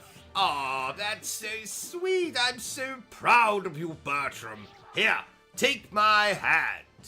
So, what did your Uncle Herbert do that you'd want him dead? He urinated on my hand. Get your fucking hand off of me. Let's move on. Quickly, now we come to the controversial part of the stream, ladies and gentlemen. Oh, are you going to tell us about being molested by your grandfather while watching Titanic? What's wrong with you? Oh, more controversial than that? Shut up, Bertram. I have to say this. The only thing I hate more than a silent protagonist in a video game is celebrities who make sex videos of themselves. Why? Because no one was interested when I accidentally, on purpose, leaked my sex video. Well, no one wants to watch you having sex with your Aunt Cecilia. Especially because she's been dead since 1905. A necrophilia joke, ladies and gentlemen. Oh, that reminds me. We need a new piano. Why? Because I might have accidentally leaned against it and made it roll down the hallway stairs, through the front door onto the street, down a side alley, then onto a busy road where it might have got smashed to pieces by an elderly man driving a tank. I see. A tank, you say? I believe so. Okay. Damn. I really like that piano. Well, at least I still have my church organ, eh? Actually... Oh no. Say it isn't so. I'm afraid it is. Old man in a tank? Old woman flying a 747. Damn. There is no God. Oh well. Shit happens. And now for some impressions by yours truly. Performed badly. Shut up, Bertram. What is this? Blood. I hope this isn't Chris's blood. Let me take care of this. I found something. It's a weapon. It's really powerful. It's Forrest. Oh my God! He looks like he was pecked to death by a crow or something. I didn't know who I was until I put on the mask. You wanna know how I got these scars? My father was a drinker and a fiend. Never danced with the devil in the pale moonlight. Jack is dead, my friend. You can call me Joker. Beavis and Butthead, you're expelled! Inside you, they call me Revolver, Ocelot, Shadow Moses Island, where this all began. Brother, we're not simply copies of our father anymore, Snake. Please stop. Shut up, Bertram. Actually, I think I can do that Bane impression even better. I didn't know who I was till I put on the mask. That sounds just like me. What are you talking about, Bertram? Sounds absolutely nothing like you. Listen to it again. I didn't know who I was until I put on the mask. Oh, I see what you're talking about, Bertram, yes. Sounds awfully like you. Let's compare. Right, Bertram, you do your impersonation of Bane from The Dark Knight Rises. Okay. I didn't know who I was till I put on the mask. Yes, Bertram, I think my impression is far, far better. I think we should be talking about the game more. I did not ask for your opinion, Bertram. Just eat your bloody sandwich and keep quiet. I don't have a sandwich. Well, pretend. And if you interrupt me again, I'm going to kick you so hard you'll end up in outer space. Oh, I always wanted to go on a rocket into outer space. Then why don't you? I'll pay. Just promise me you'll send me pictures of any attractive aliens you find. Like ones with 3 breasts, or that horny alien out of the movie Species. That movie came out in 1995. Yes, a year I remember fondly as the year I met Dracula for the first time. Oh, what was he like? He sucked. By the way, Bertram, I woke up this morning with an alarming wound on my backside. Do you, know anything about that? That's your bumhole, sir. Ah, excellent, excellent. I have been looking for more storage space as of late. Speaking of Dracula, I really like that vampire show that had Sarah Michelle Gellar. Ah, Sarah Michelle Gellar. She can put her stake in me any day of the week. Except Thursday. I see my psychiatrist that day.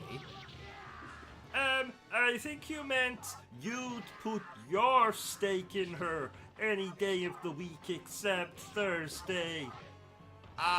Yes. Yes, thank you, Bertram. I made a little faux pas there. Ha ha. Oh, that's okay. I do that sometimes when I eat spicy food. I'll just clean it up. No, Bertram, I don't mean that I... Oh. Never mind. Oh, damn it. Calm down, OCG. Wouldn't want you suffering another cardiac arrest. Another cardiac arrest? When did I have a cardiac arrest? About 7 seconds ago. Oh, good Lord. I didn't feel anything. Well, that's because you're a heartless bastard. Oh, I see. Jolly good then. Well, I suppose that's what happens to someone raised in a cult. Oh, I didn't know you were raised in a cult. Oh, yes. Yes. Really? No, not really. Well, I was in a cult once. Oh, I see. And what happened, Bertram? Well, they all decided to kill themselves, so I escaped out the fire exit. Oh, if only you had stayed a few minutes longer. I could have been free of you. What? Haha, I jest. Mostly. So, what did this cult of yours worship? Brown paper bags. Oh, I see. Damn it! I need more coffee. I'll get it. Thank you, Bertram. You are useful after all. That's the second time you've said that this week. When was the first? The other night when you told me to come into your bed and touch your... Yes, haha, thank you, Bertram. That'll be all. Oh, Bertram, I meant to tell you, but I watched Titanic last night for the first time. Oh, did you cry? Almost. At one point I thought I felt a tear rolling down my leg, but it turned out to be urine. Oh, I see. Well, I read a book last night. Was it The Hungry Caterpillar? Ha ha! Yes. How did you know? I must say, I'm very disappointed in you, Bertram. Reading is evil. and should only be reserved for reading your enemy's obituary. Throw your books away and just play video games instead. They'll teach you everything you need to know. How to solve puzzles, how to jump really high, and most importantly, how to kill aliens. And or people. Didn't you used to read books constantly? Yes, but it was a different time back then.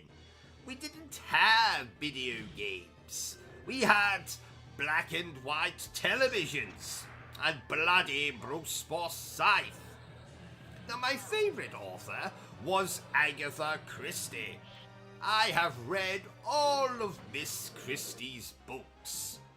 Oh, how are they? Well, they could do with some pictures, maybe a decapitation or two, but apart from that, I do enjoy a good murder mystery, like the one about who killed my father. You did. Spoilers, Bertram. Oh, sorry. Did I ever tell you that I met Miss Christie at an imaginary party back in the 1940s, Bertram? No, you did not. What was she like? Well, the bitch stabbed me in the arse and then tried to write a book about it. Oh, I see. Well, I'm sure she had a good reason for doing that. Well, not that I recall. Though I was drunk and tried to slip my hand into her Miss Marple. Ha ha ha! Oh, Miss Marple, yes, Miss Marple, her Lady Gaga, I get it. So she did have a good reason for stabbing you in the arse. Well, there's never, ever a good enough reason for stabbing a gentleman in the arse, Bertram. Oh, did I tell you that my mother called me last night, Bertram? Oh, what did she have to say for herself? Well, surprisingly, very little. Cousin Oscar said more than that the other night, and he had a ball gag in his mouth and a duck up his backside. Don't ask. Oh, that reminds me, Bertram. If anyone calls here looking for him, you can mention the ball gag, but under no circumstances are you to mention the duck. Do you understand? I think so. Good man. Oh, and I watched Groundhog Day last night. Did I tell you? No. Did you enjoy it? You never bloody told me it was a horror movie, Bertram. Can you imagine reliving the same day over and over? Doing the exact same things, telling the exact same jokes, making love to the same right hand over and over and over. Isn't that a normal day for us? We get up, get dressed, play a game, review a game, play another game, get undressed, get into the shower together, go to bed together, make love. Yes, thank you, Bertram. I think I get your point. This game looks like a cartoon. I must confess that I have fallen out of favour with cartoons as of late. They become rather tame for my tastes. I will now only watch cartoons if they have graphic violence, cross-dressing, nudity, and or animal cruelty. So, pretty much anything featuring the Looney Tunes. Yes, I was aroused by cartoon characters long before I was ever aroused by human beings. I only have to say the words Jessica Rabbit or Donald Duck to send myself into some kind of sexual frenzy. Though, I do not recommend making love to pictures. That's the perfect way to give yourself a paper cut. Somewhere you really do not want a paper cut. And oh, by the way, Bertram, remind me that we have 2 reviews to do today. Oh, wow! I know what you're thinking. 2 reviews in the same day? I know, Bertram. I am usually fortunate if I can remember to use the bathroom twice a day. Oh, that reminds me. Better change my underpants. I'll do it after this part. Are you not going to read out the comments? Read the comments, indeed. You know, Bertram, I remember a time when reading simply meant looking at the pictures and making up your own story. Granted, there isn't much story in an issue of Playboy, but still... Speaking of reading, I'm glad this game has subtitles. Bertram, subtitles are for people who are deaf and or stupid. That's not very nice. What did you say? That's not very nice. What did you say? That's not very nice. What did you say? Nothing. What did you say? Just a little joke there. Sit still, Bertram. You're making me nervous. Oh, sorry. I have been known to bust a move myself. That's right, Bertram. When? Well, you see, I had a very brief stint where I busted this drug dealer called a move. So, I bust a move. Oh. You didn't think I was talking about dancing, did you? Oh, good lord, no. I don't dance.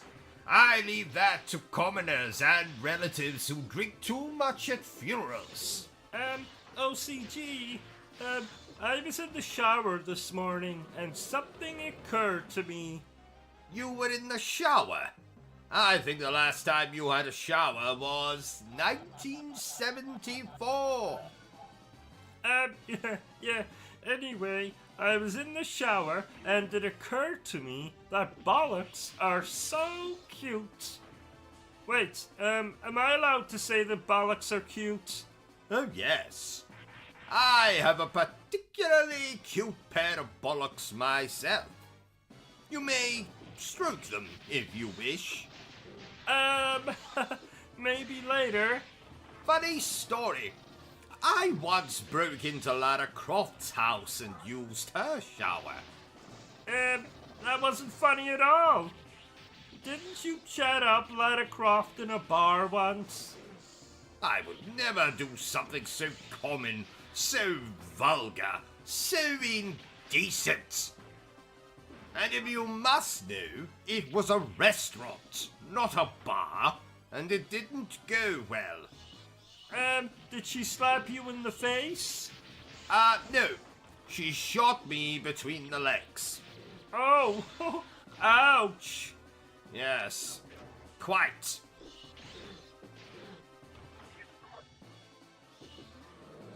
Right. Bertram. Right. While we're playing... Oh, sorry, there we go. While we're playing, we're going to play a little game. Okay, Bertram? Don't turn your back on me. I know you can hear me. You put that down now. That's not for playing with. That's dangerous. Do as Daddy says. I mean, do as I say. Right. So, we're going to play a game. So basically, Bertram, what I'm going to do is I'm going to give you a description of a video game movie, right? And you have to guess what the movie is. Now, so that it's not too easy, I may substitute certain words in the description with other words. You know, so not to give the game away. You ready, Bertram? Bertram, I told you to put that down. It's dangerous. Right, here we go. I should have worn my glasses for this. A team of paramilitary commandos must battle flesh-eating bananas, killer mutant albinos,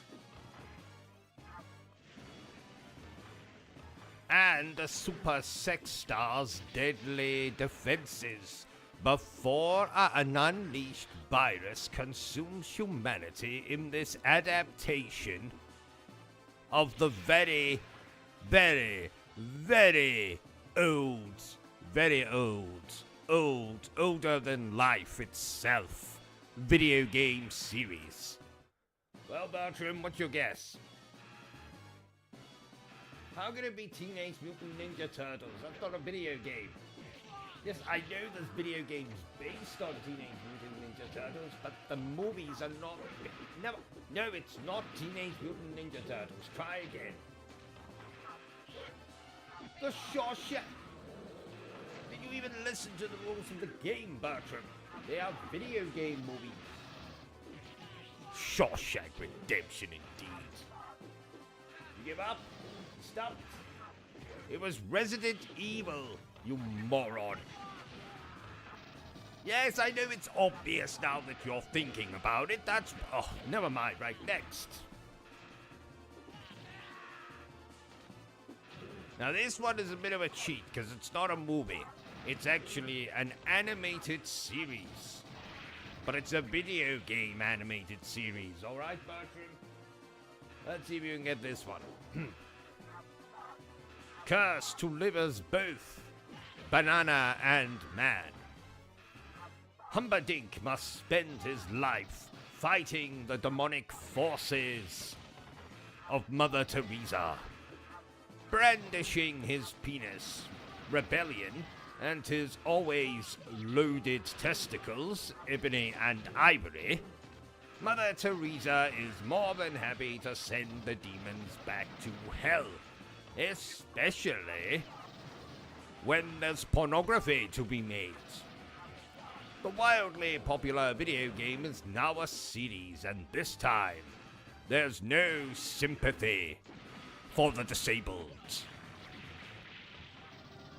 Right, Bertram, guess time. No, we can't come back to that one. No, I can't read it again. Come on, Bertram, we haven't got all day. Come on. You have to do it before this game ends, or the stream will end, and then no one will ever know the answer. Oh, never. It was Devil May Cry. You suck, Bertram. You hear me? You suck. Donkey Ding. Next. Now, this is a movie again. Video game movie. Description. I'm going to substitute some words.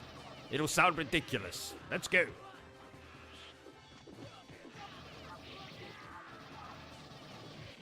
David Hasselhoff and Pamela Anderson star in this action-adventure film based on the critically acclaimed video game franchise.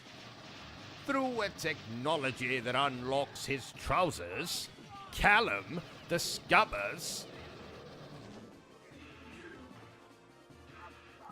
he is a robot of an ancient line of Terminators.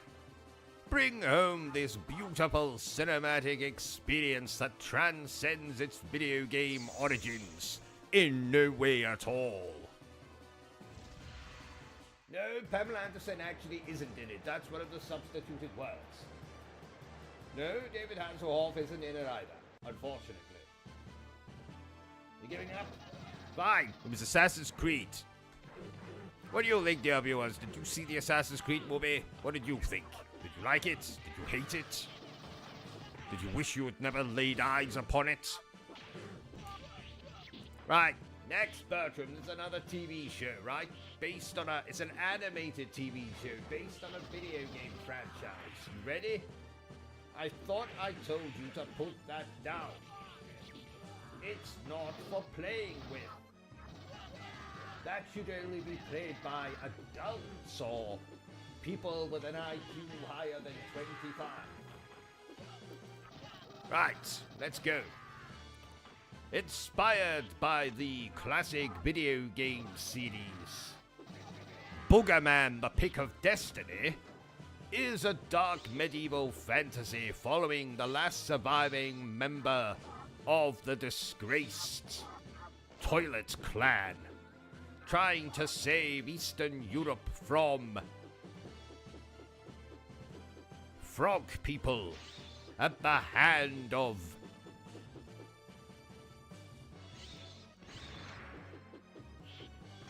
crusty old men in underpants.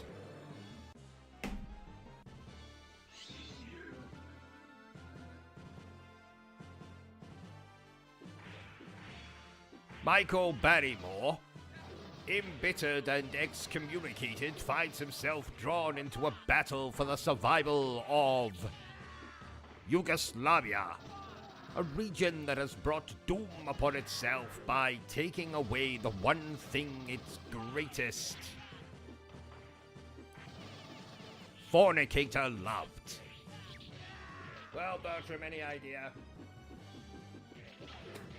You just stopped listening now, haven't you? What's the point of me coming up with these games to play if you won't even listen to me when I'm trying to play them, goddammit? Fine, that was Castlevania Series 1. You think we should do another one, Bertram? Nah, that's probably enough for just now. Let's just concentrate on the game. My God, this is a long game, isn't it?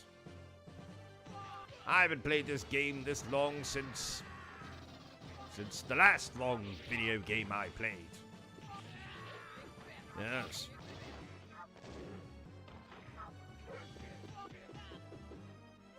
No, I would be intrigued to see what a $1,000 video game would be like. No, it would not be terrible, Bertram. You keep your whoring mouth shut. Yes, a $1,000 video game. That would be amazing. I wonder how many boss fights it would have in it. Probably about 5. Then they'd repeat the same 5 boss fights another 327 times. Yes. That sounds likely. That sounds very likely.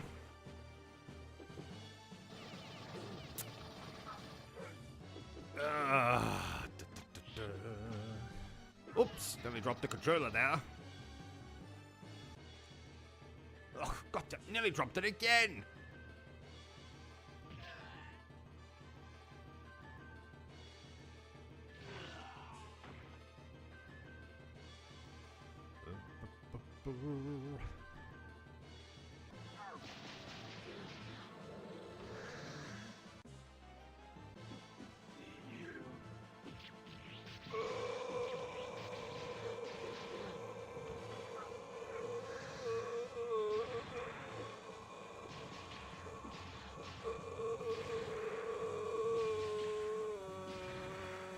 Don't be alarmed, dear viewers. That's just a noise that old people make. Just in case any of you out there were worried and wanted to send me money. I can assure you, I'm perfectly fine. But I'll accept money if you're offering. Just kidding. I won't accept it. I demand it.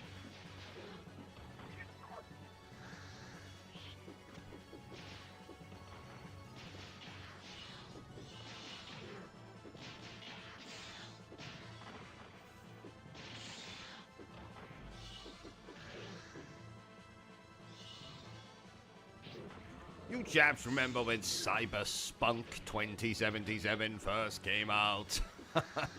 Yes, I know it's called Cyberpunk. I was trying to be funny, Bertram. Right, silence, Bertram. Anyway, when that trash first came out, so many people were let down by its glitches, its crashes. That bloody thing was in development for 8 years. 8 years! I could have made a better game using cardboard and a used condom. Well, maybe not, but you get my point. You know, I found a used condom on the end of my penis once. True story. No, it most certainly was not mine, Bertram. I'd never used one of those rubber glove-looking things. Well, I've no idea how it got there. Maybe Ryu Hayabusa sneaked into my chambers when I was mid-stroke and placed it there. What do you mean, who is Ryu Hayabusa? Ninja Gaiden? Yes. God, I love those games. I wish I was playing those games right now. Maybe I am playing those games right now. What am I playing right now? Oh, god damn it, old age. You'll all be old one day. In fact, some of you might be old right now. In that case, ha ha ha, you're old. Wait a minute, I'm old too. God damn it.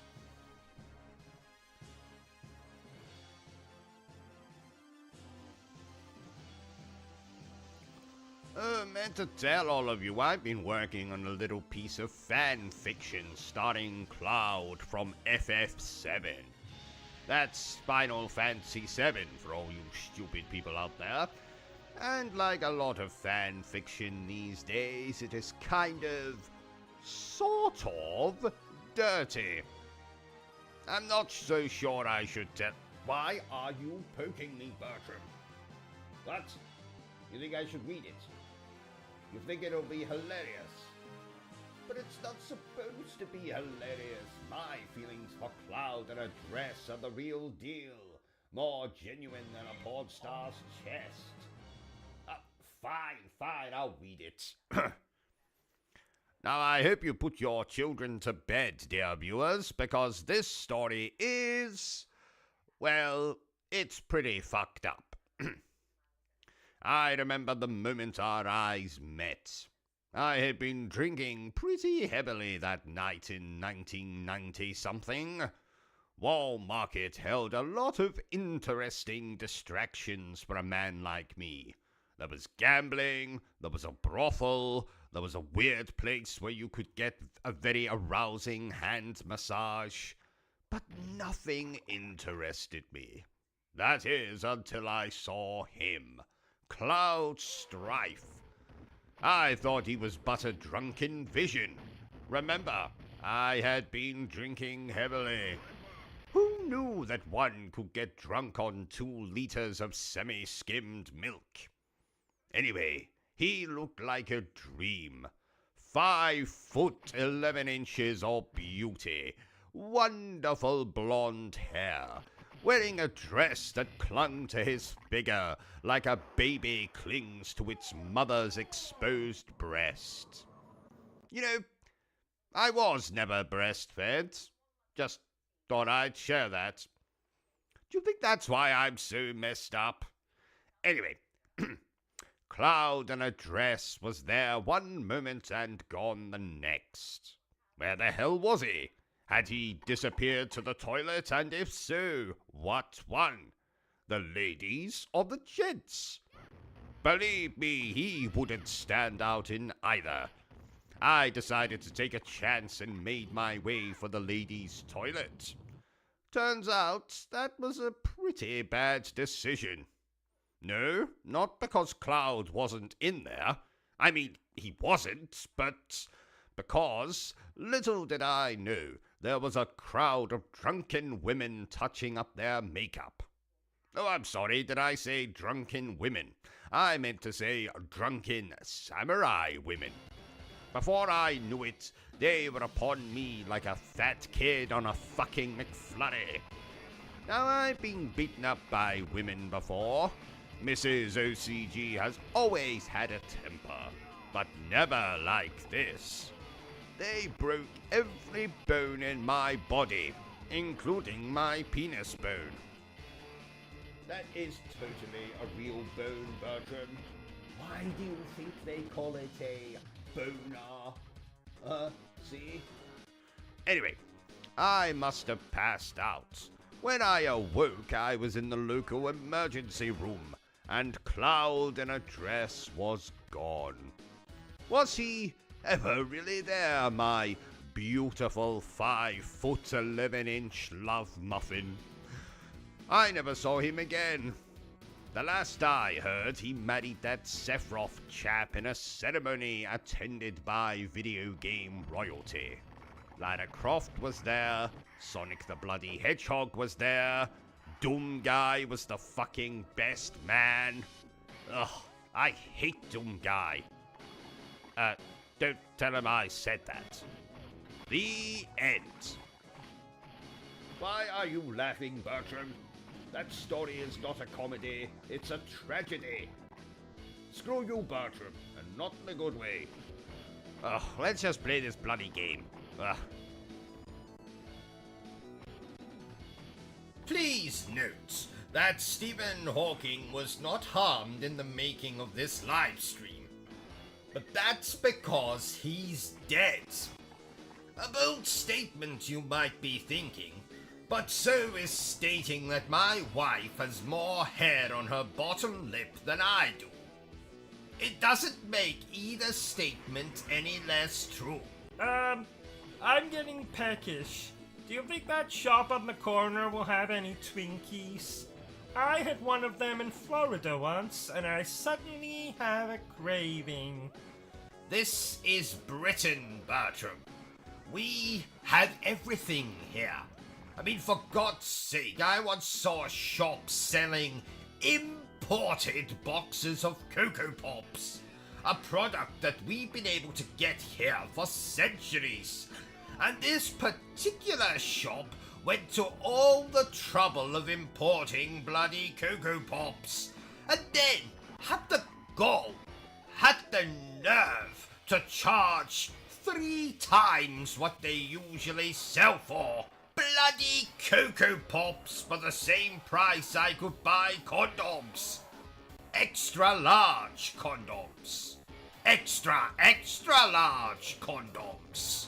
And while I'm ranting, I was on the PlayStation Store last night, and do you know there is a game for sale there where you play as a slice of bread? A bloody slice of bread. Not even a sandwich. A piece of bloody flipping bread. What is it called? I am bread. Oh, catchy. It most certainly is not catchy. Oh, that reminds me. Did I tell you that I once saw a shop selling imported boxes of Cocoa Pops? A product we've been able to get here for centuries. And this particular shop went to all the trouble of importing bloody Cocoa Pops, and then had the gall, the nerve to charge 3 times what they usually sell for. Yes, you did tell me. Less than 2 minutes ago, in fact. Ah, well that's okay then. Now remind me when we're done with this stream to blowtorch my underpants. Okay. Can I ask why? No, you may not. Well, if you must know, the dryer has broken down. Oh, I see. So, how is this game that you're playing? Well, it's about as much fun as tucking your sausage between your legs and talking like a girl. That's funny. Oh, thank you, Bertram. Do I get a prize? Oh, that won't be necessary. Now get back in your cage. No, actually, hold that thought. Let me kill this imbecile first. You rang? I did not ring, Bertram. Oh, I thought you were calling for me. You said imbecile, and that's what you usually shout at me when you want something. Yes, that I do, but not this time. Back in your cage, imbecile. You rang? No, go away. Now, where was I? Oh, yes. I, topped up your drink for you. Ah, thank you, Bertram. You are useful after all. Oh, that's the second time you've said that this week. When was the first? The other night when you told me to come into your bed and touch your... Thank you, Bertram. I think that will be all. Go and play with, Mystic Meg. Who? Never mind. So, back to the game. Get out of the way, you idiot. What are you doing? Oh, I remember. She was that old woman who predicted the lottery numbers. Well done, Bertram. I had quite a crush on her. I take back my well done. Shut up, Bertram, and never speak again. And now a message from our sponsor. Yours truly, me. Ladies and gentlemen's toilets, thank you very much for watching my stream. 'Tis fabulous, isn't it? And aren't I the most handsome man you have ever seen? I beg your pardon. Well, that's just rude. Are you hearing this, Bertram? Bertram! Wake up, Bertram! Ugh. Good help is so hard to find these days. You know, I think Bertram was a village idiot in a past life. Regardless, thank you very much for watching the stream. Feel free to continue to watch the stream and laugh at my jokes. All of my jokes. They're very amusing. So how difficult is this game? Ha! I've been more intimidated going to the toilet. The toilet? What's so intimidating about going to the toilet? Well, Bertram, now I've never told you this, but a midget armed with garden shears hides in the shower. Oh, I see. You know, I must say, this game is putting me in the mood to watch The Lion King. You watch too many Disney films, sir. How dare you, Bertram? There is no such thing as too much Disney. Don't you have a Beauty and the Beast, do they? Yes. And, you have a Little Mermaid alarm clock? Yes. And, don't you masturbate to Disney erotica? 4 times a day, yes. What's your point? Nothing. Bertram, fetch me a monkey. Right now? Yes, right now. Have you got something better to do? But it's the middle of the night. Well, how else do you expect to procure a monkey from the local zoo unless it's during the night? You can't very well steal one during the day. Someone will see you. You're fucking me. Well, I didn't think you would notice. Can I at least finish my sandwich first? Yes, I suppose.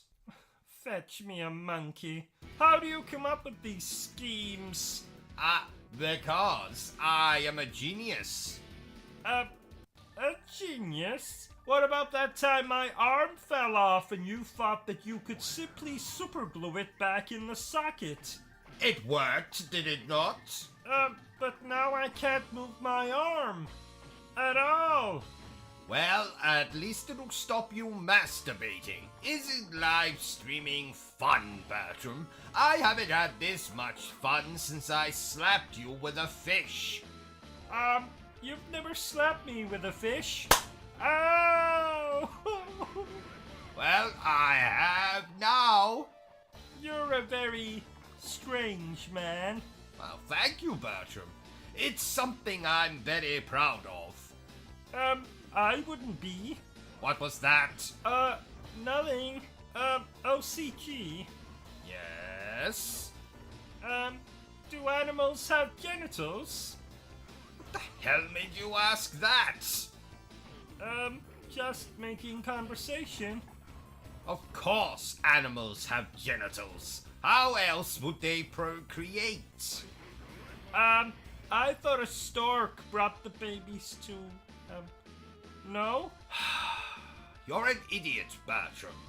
Oh, thank you. So, dear viewer, I hope you're enjoying the stream. Now, this game is great. But if you don't like great games, then might I suggest you play Returnal. There's absolutely no greatness in that game. Or fun. Or even a coherent narrative. Are we really still bitching about Returnal? Bitching? Where did you hear that word, Bertram? Have you been watching the television again? I plead the fifth. Bertram, we are in the glorious nation of Britain. You can't use that nonsense here. You have no rights. You are not free. You belong to me. Anyway. Do you think the Pope plays video games? Oh, yes. Apparently, Call of Duty is his favorite, though I can't think why. Don't young boys mostly play those games? Oh, yes. Yes, they do, Bertram.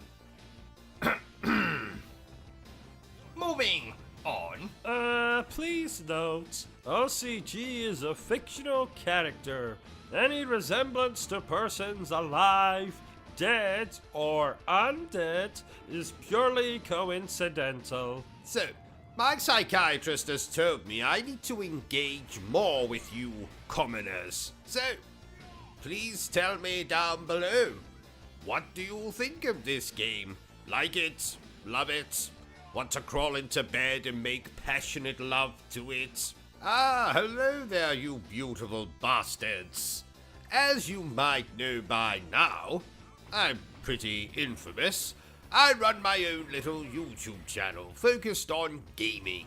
So there's reviews, commentary, all manner of degradation, delivered in my rich British accent, and it's bloody hilarious. I'd like to ask you to go through my channel with a fine mustache comb. And if you like what you see and hear, then please consider subscribing. I deserve it, and my ego will thank you. No, seriously, dear viewers, my views and subscription rate is pathetic. The homeless chap down the street from here is doing better than I am, and he eats insects. Did you really need to put this in the middle of a live stream? Yes, I did, Bertram. Now, if you'll excuse me, Bertram, I'm going to put something inside myself whilst we continue to play this game. Okay, Bertram. Number 4 on the list of all things that Japanese video games must contain. Number 4 is female characters with heaving bosoms. And you might be asking yourself, but why? Why must a Japanese video game feature such characters? And it's quite simple. For longevity of the game. You see, the average game may only take you a couple of hours to finish. But if you throw a couple of female characters into your game, particularly the ones with heaving bosoms, then lonely gamers, such as myself, whenever these characters appear on the screen, will pause the video game to indulge in a little self-love, if you catch my meaning. And that's a good thing for the longevity of the... Oh, shit. Are you playing this game online, OCG? I have absolutely no desire to play online, Bertram. Frankly, I'd rather put my penis in a very sharp cheese grater. Why, OCG? Only homicidal maniacs, or children, or homicidal maniac children play games online, Bertram. Oh, what a dangerous world we live in. Quite. Just the other day, a child called me a "see you next Tuesday." Oh, what an odd insult. Was he on drugs? Probably, but you don't understand.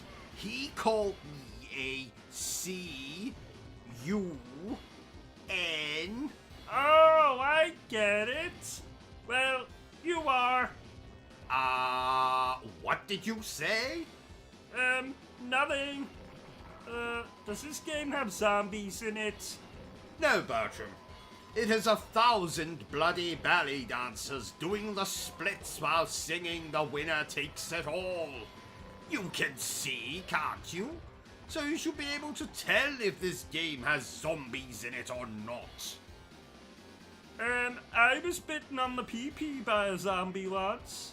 I know I'm going to regret asking this question, but, how did a zombie bite you on the pee-pee, Bertram? I think it was a zombie prostitute. Well, that makes perfect sense. We've all been there.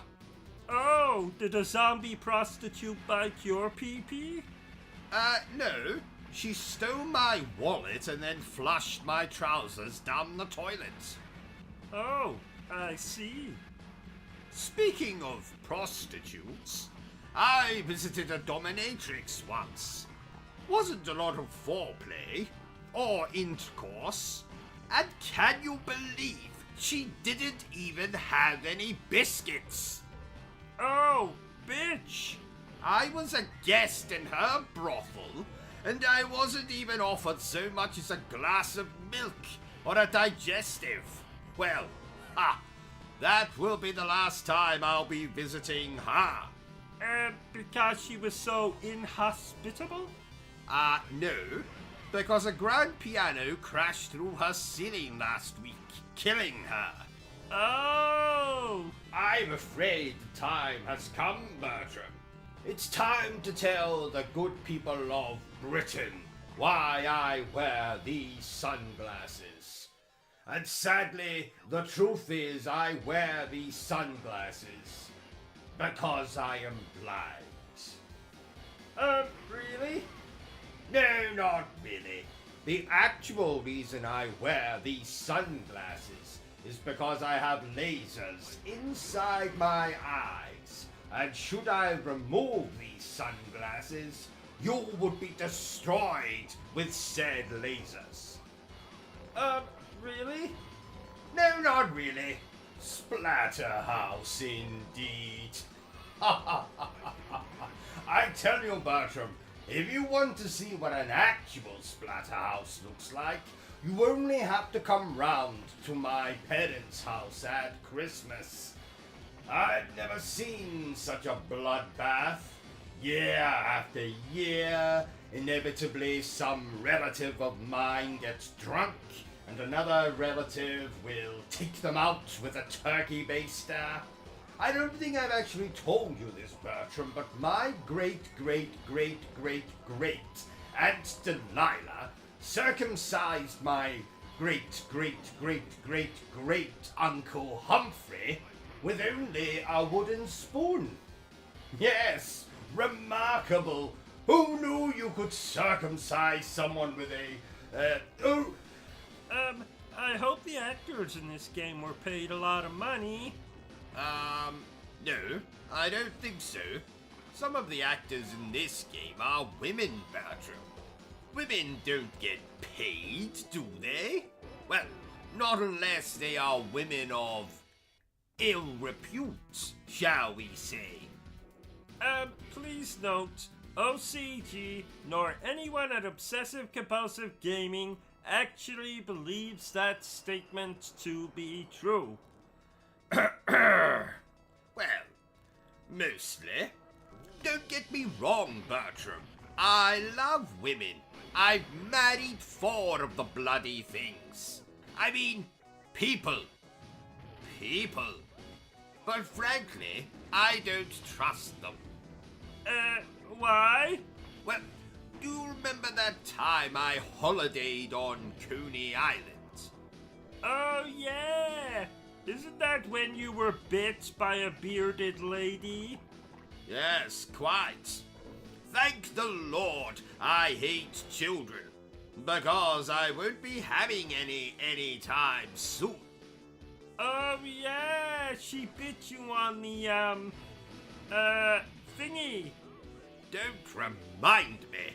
Every time I urinate, the toilet looks like that bloody elevator from The Shining.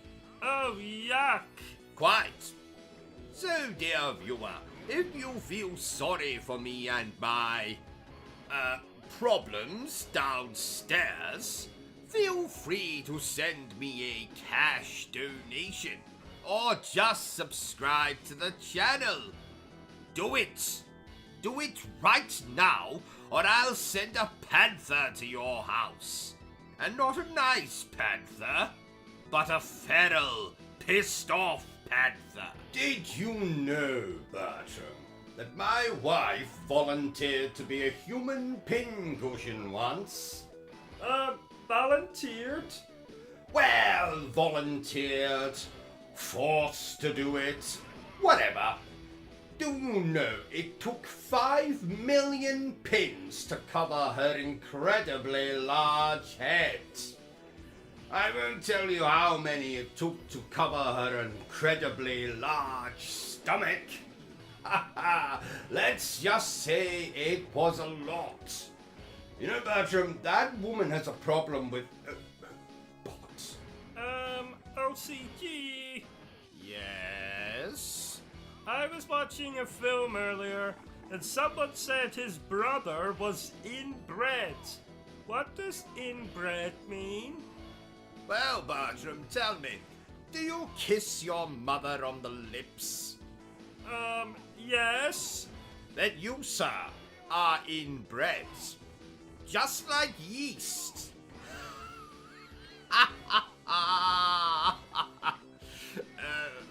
Sorry. That was a baking joke. I don't get it. Well, because bread contains yeast, therefore yeast is in bread. You know, in bread. Never mind. You know, this is just what I need on a day like today. Gaming never fails to make me smile. Would you like to tell me about it? Yes, Bertram. When I play video games, my mouth moves in this very uncomfortable shape. No, I meant, would you like to tell me about your day? Ah, I see. I knew that. Well, firstly, my doctor cancelled my annual colon examination. You know how much I look forward to that. Indeed.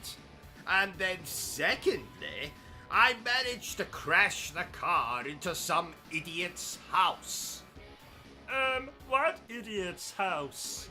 Ours. Oh. In my defense, I forgot to put on my glasses. Oh, that's the second time you've crashed in a month. Well, that last crash doesn't count. You were driving the wrong way on a one-way street. Well, I saw no sign. Yes, because you forgot to put your glasses on that day as well. Oh, details, details. You're going to kill someone one day. You're going to kill someone else one day. Well, let's just continue with the gaming before I suffer an aneurysm. Oh, wouldn't that be a shame? What was that? Nothing. By Jove! By Jove? I just found a Bakewell tart in my underpants. Oh, can I have some? No. Oh, OCG, did you know that I went to a water park once? I say water park, but what I really mean is, I took a bath once. Oh. Fascinating. Are you being sarcastic? Good Lord, no! You are being sarcastic. No, I'm not. Now you're being argumentative. No, I'm not. Yes, you are. No, I'm not. Yes, you are. No, I'm not. Yes, you are. Let's just move on before people start throwing fruit at us and booing. I got smacked in the face with a banana once. Oh God, I hope that's not a euphemism. What's a euphemism?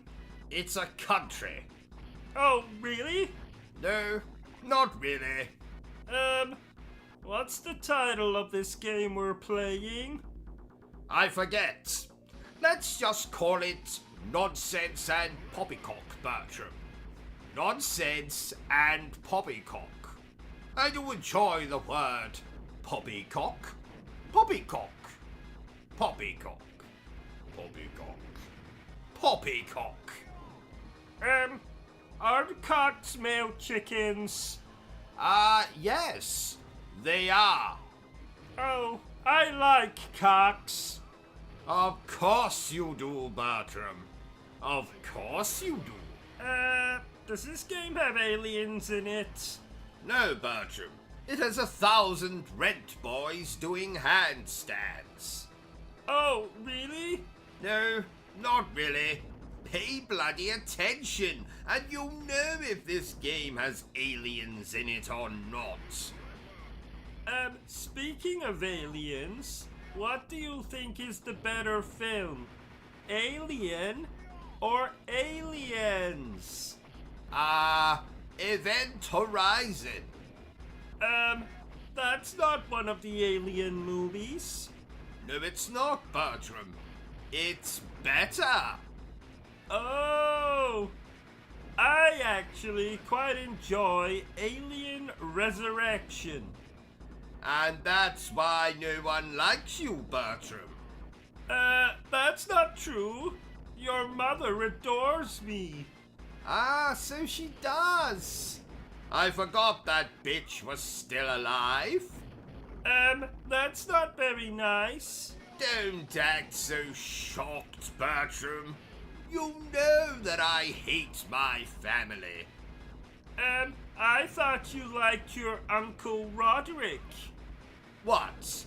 The man who ate his own children and set fire to 6 churches in England? He's okay, I suppose. Did I ever tell you that he has an insect fetish? Fetish? Is that the name for people who like killing insects? No. It's the name for people who like having sex with insects. Is that a thing? Oh yes, it's very common. When I was 14, I walked in on my father having sex with a grasshopper. I've not been the same since. Oh my! Remind me when we finish this, Bertram, to berate my wife about the quality of her pancakes. What's wrong with her pancakes? The question is, what's right about her pancakes? Like her breasts, they are much too flat for my liking. I saw a frog once with massive breasts. No, you didn't. Yes, I did. No, you didn't. Yes, I did. No, you didn't. No, I didn't. I thought so. Though I have had a toad in the hole once. Bertram, I've told you before, I have no desire to hear about what you do and do not put up your backside. But... No, Bertram, I will hear no more about it. But... I like inserting foreign objects into my backside as much as the next chap, but you don't see me running around telling everyone about it, do you? But... No, Bertram, we're moving on. Oh, that reminds me. We need to play Battletoads again. Maybe we'll stream the whole bloody thing. Did you know, Bertram, that the original Battletoads is the reason I don't have grandparents anymore? Oh? Were they so addicted to the game that they ignored you, and thus you decided to never speak to them again? No. The original game frustrated me so much that I decided to murder the first two people I saw after smashing my controller against the wall. Now, sadly, my grandparents were babysitting me that day. Oh my! So you murdered them? Well, I wouldn't put it so graphically, Bertram. Let's just say I tore off their heads with my bare hands and then proceeded to shove said heads up their own backsides. Oh my! Yes, quite. Isn't there a remake of Battletoads on the Xbox?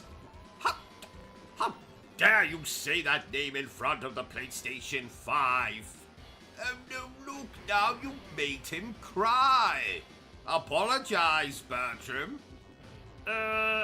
Sorry? Good man. Don't you worry, PlayStation 5. Daddy will play with your slot when this playthrough is done. You're a very strange man. Oh, I know. Oh, by the way, did you record last night's EastEnders for me, Bertram? Affirmative. I also recorded that naughty movie. What was it called again? I have absolutely no idea what you're talking about.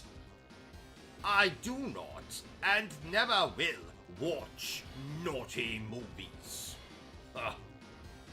But I do believe it was called Horny Horatio, the Well-Hung Highwayman. Moving on. Did I ever tell you, Bertram, that my father was a serial killer?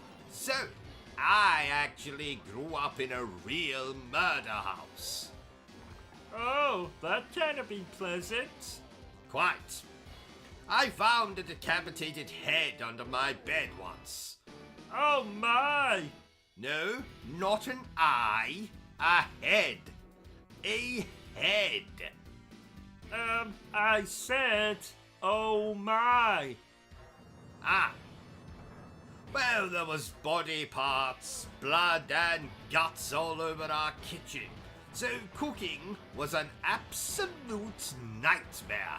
Gave a whole new meaning to the term finger food. Bertram, I have just noticed this, but, why are you not wearing any trousers? Or underpants, for that matter? Well, my pee-pee was warm. Did you stand a little too close to the oven again? Yes. I see. I meant to ask you, OCG, but I was walking past the bathroom this morning, and I thought I could see you taking a selfie on the toilet. Well spotted, Bertram. I was indeed taking a picture of myself on the toilet. That's weird. Not at all, Bertram. I document all of my trips to the toilets. That's very weird.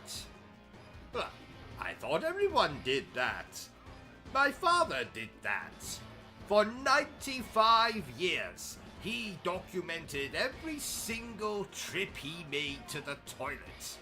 I have a whole shelf of photo albums containing nothing but pictures of Father's excursions to the bathroom. They are fascinating. I think we need to get you to a psychiatrist as soon as possible. There's nothing wrong with me, Bertram.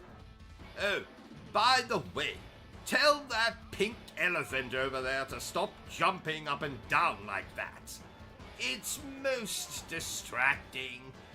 Oh no, he's lost it. Quite. Moving on, do you know, Bertram, that I consider myself to be something of a medium? What is a medium? Well, it means that you can speak to the dead. So, for example, your mother has just at this very moment told me to tell you that you smell of dick cheese. But my mother isn't dead. Oh, damn it. Did I forget to tell you about that? Silly me. Ha ha ha. How did she die? Well, I forget the details. Something about a bear in heat, sexual assault, and your mother being found in 1,112 pieces. Oh no, Mommy! You can mourn later, Bertram. We have a game to finish playing. Oh, I don't think I can.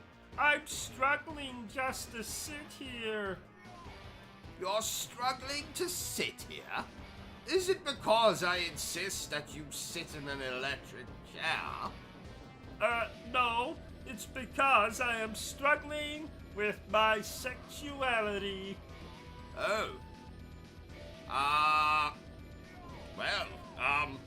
I don't really know what to say to that, Bertram. Ha ha! April Fools! What? April Fools? It's not April, you imbecile! Oh yeah! So, what is this game about?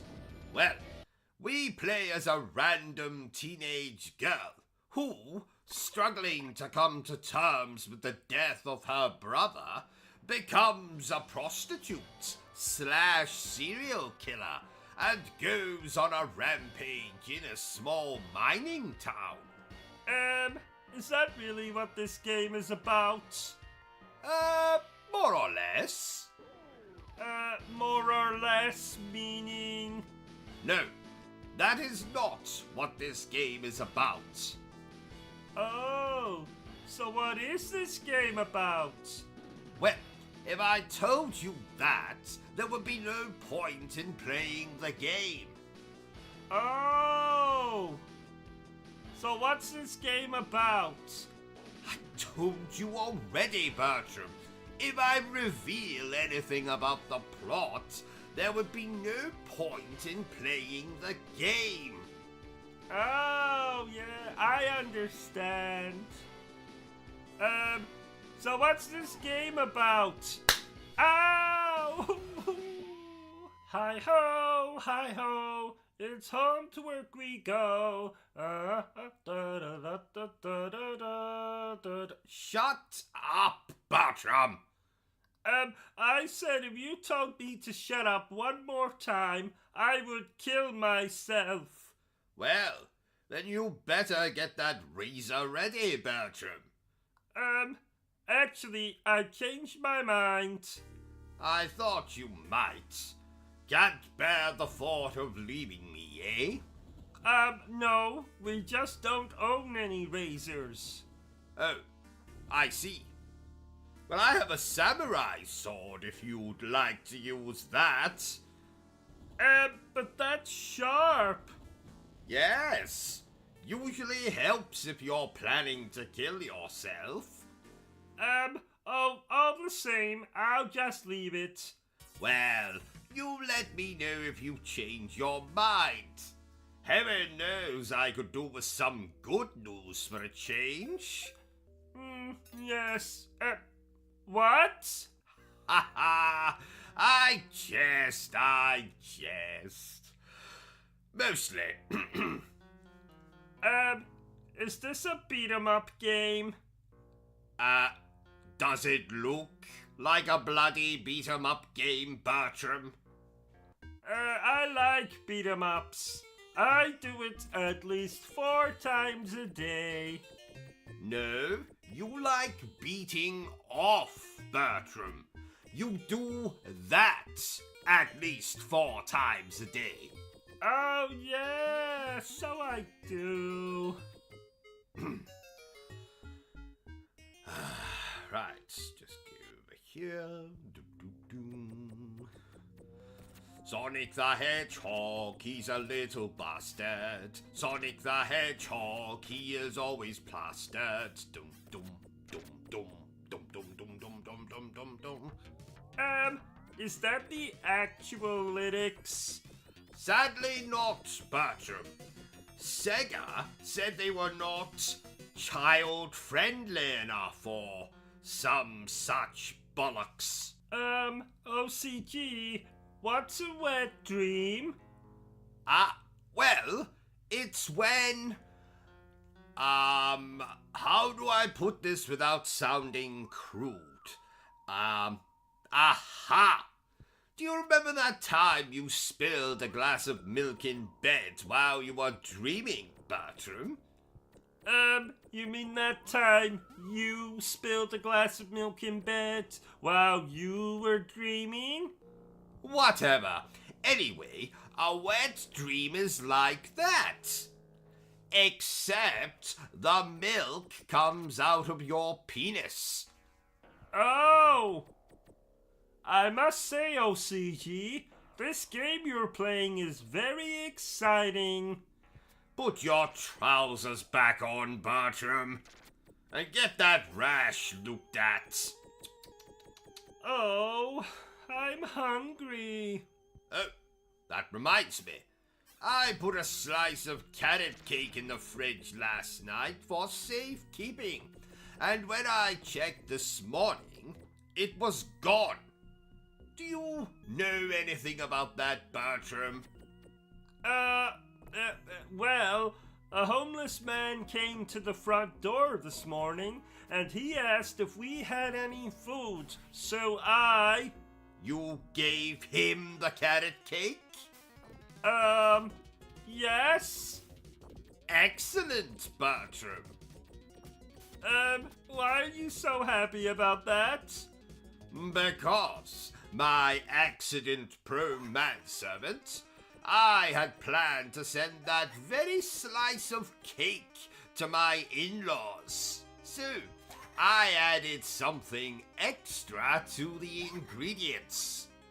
And what was that? Poison. But killing a homeless man is just as satisfying. Homeless people are damned annoying. They stink too. Oh no! You did a good thing today, Bertram. As a reward, I will wash my own backside from now on. Oh, yay! Did I tell you, OCG, that the hunchback who lives down the street got a pet rabbit for Christmas? What?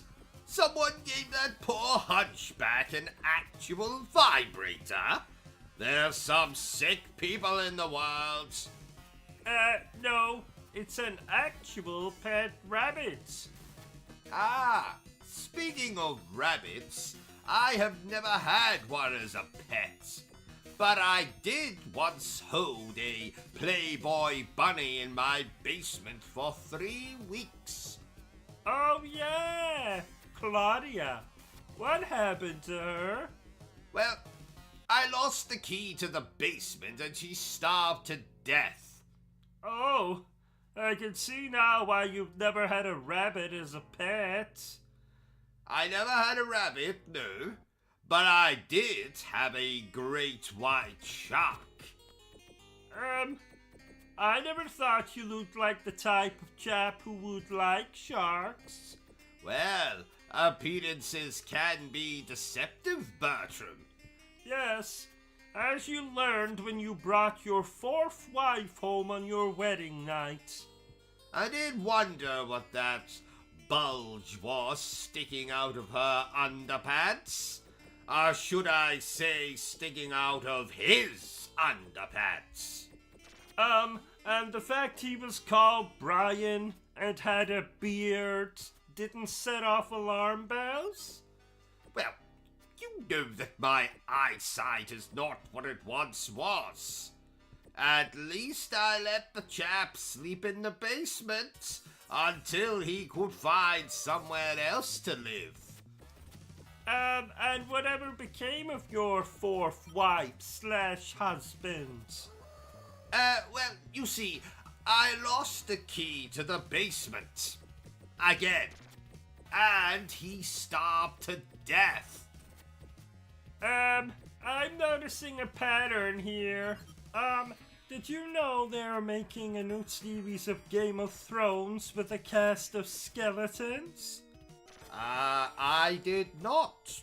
What's it going to be called? Game of Bones. Oh, I thought that was the name of the pornographic version of Game of Thrones. No, I believe that's called Game of Boning. Ah, I see. I think Game of Thrones would make an excellent RPG game. What does RPG mean again? Role-playing game. Oh, like when you make me dress up like a secretary and you dress up like a stern business owner. Who? Yes, just like that. Remind me to tell you the meaning of the word secret when we're done with this walkthrough. Moving on. And oh, while I remember, dear viewers, if you want to see more walkthroughs, reviews, and gaming news presented in 43 FPS, then remember to subscribe to the channel. What does FPS mean again? Frames per second. So, for example, films are usually presented in 24 FPS. Films. Like when you make me take off all of my clothes and cover myself with peanut butter while you film and... Yes, just like that. Does the phrase, "this'll be our little secret," mean nothing to you, Bertram? What does secret mean again? Oh, never mind. Oh, I wish stuff like this game happened in real life. Real life? What are you talking about, Bertram? Video games are real life. Oh, did you forget to take your medication again? Absolutely not. Now shut up so I can hear what this pink elephant in the corner is saying to me. Go on. Oh, I see. Is that so? Then what did he say? Oh, most amusing. Oh dear. The pink elephant was just telling me about his school. Oh, what was your school like? It had more mutants than Xavier's School for the Gifted. There was a lot of inbreeding in my town. Oh, I see. I personally could imagine you being the school bully. I am not a bully, Bertram. Now go and get me a coffee, you fetus-shaped abomination. Why are we playing this game, OCG? You said we could play the Bratz video game today. I said no such thing. You said the Bratz video game was your favorite video game. I said no such thing. We'll play Bratz later. I promise. It's the viewers' fault, Bertram. They wouldn't understand my love for the Bratz and their passion for fashion. Oh, I see. Why are we whispering? The viewers can still hear us. Fuck. Can I go to the toilet? Certainly. Don't use my Marvel toilet paper, though. There's some sandpaper in the cabinet. What's the difference between a remaster and a remake? What do you think I am, Bertram? Some kind of expert? Yes? Oh. Well, quite right. Well, the difference between a remaster and a remake is... I say, is that Inigo Montoya I see in our garden? Stop trying to change the subject. It's okay to admit you don't know. Me? Don't know? Ha! I've forgotten more than you will ever know, my dim-witted manservant. Okay, so what's the difference between a remaster and a remake? Well, that's quite simple. It's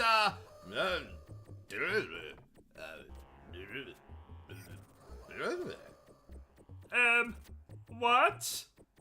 Didn't you hear me? Oh dear. Well, I guess you'll never know then. We have to move on. Yes. Did you know, Bertram, that I am 1/16th psychic? No, Bertram. It's not time for dinner. Oh, how did you know I was thinking that? You see? Psychic. Oh, that's amazing. What else can you do? Well, I can tuck my Colonel Mustard between my legs, so I look like I have a lady garden. Would you like to see? No thank you, Buffalo Bill. OCG, I found this adorable frog in the garden. You should kiss him and see if he turns into a prince. Oh no, I'm not falling for that. Again. I was hospitalized for 6 days the last time. The bloody nurses had the nerve to laugh at me. Because they couldn't believe you would be so stupid as to kiss a frog? No, because I slipped on a bushel of grapes in the ward. Oh! And I actually had the audacity to sue the hospital. Well, that doesn't surprise me. You're a chap some would describe as disingenuous. Didn't you ask a prostitute for a refund once? Oh, yes. Why? Well, the product was defective. And by defective you mean? Dead. I see.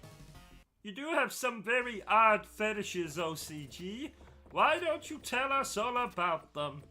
Well, naturally, I would love to explain them to you, but sadly, I don't have the time, as I have an appointment with my gynecologist in 10 minutes, because my vagina has been giving me jip. Okay. Oh, I meant to tell you, Bertram. I saw your friend Simon the Simpleton this morning. He looked like utter ass. Oh, I'm not surprised. Simon hasn't been well recently. Oh dear. What happened? Well, he stuck his fingers in a wall socket and electrocuted himself. Well, that doesn't surprise me. He is a simpleton after all. I must say, OCG, the graphics in this game thing are really very good. Well, that's because they're not graphics, Bertram. Those are real people. Oh, quick, OCG, call the police. There are strangers in the television again. Calm down, Bertram. They can't hurt you. That's what you said when that bitch in the nightdress and long black hair started crawling out of the television. Yes, I did, but remember, you killed that girl, Bertram. And I had to get rid of the body for you, so you wouldn't go to prison and get used as a sex toy by the prisoners. Oh, yeah. But wasn't it you who killed her? And then I got rid of the body so you wouldn't go to prison and get used as a sex toy? Oh, whatever. Oh, I forgot to ask. How was the colon checkup this morning? Oh, well, I'll let you know when the chaps finish checking it, Bertram. Oh, I, didn't see you down there. Hello? Hello? Don't talk to that man when he's working, Bertram. Okay. What was the name of that anime show you were watching this morning, OCG? Ah, 'twas Demon Slayer, Kimetsu no Yaiba, the Hinokami Chronicles.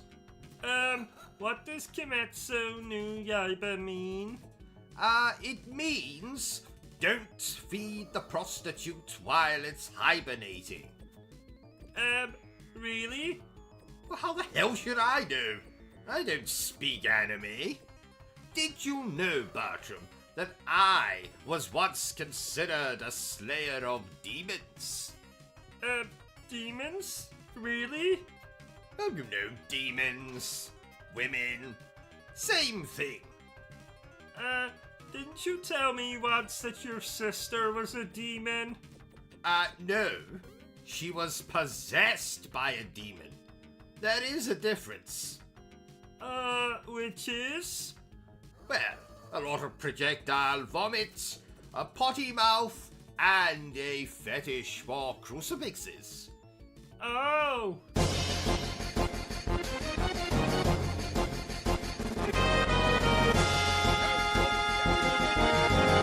Hello? Who is this? Oh. How'd you get this number? What am I wearing?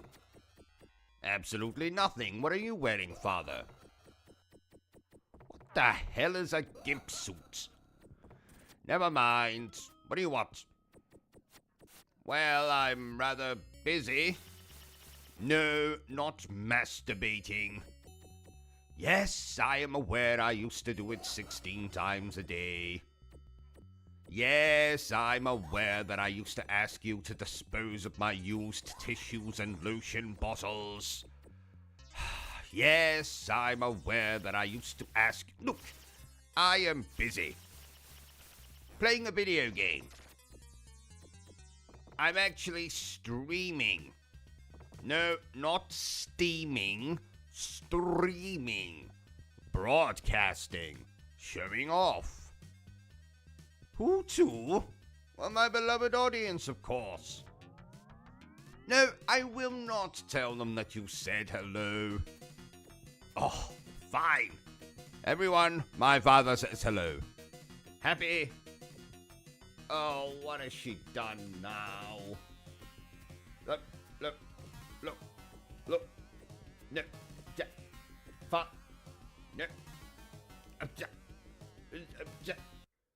No, I can't. No. Will you let me talk? Will you let me speak? Look, must go. Because I'm streaming, you idiot. Some people Honestly, Bertram. Bertram, what are you doing with your bony fingers on the controller? Take them away this instant before I, do something that you won't like with your bony fingers. Why did that sound so dirty? Never mind.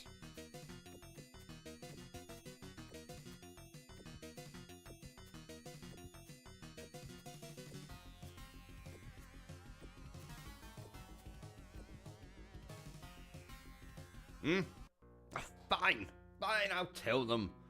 Bertram is poking me in the arse, which I have already told him is inappropriate to do while I am streaming, in case I become too excited and, wet myself.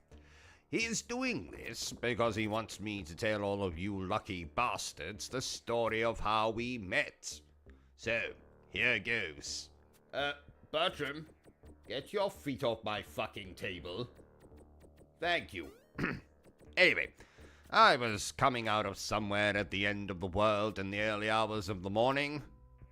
No, it wasn't a brothel, Bertram. If it was, I would have expected to see your mother there, and I didn't, so... Anyway, it doesn't matter what it was. So, it was the middle of the night. I was pretty tipsy, and like a lot of foolish tipsy chaps in the middle of the night, I decided to drive home. Long story short, I hit this idiot with my car. Thought I had murdered him, threw him in the boot and took him home to cut up his body so I could easily dispose of him. Though found out that the bastard was still alive. Forced him to work for me as my manservant, and there you have it. That's how me and Bertram first met. What? Speak up. I did not leave out parts. No one wants to hear about you falling down the stairs and having to be resurrected by a witch doctor, and that's why you look like a skeleton. Yes, I know I just told them, but that was because you were... Oh, never mind. There. That's the full, unedited story. No, I will not tell them about the first time we had sex. God damn it, Bertram, what have I told you about poking me in the arse?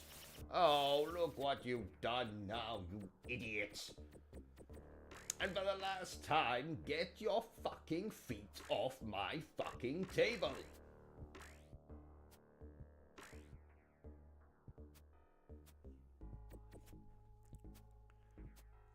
So, you lucky bastards, we're gonna do something a little bit different now.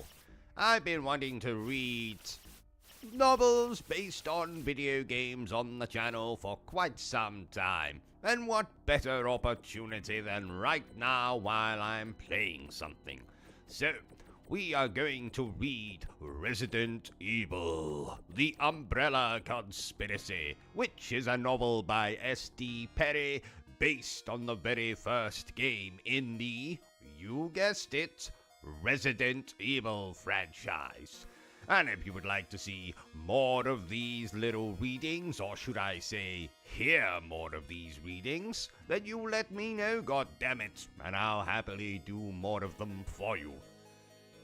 With a financial incentive, perhaps, or something else. Maybe send me a gift, or a pair of underpants, or something. Anyway, let's get on with the reading.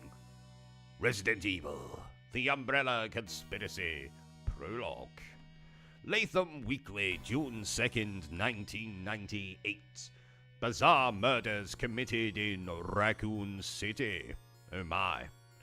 The mutilated body of 42-year-old Anna Mitaki was discovered late yesterday in an abandoned lot not far from her home in northwest Raccoon City, making her the fourth victim of the supposed cannibal killers to be found in or near the Victory Lake district in the last month. Consistent with the coroner reports of the other recent victims, Mitaki's corpse showed evidence of having been partially eaten. The bite patterns apparently formed by human jaws. Shortly after the discovery of Miss Mitaki by two joggers at approximately 9 o'clock last night. Who the hell goes jogging at 9 o'clock? Anyway, Chief Irons made a brief statement insisting that the RPD is working diligently to apprehend the perpetrators of such heinous crimes, and that he is currently consulting with city officials about more drastic protection measures for Raccoon citizens.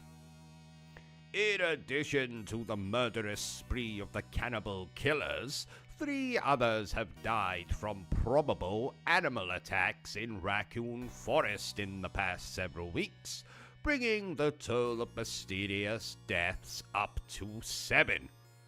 7? That's not very high. I've murdered 7 people accidentally in the 10 minutes I've been reading this. Anyway, Raccoon Times, June 22nd, 1998. Horror in Raccoon City. More victims dead. The bodies of a young couple were found early Sunday morning in Victory Park, making Dean Rush and Christopher Smith the 8th and 9th victims in the reign of violence that has terrorized the city since mid-May of this year. Both victims, aged 19, were reported as missing by concerned parents late Saturday night and were discovered by police officers on the west bank of Victory Lake at approximately 2 a.m.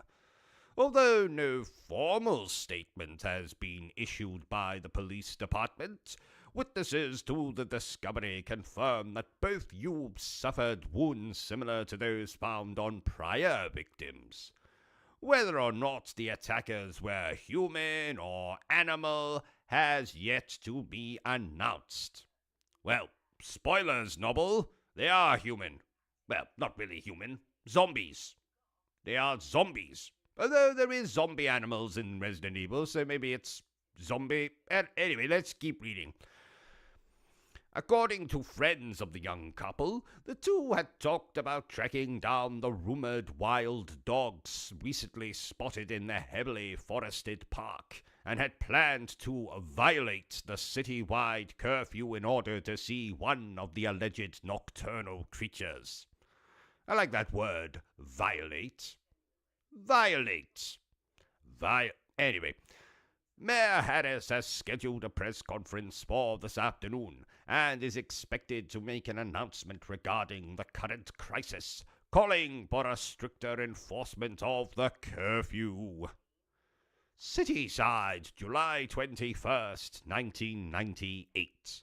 STARS Special Tactics and Rescue Squad sent to save Raccoon City. With the reported disappearance of 3 hikers in Raccoon Forest earlier this week, city officials have finally called for a roadblock on rural Route 6 at the foothills of the Arklay Mountains. Police Chief Brian Irons announced yesterday that the STARS will participate full-time in the search for the hikers and will also be working closely with the RPD units until there is an end to the rash of murders and disappearances that are destroying our community.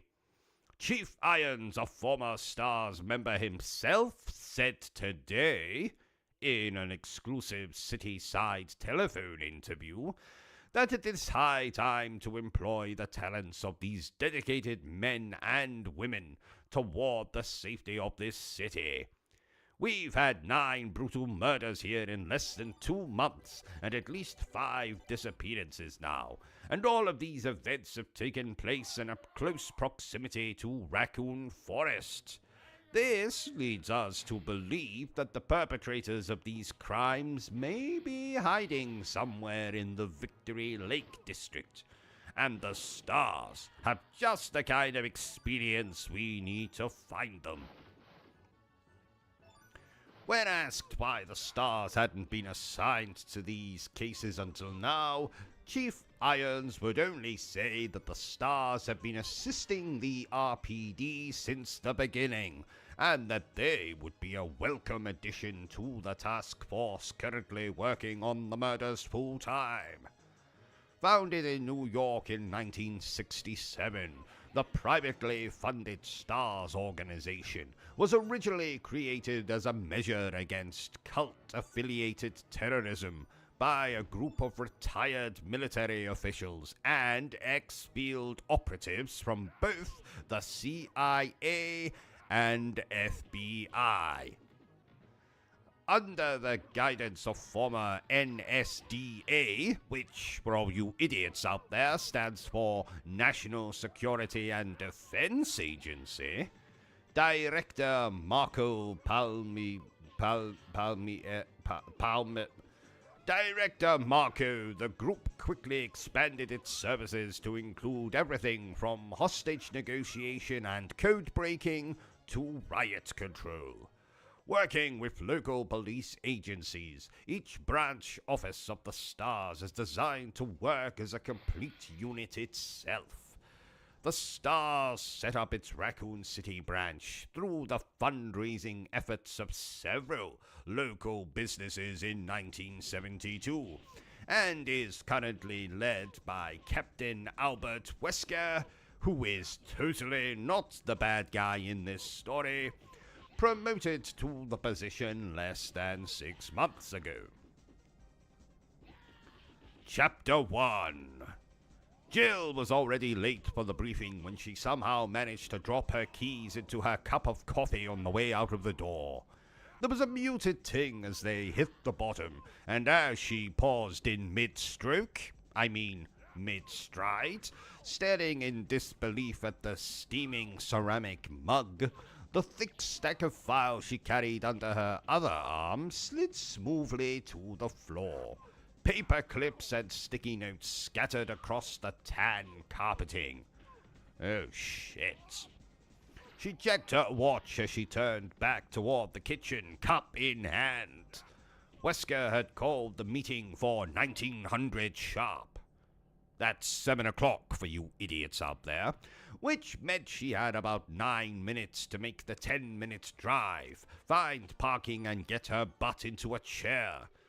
The first full disclosure meeting since the STARS had gotten the case. Hell, the first real meeting since she'd made the Raccoon transfer, and she was going to be late. Figures.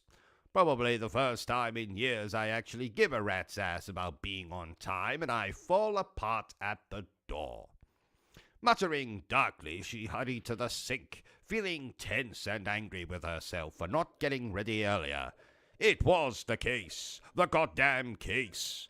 She'd picked up her copies of the ME files right after breakfast and spent all day digging through the reports, searching for something that the cops had somehow missed, and feeling more and more frustrated as the day slipped past and she'd failed to come up with anything new.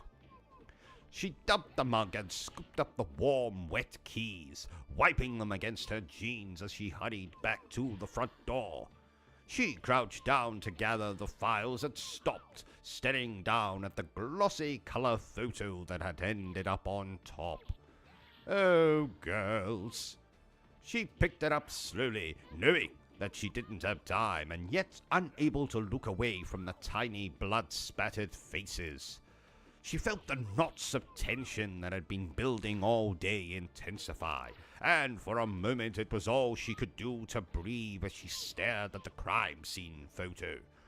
Becky and Priscilla McGee, ages 9 and 7. She'd flipped past it earlier, telling herself that there was nothing there she needed to see. But it isn't true, is it? You can keep pretending, or you can admit it.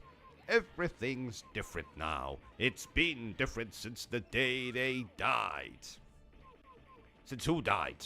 I'm not following this. What's she talking about? Who's dead? Are people dead? I didn't realize. Oh, she's talking about the little girls in the photo and... Yep. When she'd first moved to Raccoon, she'd been under a lot of stress, feeling uncertain about the transfer, not even sure if she wanted to stay with the Stars. She was good at the job, but had only taken it because of Dick. Well, that's a pretty bad reason for taking a job. Let's see how the novel expands on that point. After the indictment, he'd started to pressure her to get into another line of work. Oh, she's talking about a person, not a literal Dick. It had taken a while, but her father was persistent, telling her again and again that one Valentine in jail was one too many, even admitting that he was wrong to raise her the way he had. With her training and background, there weren't a whole lot of options, but the Stars at least appreciated her skills and didn't care how she came by them. The pay was decent. There was the element of risk she'd grown to enjoy. In retrospect, the career change had been surprisingly easy. It made Dick happy. And we're talking about a person. She made a person called Dick happy, not a literal Dick. There's no Dick that's happy. At least not yet. And gave her the opportunity to see how the other half lived. Still, the move had been harder on her than she'd realized. For the first time since Dick had gone inside, poor choice of words, she'd felt truly alone, and working for the law had started to seem like a joke. The daughter of Dick Valentine working for truth, justice, and the American way. Wait a minute, isn't the lead singer of Electric Six called Dick Valentine? Does that mean that he's the father of Jill Valentine? I shall have to look that up. Anyway, who remembers Electric Six? I sure as shit do. Gabe. Anyway, her promotion to the Alphas, a nice little house in the suburbs. It was crazy, and she'd been giving serious thought to just blowing out of town, giving the whole thing up, and going back to what she'd been before. Until the two little girls who lived across the street had shown up on her doorstep and asked her with wide, tear-stained eyes if she was really a policeman. Their parents were at work and they couldn't find their dog. Becky in her green school dress, little Pris in her overalls, both of them sniffling and shy. The pup had been wandering through a garden only a few blocks away. No sweat, and she'd made 2 new friends. As easy as that. The sisters had promptly adopted Jill. I assume not literally adopted Jill, because Jill's a fully grown woman, and these are children. Children cannot adopt fully grown women. Or can they? I'm not sure. Anyway. Sisters promptly adopted Jill, showing up after school to bring her scraggly bunches of flowers, playing in her yard on weekends, singing her endless songs they'd learned from movies and cartoons. It wasn't like the girls had miraculously changed her outlook or taken away her loneliness, but somehow her thoughts of leaving had been put on a back burner, left alone for a while. For the first time in her 23 years, she'd started to feel like a part of the community she lived and worked in. The change so subtle and gradual that she hardly noticed. 6 weeks ago, Becky and Pris had wandered away from a family picnic in Victory Park and become the first 2 victims of the psychopaths that had since terrorized the isolated city. The photo trembled slightly in her hand, sparing her nothing. Becky, lying on her back, staring blindly at the sky, a gaping, ragged hole in her belly. Pris was sprawled next to her, arms outstretched, chunks of flesh ripped savagely from the slender limbs. Both children had been eviscerated, dying of massive trauma before they bled out. If they'd screamed, no one had heard. Just like in space. No one can hear you scream when you're in space, you know? Enough! They're gone, but you can finally do something about it. Jill fumbled the papers back into their folder, then stepped outside into the early evening, breathing deeply. The scent of freshly cut grass was heavy in the sun-warmed air. Somewhere down the street a dog barked happily amidst the shouts of children.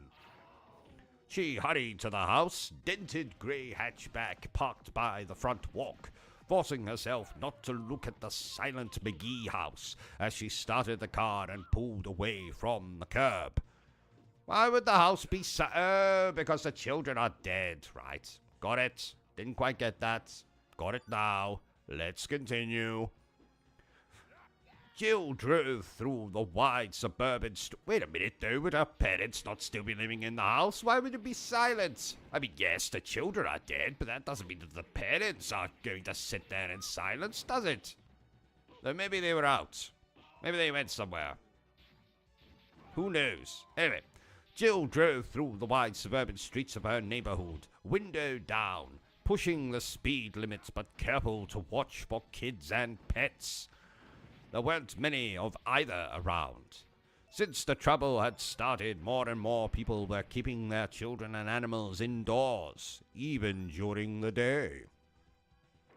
The little hatchback shuddered as she accelerated up the ramp to Highway 202, the warm, dry air whipping her long black hair from her face. It felt good, like waking up from a bad dream. She sped through the sun-dappled evening, the shadows of trees growing long across the road. Whether it was fate or just the luck of the draw, her life had been touched by what was happening in Raccoon City. She couldn't keep pretending that she was just some jaded ex-thief trying to stay out of ex-thief? Oh, Master of Unlock. Oh, some backstory. Trying to toe the line to make her father happy, or that what the stars were about to do was just another job. It mattered. It mattered to her that those children were dead, and that the killers were still free to kill again. The victim files next to her fluttered slightly, the top of the folder caught by the wind. 9 restless spirits, perhaps. Becky and Priscilla McGee's among them. She rested her right hand on the ruffled sheath, stilling the gentle movement, and swore to herself that no matter what it took, she was going to find out who was responsible. Wherever she'd been before, wherever she would be in the future, she had changed. And wouldn't be able to rest until these murderers of the innocent had been held accountable for their actions. Yo, Chris. Chris turned away from the soda machine and saw Forrest Spire striding down the empty hall toward him, a wide grin on his tanned, boyish face. Forrest was actually a few older than Chris, but it looked like a rebellious teenager. Long hair, studded jean jacket, a tattoo of a skull, smoking a cigarette on his left shoulder. He was also an excellent mechanic, and one of the best shots Chris had ever seen in action. Hey, Forrest, what's up? Chris scooped up a can of club soda from the machine's dispenser and glanced at his watch. He still had a couple of minutes before the meeting.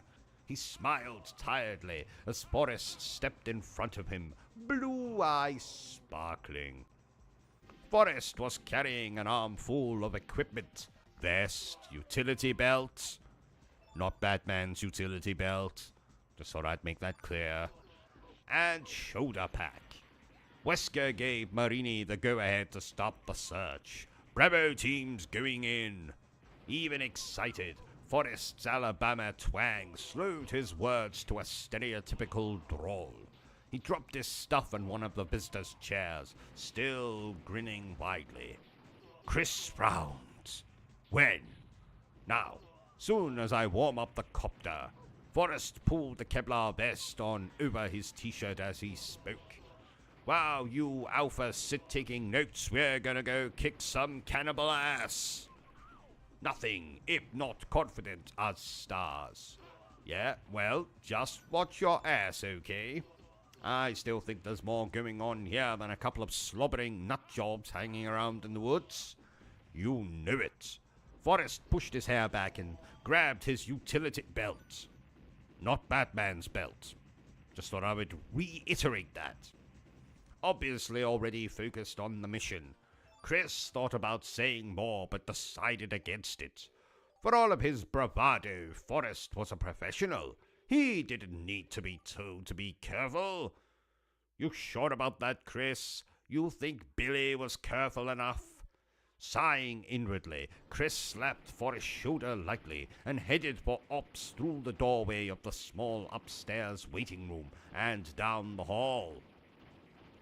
He was surprised that Wesker was sending the teams in separately, although it was standard for the less experienced stars to do the initial recon. This wasn't exactly a standard operation. The number of deaths they were dealing with alone was enough to call for a more aggressive offense. The fact that there were signs of organization to the murders should have brought it to A1 status, and Wesker was still treating it like some kind of a training run. God damn that Wesker. No, that's not in the story. I added that. The God damn that Wesker. That was me. That wasn't S.D. Perry who wrote this. That was me. I added that. Nobody sees it. They didn't know Billy. Chris thought again about the late night call he'd gotten last week from his childhood friend. He hadn't heard from Billy in a while, but knew that he'd taken a research position with Umbrella, the pharmaceutical company that was the single biggest contributor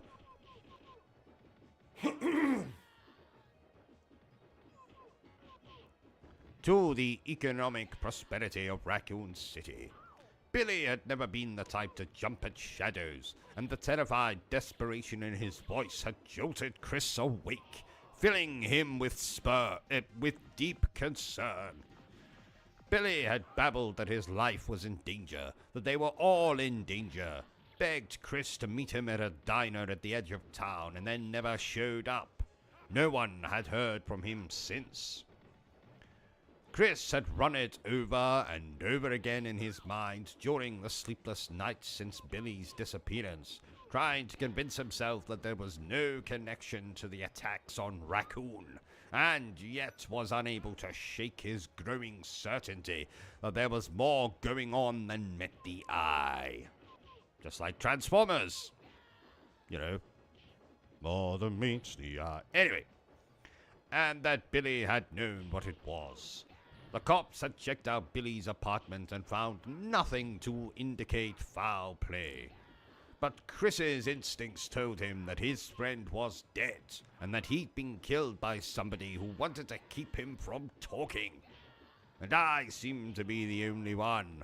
Irons doesn't give a shit, and the team thinks I'm just torn up over the loss of an old friend. Where the hell was I? Seem to have lost track of where I was.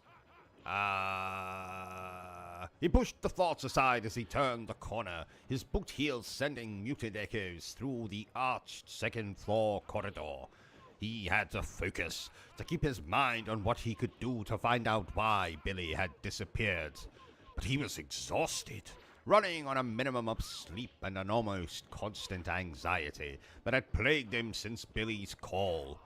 Maybe he was losing his perspective, his objectivity dulled by recent events.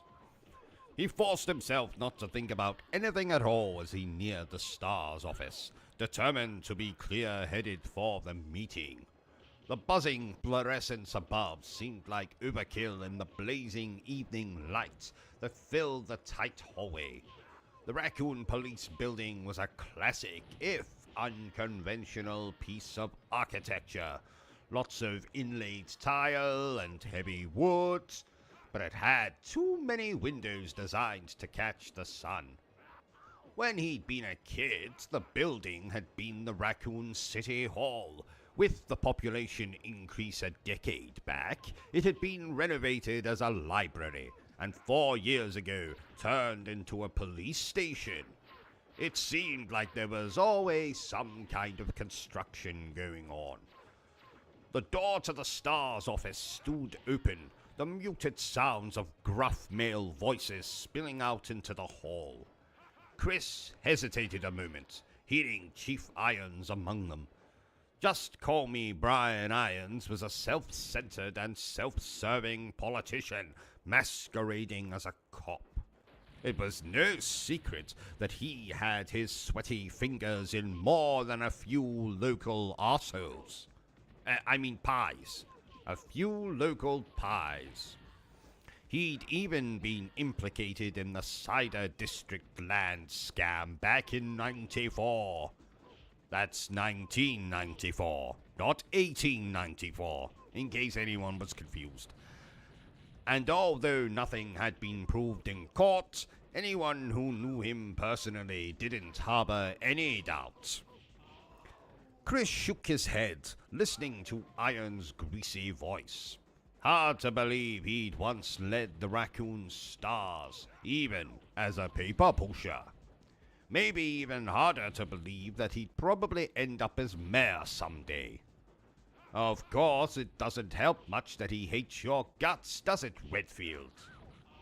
Yeah, well, Chris didn't like to kiss ass, and Irons didn't know how to have any other kind of relationship. At least Irons wasn't a total incompetent. He'd had some military training. Chris pasted on a straight face and stepped into the small, cluttered office that served as the Star's filing cabinet and base of operations. Wait a minute, you have a base of operations inside a filing cabinet? How the hell do you all fit in there? Chris, Barry, Jill, Forrest. Oh, never mind. Barry and Joseph were over by the rookie desk, going through a box of papers and talking quietly. Brad Vickers, the Alpha pilot, was drinking coffee and staring at the main computer screen a few feet away, a sour expression on his mild features. Across the room, Captain Wesker, who was totally not the bad guy, was leaning back in his chair, hands behind his head, smiling blankly at something Chief Irons was telling him.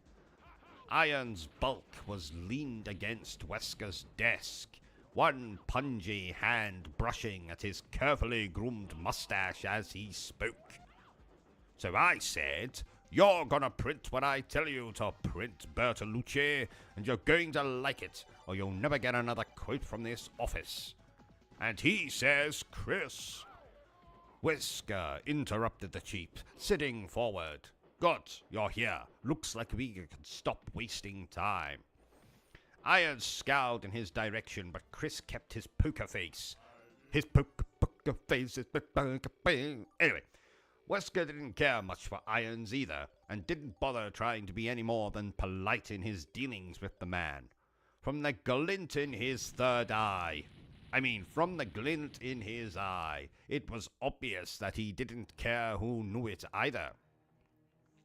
Chris walked into the office and stood by the desk he shared with Ken Sullivan, one of the Bravo team. Since the teams usually worked different shifts, they didn't need much room. He set the unopened can of soda on the battered desktop and looked at Wesker. "You're sending Bravo in?" The captain gazed back at him impassively, arms folded across his chest. "Standard procedure, Chris." Chris sat down, frowning, wishing to punch the ever-living shit out of a boulder. No, sorry, that's not in there. I added that. "Yeah, but with what we talked about last week," I thought Irons interrupted. "I gave the order, Redfield. I know you think that there's some kind of cloak and dagger going on here, but Seven don't see any reason to deviate from policy. Sanctimonious prick." Chris followed a smile, knowing it would irritate Irons. "Of course, sir. No need to explain yourself on my behalf." Irons glared at him for a moment, his piggy little eyes snapping, then apparently decided to let it drop. He turned back to Wesker. I'll expect a report when Bravo returns. Now, if you'll excuse me, Captain, I'm off to Wesker nodded. Chief? Iron stalked past Chris and out of the room. He'd been gone less than a minute before Barry started in. Think the chief took a shit today? Maybe we all ought to chip in for Christmas. Get him some laxatives. Joseph and Brad laughed, but Chris couldn't bring himself to join in. Irons was a joke, but his mishandling of this investigation wasn't all that funny. The Star should have been called in the beginning, instead of acting as RPD backup. He looked back at Wesker, the man's perpetually composed expression hard to read. Wesker had taken over the Raccoon Stars only a few months ago, transferred by the Home Office in New York, and Chris still didn't have any real insight into his character. Well, wake-up call, Chris. This chap is the bad guy. You don't know that yet, but still. The new captain seemed to be everything he was reputed to be. Smooth, professional, cool, but there was a kind of distance to him, a sense that he was often far removed from what was going on. I wonder why. Wesker sighed and stood up. Sorry, Chris, I know you wanted things to go different, but Irons didn't put a whole lot of stock into your misgivings. Chris nodded. Wesker could make recommendations, but Irons was the only one who could upgrade a mission status. Not your fault. Barry walked toward them, scruffling at his short, reddish beard with one giant fist. The fist of destiny. No, it doesn't say that. Barry Burton was only 6 feet tall, but built like a truck. His only passion outside of his family and his weapons collection was weightlifting, and it showed. Don't sweat it, Chris. Marini will call us in the second he smells trouble. Irons is just pulling your chain. Irons is just pulling your chain. Chris nodded again, but he didn't like it. Hell, Enrico Marini and Forrest Spire were the only experienced soldiers in Bravo. Ken Sullivan was a good scout and a brilliant chemist, but in spite of his STARS training, he couldn't shoot the broadside of a barn. Richard Aiken was a top-rate communications expert, but he also lacked field experience. Rounding out Bravo team was Rebecca Chambers, who'd only been with the Stars for 3 weeks. Supposed to be some kind of medical genius. Chris had met her a couple of times and she seemed bright enough, but she was just a kid. She had a yo-yo, for God's sake. I added that. It's not enough. Even with all of us, it may not be enough.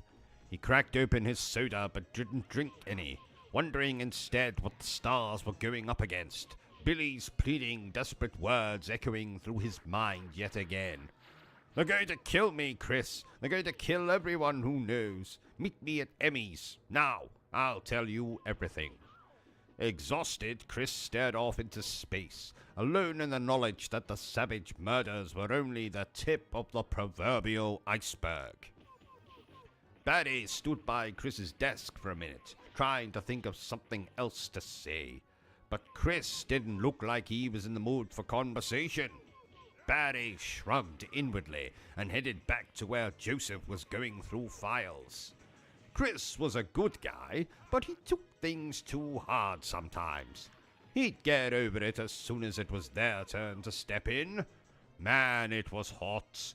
Seemingly endless trickles of sweat rolled down his spine, gluing his t-shirt to his broad back. The air conditioning was on the fritz as usual, and even with the door open, the tiny Stars office was uncomfortably warm. Any luck? Joseph looked up at him from the pile of papers, a rueful smirk on his lean face. You kidding? It's like somebody hit the damn thing on purpose. Barry sighed and scooped up a handful of files. Maybe Jill found it. She was still here when I left last night, going through the witness reports for about the 100th time. What are you two looking for anyway? Brad asked. Barry and Joseph both looked over at Brad, still sitting on the computer console, headset on. He'd been monitoring Bravo's progress throughout their flyby of the forested district, but for now he looked bored as hell. Joseph answered him. Barry claims that there are floor plans in here somewhere on the old Spencer estate, some architectural digest that came out when the house was built. He paused, then grinned at Brad. Except that I'm thinking that old Barry's gone senile on us. How dare you say that about Barry Burton, that beautiful bearded bastard? Anyway, they say memory is the first thing to go. Barry scowled good-naturedly. Oh, Barry could easily kick your ass into next week, little man. Joseph looked at him mock-seriously. Yeah, but would you remember it afterwards? That's actually pretty good, because he was saying he was senile. That's actually pretty good, Joe. Would you remember it afterwards? Anyway, Barry chuckled, shaking his head. He was only 38, but had been with the Raccoon Stars for 15 years, making him the senior member. He endured numerous old age jokes, mostly from 38 is not old. Love of God. If it is, then boy am I in trouble. Wait a minute, what was I doing? Can't remember what I was doing. Was I reading something? Oh, yes, I was reading this, that's right. Brad cocked an eyebrow. The Spencer place? Why would it be in a magazine? You kids gotta learn your history, Barry said. It was designed by the one and only George Trevor, just before he disappeared. He was that hot shit architect who did all those weird skyscrapers in D.C. In fact, Trevor's disappearance may have been the reason that Spencer shut the mansion down. Rumor has it that Trevor went crazy during the construction, and when it was finished he got lost and wandered the halls until he starved to death. Brad scoffed, but suddenly looked uneasy.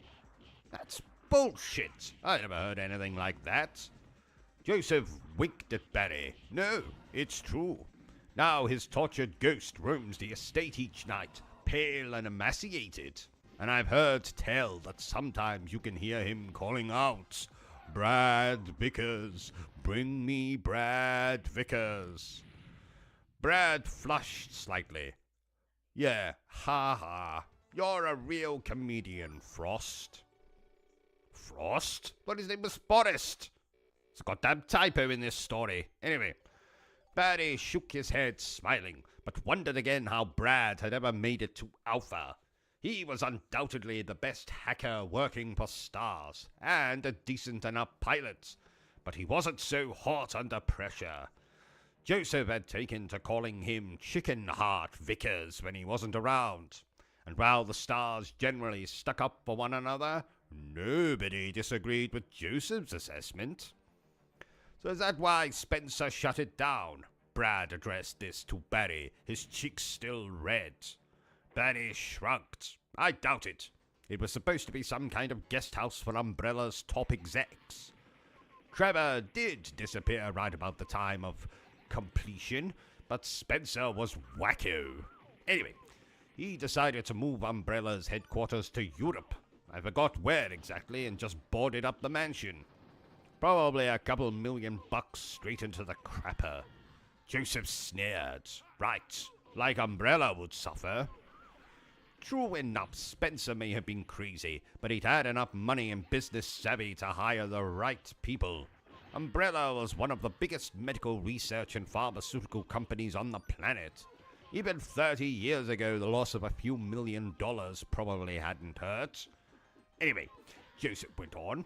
The Umbrella people told Irons that they'd sent someone out to check the place over, and that it was secure. No break-ins. So, why look for blueprints? Brad asked.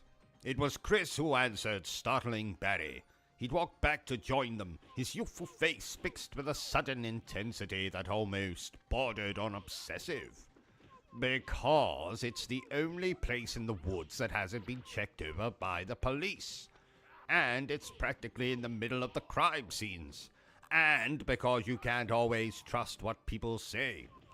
Brad frowned. But if Umbrella sent somebody out... Whatever Chris was going to say in response was cut short by Wesker's smooth voice rising from the front of the room. All right, people, since it appears that Miss Valentine isn't planning on joining us, why don't we get this started? Barry walked to his desk, worried about Chris for the first time since this whole thing had started. He'd recruited the younger man for the Stars a few years back thanks to a chance encounter in a local gun shop. Chris had proved to be an asset to the team, bright and thoughtful as well as a top-notch marksman and able pilot. But now... Barry gazed fondly at the picture of Kathy and the girls that sat on his desk. Chris's obsession with the murders in Raccoon was understandable, particularly since his friend had disappeared. Nobody in town wants to see another life lost. Barry had a family and was as determined as anyone else on the team to stop the killers. But Chris's relentless suspicion had gone a little overboard. What had he meant by that? You can't always trust what people say. Either that Umbrella was lying or Chief Irons was. Ridiculous! Umbrella's branch chemical plant and administrative buildings on the outskirts of town supplied 3/4 of the jobs in Raccoon City. It would be counterproductive for them to lie. Besides, Umbrella's integrity was at least as solid as any other major corporation's. Maybe some industrial espionage, but medical secret swapping was a far cry from murder.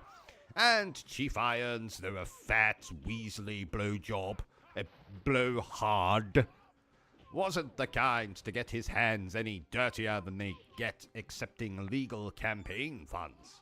The guy wanted to be mayor for Christ's sake. Barry's gaze lingered on the picture of his family a moment longer before he turned his chair around to face Wesker's desk, and he suddenly realized that he wanted Chris to be wrong. Whatever was going on in Raccoon City, that kind of vicious brutality couldn't be planned, and that meant... Well, Barry didn't know what that meant. He sighed and waited for the meeting to begin. Chapter 2. Jill was deeply relieved to hear the sound of Wesker's voice as she jogged toward the open door of the Stars office. She'd seen one of their helicopters taking off as she'd arrived, and been positive that they'd left without her. The Stars were a fairly casual outfit in some respects, but there also wasn't any room for people who couldn't keep up, and she wanted very much to be in on this case from the beginning. The RPD has already established a perimeter search spanning sectors 1, 4, 7, and 9. It's the central zones we are concerned with, and Bravo will sit down here. At least she wasn't too late. Wesker always ran meetings the same way. Update speech, theory, then Q&A. Jill took a deep breath and stepped into the office. Wesker was pointing to a posted map at the front of the room, dotted with colored tags where the bodies had been found. He hardly faltered in his speech as she walked quickly to her desk, feeling suddenly like she was back in basic training and had shown up late for class.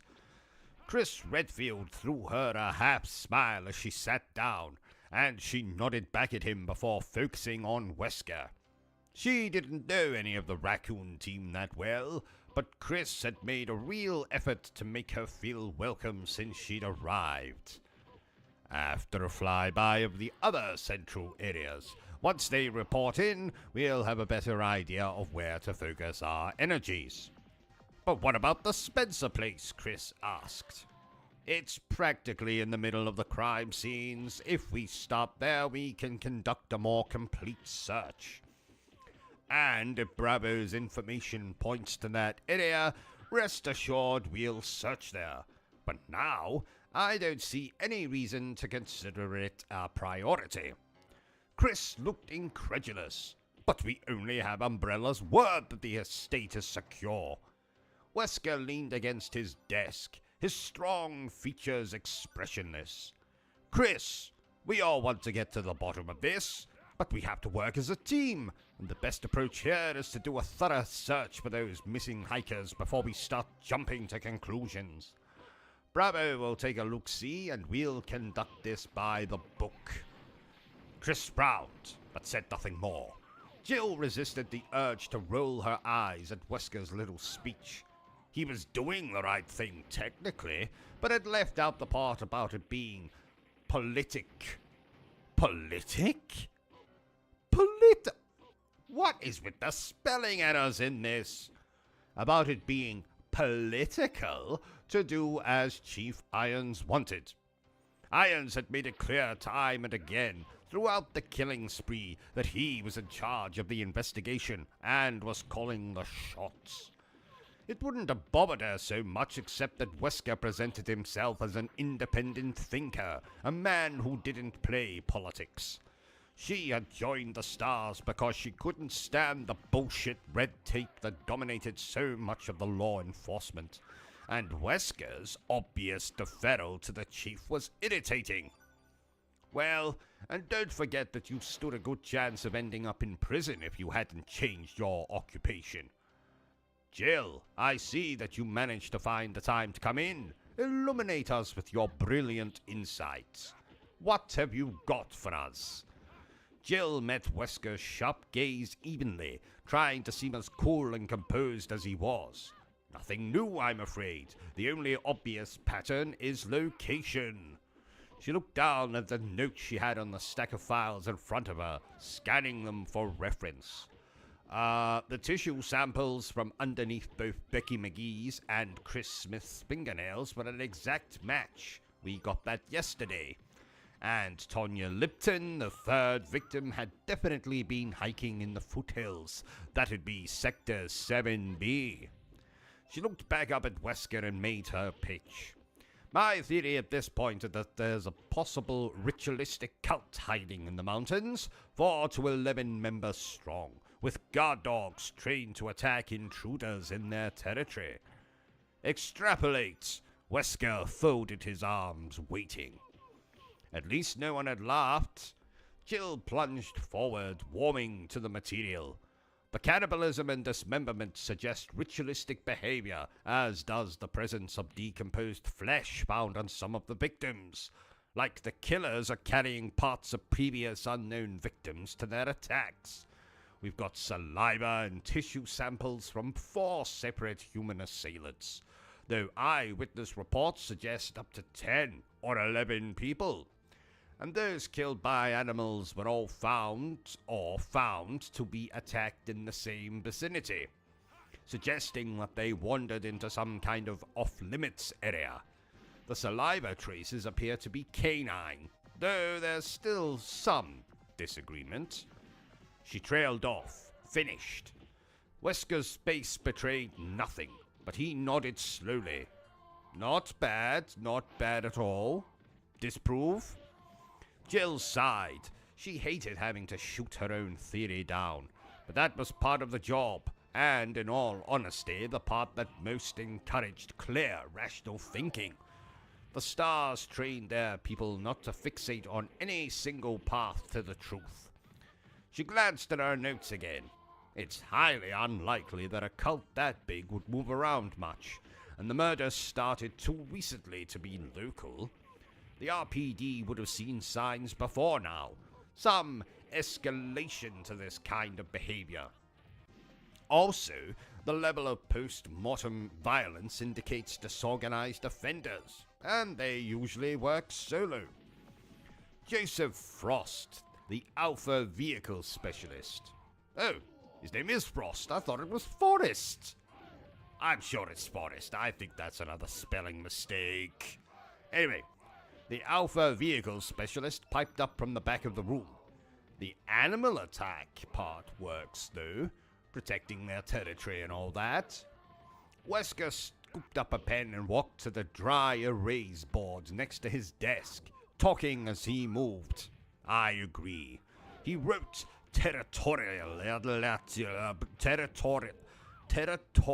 reality, territory, whatever, on the board and then turned back to face her. Anything else? Jill shook her head, but felt good that she'd contributed something. She knew the cult aspect was reaching, but it had been all she could come up with. The police certainly hadn't come up with anything better. Wesker turned his attention to Brad Vickers, who suggested that there was a new strain of terrorism and that the demands would be made soon. Wesker put terrorism on the board, but didn't seem enthusiastic about the idea. Neither did anyone else. Brad quickly went back to his headset, checking on Bravo Team's status. Both Joseph and Barry passed on theorizing, and Chris's views on the killings were already well known, if vague. He believed that there was an organized assault going on, and that external influences were involved somehow. Wesker asked if he had anything new to add, stressing new, Jill noticed, and Chris shook his head, looking depressed. Wesker capped the black pen and sat on the edge of his desk, gazing thoughtfully at the blank expanse of board. "It's a start," he said. "I know you've all read the police and coroner reports and listened to the eyewitness accounts." "Vickers here, over." From the back of the room, Brad spoke quietly into his headset, interrupting Wesker. The captain lowered his voice and continued. "Now at this point, we don't know what we're dealing with, and I know that all of us have some concerns with how the RPD has been dealing with the situation, but now that we're on the case, What?" At the sound of Brad's raised voice, Jill turned toward the back of the room along with everyone else. He was standing up, agitated, one hand pressed to the earpiece of his set. "Bravo Team report. Repeat. Bravo Team report." Wesker stood up. "Vickers, put it on comm." Brad hit the switch on his console and the bright crackling sound of static filled the room. Jill strained to hear a human voice amidst the fuzz, but for several tense seconds there was nothing. "Then, you copy? Malfunction? We're going to have to." The rest was lost in a burst of static. It sounded like Enrico Marini, the Bravo Team leader. Jill chewed at her lower lip and exchanged a worried glance with Chris. Enrico had seemed frantic. They all listened for another moment, but there was nothing more than the sound of open air. "Position," Wesker snapped. Brad's face was pale. "They're in the, Sector 22, tail end of C. Except I've lost the signal. The transmitter is offline." Jill felt stunned, saw the feeling reflected in the faces of the others.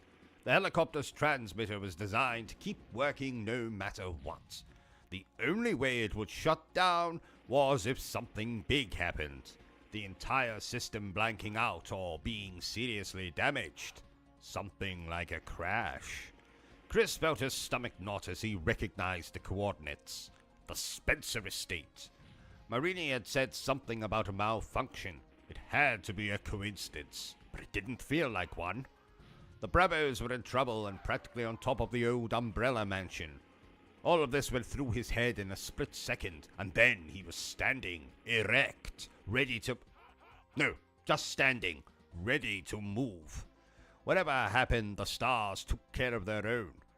Wesker was already in action. He addressed the team as he reached for his keys, heading for the gun safe. "Joseph, take over the board and keep trying to raise them. Vickers, warm up the copter and get clearance. I want us ready to fly in 5. That means 5 minutes. I know he just says 5, but you're supposed to understand he means 5 minutes. So if you say, want us ready to fly in 2, that would mean 2 minutes. Just what I would explain that. The captain unlocked the safe as Brad handed the headset to Joseph and hurried out of the room. The reinforced metal door swung open, revealing an arsenal of rifles and handguns shelved above boxes of ammo. Wesker turned to the rest of them, his expression as bland as ever, but his voice brisk with authority. "Barry, Chris, I want you to get the weapons into the copter, loaded and secured. Jill, get the best of packs and meet us on the roof." He clipped the key off his ring and tossed it to her. "I'm going to put a call into Irons. Make sure he gets us some backup and EMTs down at the barricade," Wesker said. then blew out sharply. 5 minutes or less, folks. Let's move. Jill left for the locker room and Barry grabbed one of the empty duffel bags from the bottom of the gun safe, nodding at Chris. Chris scooped up a second bag and started loading boxes of shells, cartridges, and clips as Barry carefully handled the weapons, checking each one. Behind them, Joseph again tried hailing the Bravo team to no avail. Chris wondered again about the proximity of the Bravo team's last reported position to the Spencer estate. Was there a connection? And if so, how? Billy worked for Umbrella, the only estate chief. Wesker, we just lost contact with Bravo. I'm taking us in. Chris felt a sudden rush of adrenaline and worked faster, aware that every second counted, could mean the difference between life and death for his friends and teammates. A serious crash was unlikely. The Bravos would have been flying low and Forrest was a decent pilot. But what about after they'd gone down? Wesker quickly relayed the information to Irons over the phone and then hung up, walking back to join them. I'm going up to make sure our copter's outfitted. Joseph, give it another minute and then turn it over to the boys at the front desk. You can help these two carry the equipment up. I'll see you on top. Wesker nodded to them and hurried out, his footsteps clattering loudly down the hall. He's good, Barry said quietly, and Chris had to agree. It was reassuring to see that their new captain didn't rattle easily.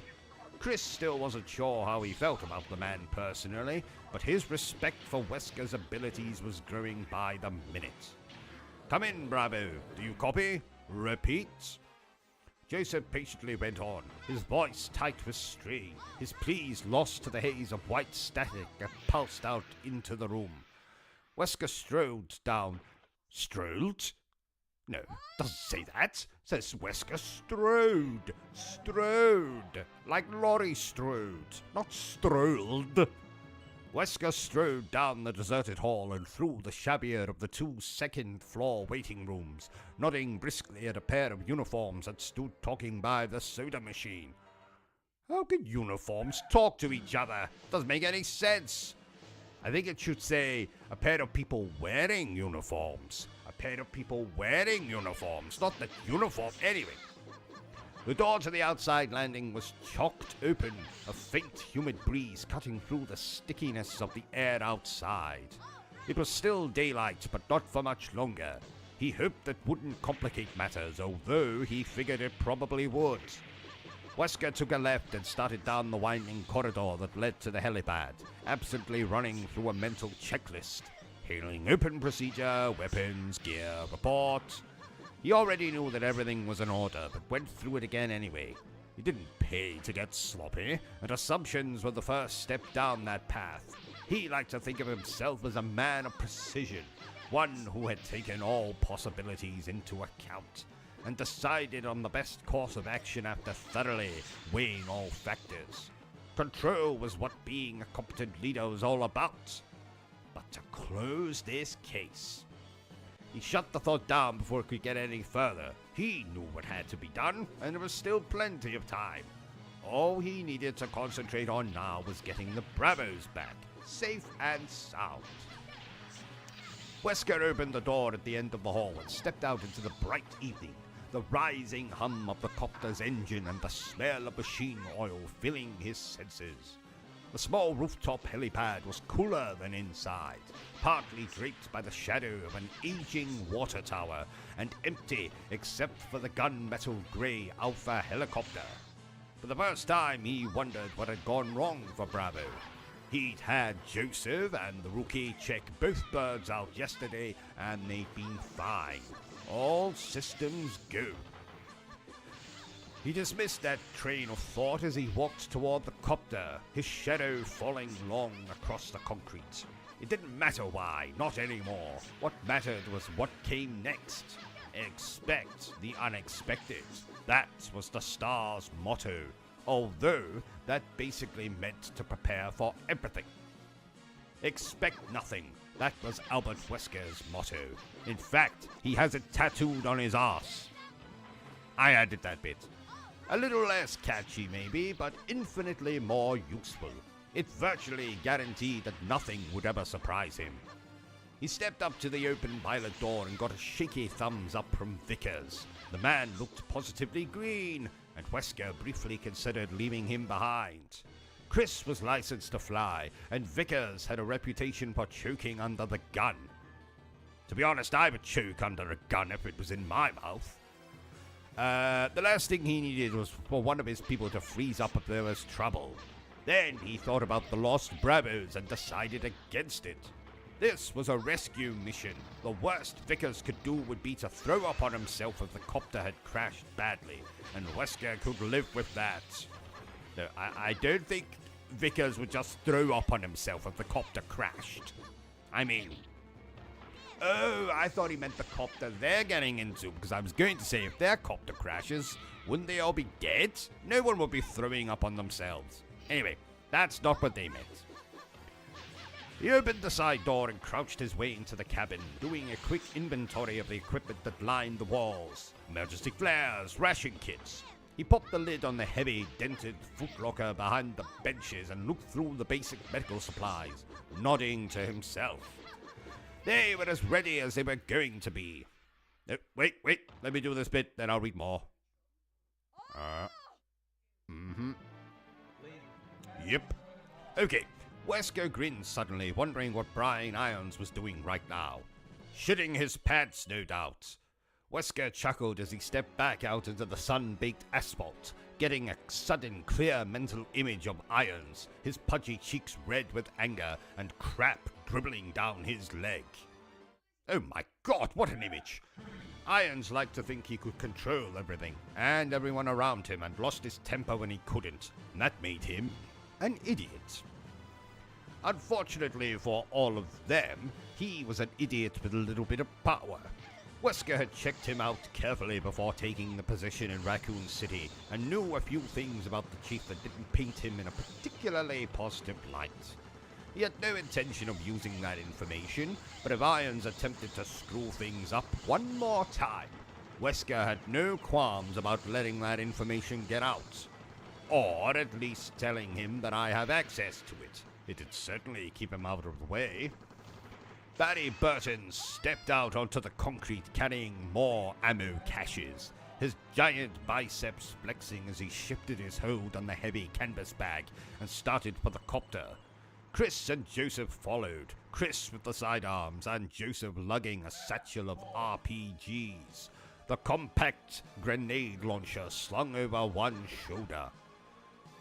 Why would you be taking copies of Final Fantasy and Dragon Quest into the... Anyway, Wesker marveled at Burton's brute strength as the Alpha climbed in and casually set the bag down as though it didn't weigh over 100 pounds. Barry was bright enough, but in the stars, muscle was a definite asset. Everyone else in his squad was in good shape, but compared to Barry, they were pencil necks. Or pencil dicks, as I like to call them. As the three of them stored the equipment, Wesker turned his attention back to the door, watching for Jill. He checked his watch and frowned. It had been just under 5 minutes since their last contact with Bravo. They'd made excellent time. So where the hell was Valentine? He hadn't interacted with her much since she'd come to Raccoon, but her file was a rave review. She'd gotten high recommendations from everyone she'd worked with, praised by her last captain as highly intelligent and unusually calm in a crisis. She'd have to be, with her history. Her father was Dick Valentine, the best thief in the business a couple of decades back. He trained her to follow in his footsteps, and word had it that she had done quite well until Daddy had been incarcerated. Prodigy or no, she could stand to buy a decent watch. He silently urged Jill to get her ass into gear and motioned for Vickers to stop the blades turning. It was time to find out how bad things were up there. So there you have it. I've read now the prologue and the first 2 chapters of this first Resident Evil novel. So I'm going to get back to just streaming the game, but if you would like to hear me read more of these video game novels, then you'll be sure to let me know. And I will definitely take that under consideration. I tell you, Bertram, that Lady Demetresque is quite the catch. In fact, if she were a fish, you would need an incredibly large net. Yes. That woman is so tall, I think she could tickle King Kong's ballsack. And another... Can I just say that you are looking particularly awful today, Bertram? Oh, thank you. I'm in a good mood. I booted up my Nintendo 3DS. You know, I forgot how good Mario 64 is. Don't say that too loud, Bertram. Just in case Miss PlayStation 5 hears you. Oh, is she the jealous type? Oh, very. I was on the Xbox yesterday, and she threw a DualShock 4 controller right at my bollocks. Oh, ouch. Yes, quite. So, let's keep it down with the Nintendo chat, eh? I will do. Thank you, Bertram. Here, have a biscuit. But that's a dog biscuit. Yes, who's a good boy? You are. You are a good boy. I'm not eating that dog biscuit. Eat it. Eat it. No. Spoil sport. Fine, I'll eat the bloody thing. Oh, good lord, that tastes dreadful. Ha ha! Shut up, Bertram, you bastard. That's £1 you have to put in the swear jar. What? You said bastard, so that means you have to put £1 in the swear jar. Well, you just said it. That's £1 you have to put in the swear jar. Oh, shit. Correction, £2, which coincidentally was how much I paid for a second-hand copy of Mario 64 back in the early 2000s. Ouch! Oh, what happened? Bloody PlayStation 5 threw a hammer at me. It's possessed. Yes, we can call an exorcist later. Let's finish this playthrough. The power of Christ compels you. The power of Christ compels you. Bertram, I said we will deal with it later. Okay. How about we play some Super Mario after this game? Bertram, you idiots. What did I tell you about mentioning... Oh, shit. OCT, why is the PlayStation 5 holding a knife? Because we're in trouble. Run, Bertram, run! I heard another gaming YouTuber mention 3D platformers. What are 3D platformers, OCT? Well, games like Mario 64, Jack and Daxter, or Crash Bandicoot are 3D platformers. What about Crash Bandicoot 2? Yes, that's another 3D platformer. What about Crash Bandicoot 3? Yes, that's another 3D platformer. What about... I'm going to save us some time here, Bertram. All of the Crash Bandicoot games are 3D platformers. Oh, even Crash Team Racing? Well, apart from that. What about Crash Tag Team Racing? Yes, apart from that. What about... Bertram, if you don't shut up right now, I'm going to choke you with a pair of my dirty underpants. Thank you. OCT, can I ask you a personal question? Why, certainly, Bertram. Who took your virginity? That would be my Uncle Roderick. In fact, I'm still waiting to get it back. Haha. How old were you? 43. Oh, wow. You were old. Yes, I was always a late bloomer, Bertram. Did you know I was breastfed until the age of 29? Oh, wow. Can we play Skyrim after this?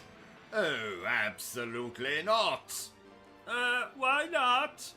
Because, like my wife, I don't like playing with bollocks. Oh, you're going to get death threats again. I've never received death threats. Oh, I meant to say, you're going to get death threats that I don't tell you about again. Dear Lord! Oh my! Who would want to send me death threats? Apart from everyone? What did you say?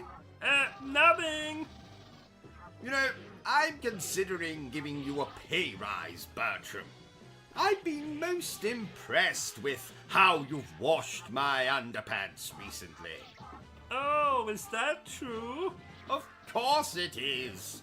Would I lie to you, Bertram? Well, you did tell me once that setting fire to myself would cure my cold. Well, I don't recall hearing you sneezing in the hospital, so I was right, was I not? Yes, but I suffered burns over 98% of my body. Oh, details. What does FPS mean? First person shooter? Don't be ridiculous, Bertram. First person shooter. I've never heard anything so stupid. Then what does it mean? It means 4 pornos, please. Oh, don't be ridiculous. 4 pornos, please. I've never heard anything so stupid. Are you trying to be funny, Bertram? If you are, perhaps you would like to leave this place and join a circus. No thank you. You know, I was once buggered at a circus. What? No, it doesn't mean what you think it means, Bertram. Pick up your dictionary. We don't have a dictionary. Well then, pretend. Okay. Now look up the word buggered and read out what it says. Let me help you, Bertram. Buggered, British slang. To be seriously harmed or damaged. Oh. Understand? Oh, yes. So how were you damaged at a circus? A clown fingered me. What? A clown stuck his fingers in my eyes. I was fingered. Oh. Why? What do you think I meant? Nothing. I don't know if I ever told you this, Bertram, my dear manservant, but I once filleted Sonic the Hedgehog. You cut him up? Oh, did I say filleted again? My mistake. I meant filleted. Yes. Oh my God! What the hell do you think you're doing? I'm not doing anything. I'm not talking to you, Bertram. I'm talking to him. Or her. That's you there. You watching this stream. No, not you, the other one. The other one that's watching this stream. That's right, you. I'm talking to you. Don't think I can't see you. I might be concentrating on this game, but I can assure you I have cameras everywhere. So I can see what you're doing there. Your hand in your trousers. Get them out at once. Do it. No, not just one hand. Take both of them out. That's right. Good. Right, so now you just watch the stream and behave, okay? I'm confused. Well, Bertram, it's quite simple. I just caught one of our viewers masturbating. Oh! Yes. Disgusting habits. Nope, don't put your hands back in. That's right, you pick up that soda or soft drink or whatever the hell you want to call it. You just use your hands to pick that up. Oh, I meant to tell you, Bertram, but my old fencing instructor Stan died this morning. Oh, poor Stan. Poor Stan? There was nothing poor about him. He had enough money to buy Wakanda and put a prostitute on every street corner. We don't mourn people who are more famous than we are, Bertram. What about people less famous than us? Oh no. If you're less famous than us, then you're definitely not worth our attention. So who can we mourn? Each other, Bertram. And of course, when I say each other, I mean me. You can mourn me when I go, Bertram. Oh, I'll have a party when that happens. What was that? Nothing. I'm watching 2 Girls, 1 Cup. It's gross. You know, I recorded my own version of that back in 2007. But my version was called One Tosser, One Teacup. You don't say. I do say. You know, I'm so glad we're playing this and not that garbage I was playing yesterday. What the hell was it called again? Ass to Mouth or something. Anyway, I put off playing it for a very long time. And I wish I just played the bloody thing because I found it about as enjoyable as ramming a garden gnome into my urethra. But LCG, didn't Ass to Mouth or whatever it is called get amazing reviews? Well, viewer with the stupid voice, that game does indeed have amazing reviews. But those reviewers are lying to you. I, on the other hand, am not lying to you when I say that I would rather stick needles into my groin than play that bloody game again. The combat was too hard. The bloody boss fights were too hard. The lack of gratuitous lovemaking scenes did not make me hard.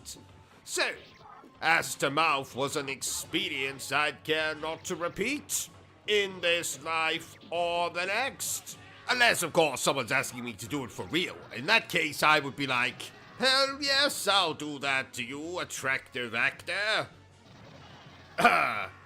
Let's move on. Right, let's get this game finished quickly. I have an appointment with my psychiatrist today, and he told me if I was late, he would murder my wife. Which, ordinarily, I wouldn't mind. But she promised to make me macaroni and cheese for dinner tonight. And as you know, or should know, I love macaroni and cheese. Do you ever think our streams have too much silly comedy in them? Silly comedy? I can't say I've ever thought about it. Shouldn't you just play the game and keep the comedy stuff to a minimum? But if I did that, wouldn't I have to cut you out of the streams? Why? Because the only reason you exist is for comedy purposes. I mean, take your voice, for instance. It's ridiculous! No one actually talks like that. So clearly, you are here for comic relief. What about your voice? Well, what about it? Is it not equally as ridiculous and annoying? I never said your voice was annoying. Oh. Bertram, do you think my voice is annoying? Maybe just a little. Oh, by the way, I watched one of those murder mystery movie things last night, Bertram. Oh, how was it? Complicated. Frankly, it left me more dazed and confused than that time I saw a woman with 3 breasts, 5 ball sacks, and a chin larger than the Great Wall of China. I do enjoy a good murder mystery. You know, I was actually involved with a murder mystery myself once. Oh, really? Well, I was suspected of committing a murder, but it wasn't me. It turned out to be a midget in a bowler hat with a body odor problem. Don't look now, Bertram. That chap from next door is looking through our window again. What chap from next door? You know, the one with the lazy eye and the hunchback. Derek? No, the other one. The one that's even uglier than he is. Malcolm?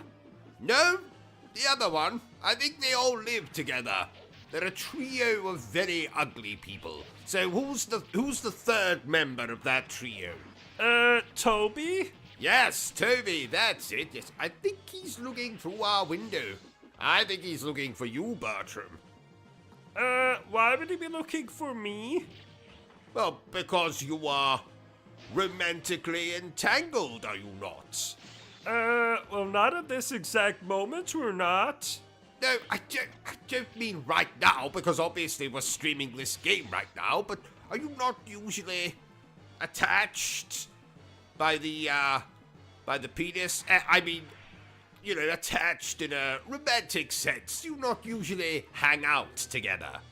I guess so. Yes, so you're boyfriend and boyfriend, no? Well, I've never really thought of it that way. Well, maybe it's time that you do start thinking of it that way, Bertram. This could be your opportunity to fly the coop, so to speak. If you and this...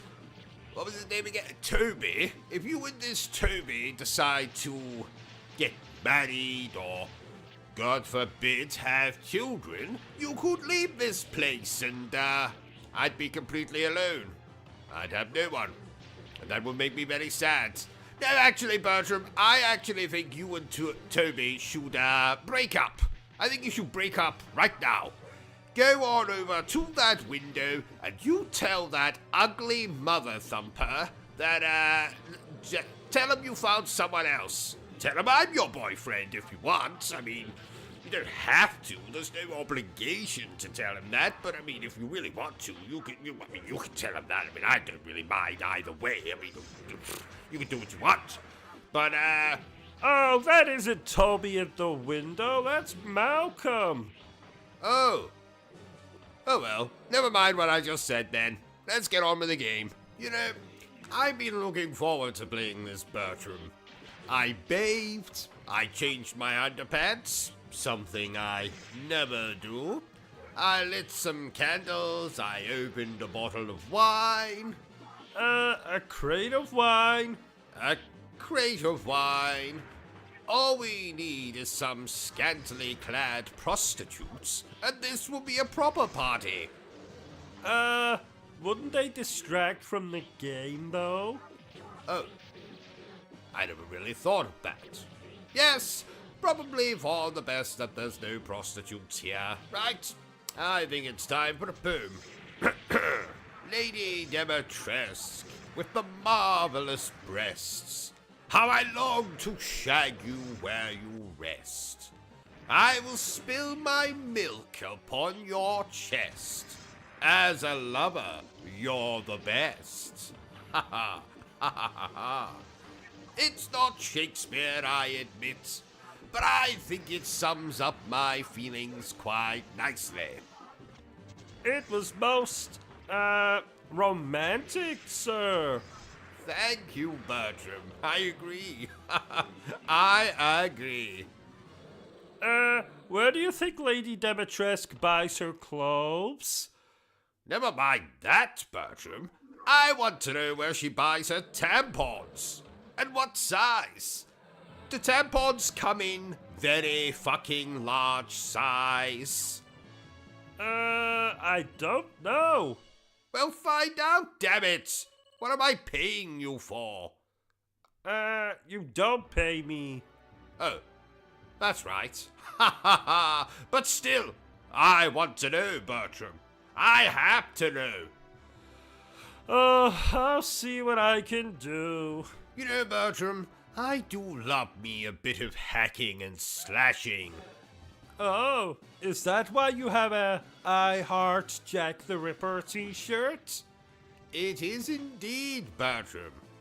Oh, I meant to tell you, but when I last washed that t-shirt, it came out pink. Don't kill me. Why would I kill you, Bertram?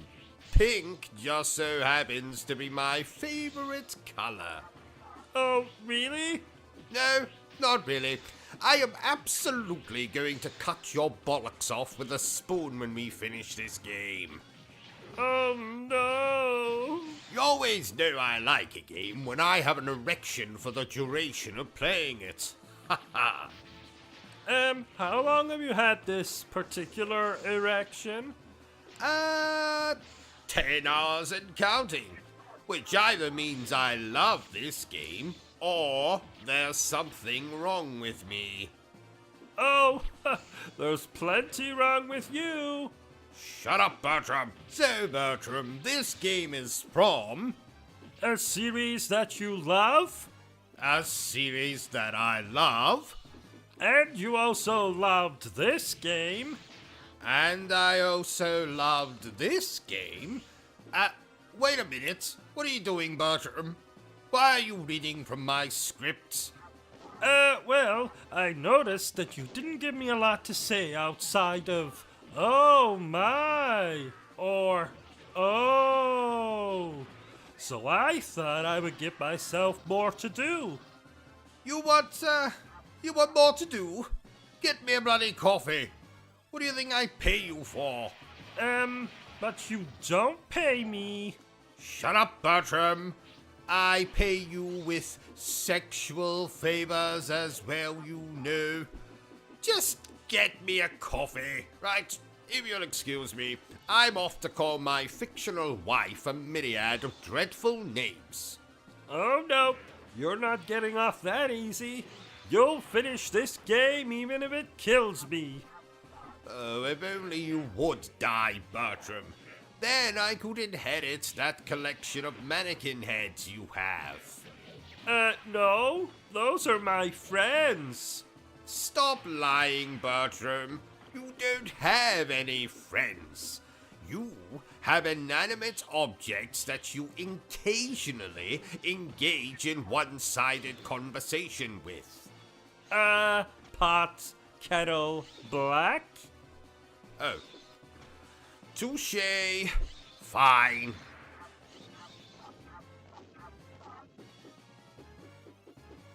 You chaps remember when Mass Effect 3 first came out? Oh, you Mass Effect bitches. Bitching about the ending. Oh, what was my opinion of the ending? Well, firstly, I never played the bloody game when it first came out. I was too busy playing amazing video games, not some third-person space shagging simulator. Don't look at me like that, Bertram. Commander Shepard is a whore and you know it. Probably riddled with more STDs than I have games on the shelf. And believe me, I have a lot of bloody games on my shelf. And secondly, I didn't understand the bloody ending anyway. All I remember is, as a child, I hate children, some colors, Shepard died, or didn't die, or died and came back as a zombie. I don't bloody know. Oh. While I'm talking about a garbage series of video games, let me piss you all off even more by listing other games that I think are complete and utter garbage. Let's see. Skyrim, Elder Scrolls, all of them. Fallout, all of them. FIFA, all of them. Madden, all of them. Grand Theft Auto 1, 2, 3, and 4. Red Dead Redemption, Red Dead Redemption 2, Starfield, System Shock, Crysis 1, Far Cry 1 and 2, Minecraft, The Sims, Dark Souls 1, 2, 3, Elden Cockring, Rise of the Ronin, Neo, Neo 2, Legend of Zelda 1 through 10,000, Metroid, oh, except for Metroid Other M, which I think is excellent. Bite me. Tony Hawk can suck my, well, you know. Saints Row, all of them, except for the reboots. I quite like that. Bite me. Call of Duty Online, most online shooty games, Fortnite, Apex, whatever the bloody hell it's called. I could go on. And I will. Journey, Wii Sports, any sports game, Knights of the Old Republic, The Witcher. Yes, he's another whore just like Shepard.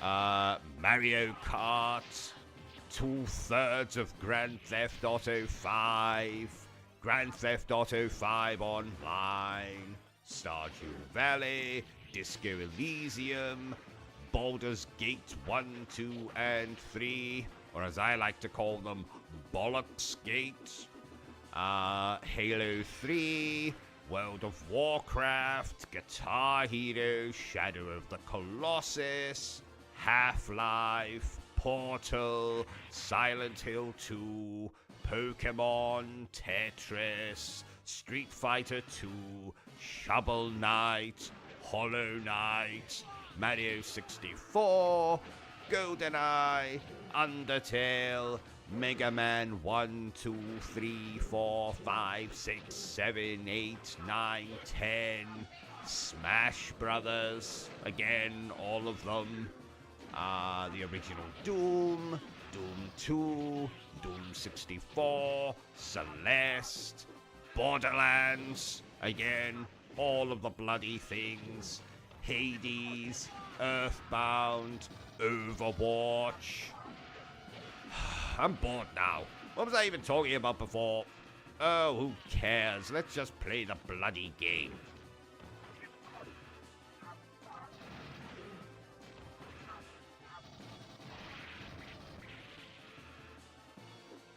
So, not a lot of people know this, but I've been asked by Capcom to single-handedly handle the script for the upcoming remake of Resident Evil 1. Yes, which I have titled Resident Evil 1. Another fucking remake? Seriously? Now, don't get too excited. I've only been writing the script for a few days now, but I thought that since you are such good, unloyal viewers of this channel, that I would give you a little preview of what you can expect from this new, inferior version of Resident Evil 1. So I'm going to read for you, let's see, no, not the sex scene between Barry and Chris. I haven't got Capcom to sign off on that yet. How about... No, this is the part where Wesker gets his trident on. Don't want to give that away. Well, maybe I can read a bit of the exchange between Barry and Jill, where Jill reveals the backstory of the Jill sandwich line. Gosh, Jill, I never knew that you were spit roasted by William Birkin and Mr. X at the exact same... No, can't read that bit. I'll just read my new version of the infamous opening to the original game. You know, where Jill, Barry, and Wesker end up in the mansion after outrunning that flasher in the woods. No, wait. In the old version, it was zombie dogs they were running from. Anyway, so Barry, Jill, and Wesker collapse in the hallway. Jill is completely naked, and Wesker has a pineapple shoved up his arse. Literally. The man from Del Monte will not be impressed. What the fuck is this? Wow, what a mansion. Ow! Don't alarm yourselves. That's the last time I ingest a pineapple anally. No one wants to hear about that, Wesker. Wait a gosh damn minute. Where is Chris? Never mind that, Jill. I'm more concerned with this. What is this? Blood. I hope this isn't Chris's blood. I don't think that's possible, Barry. Chris doesn't usually have his period until the 3rd Tuesday in the month. Oh, zombie. What is it? It's a monster! Let me take care of this. Damn, left my gun in my other pair of pants. Wow, what a mansion. Shut up, Wesker. You already said that line. Anyway, that's just a little tease of the upcoming Resident Evil 1 remake. It's, not perfect, but, I've got a pretty good feeling about it. Anyway, let's get back to this game.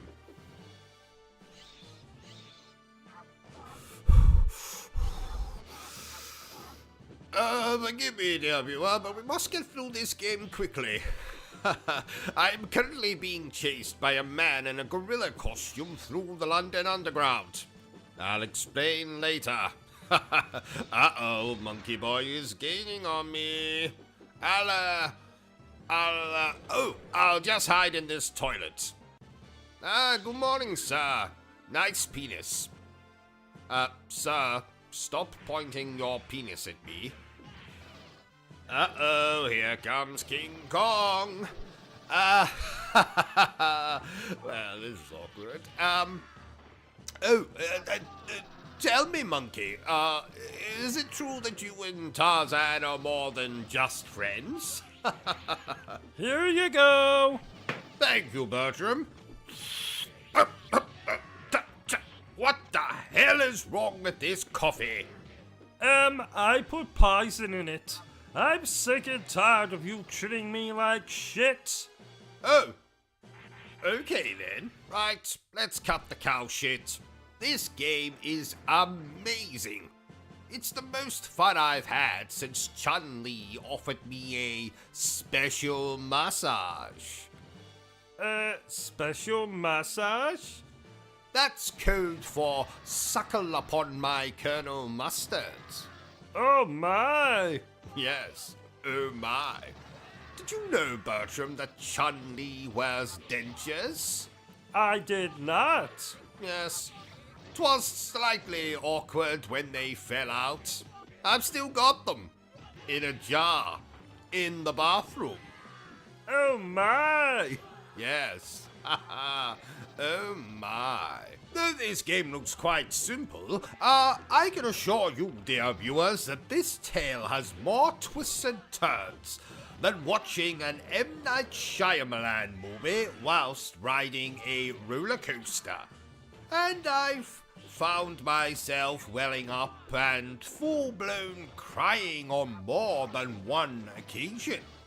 So not only is it twisty like a roller coaster, it's also an emotional roller coaster. Haha. So what else can I tell you about this game? Oh yes. Now as you can see graphically and musically, this game is beautiful.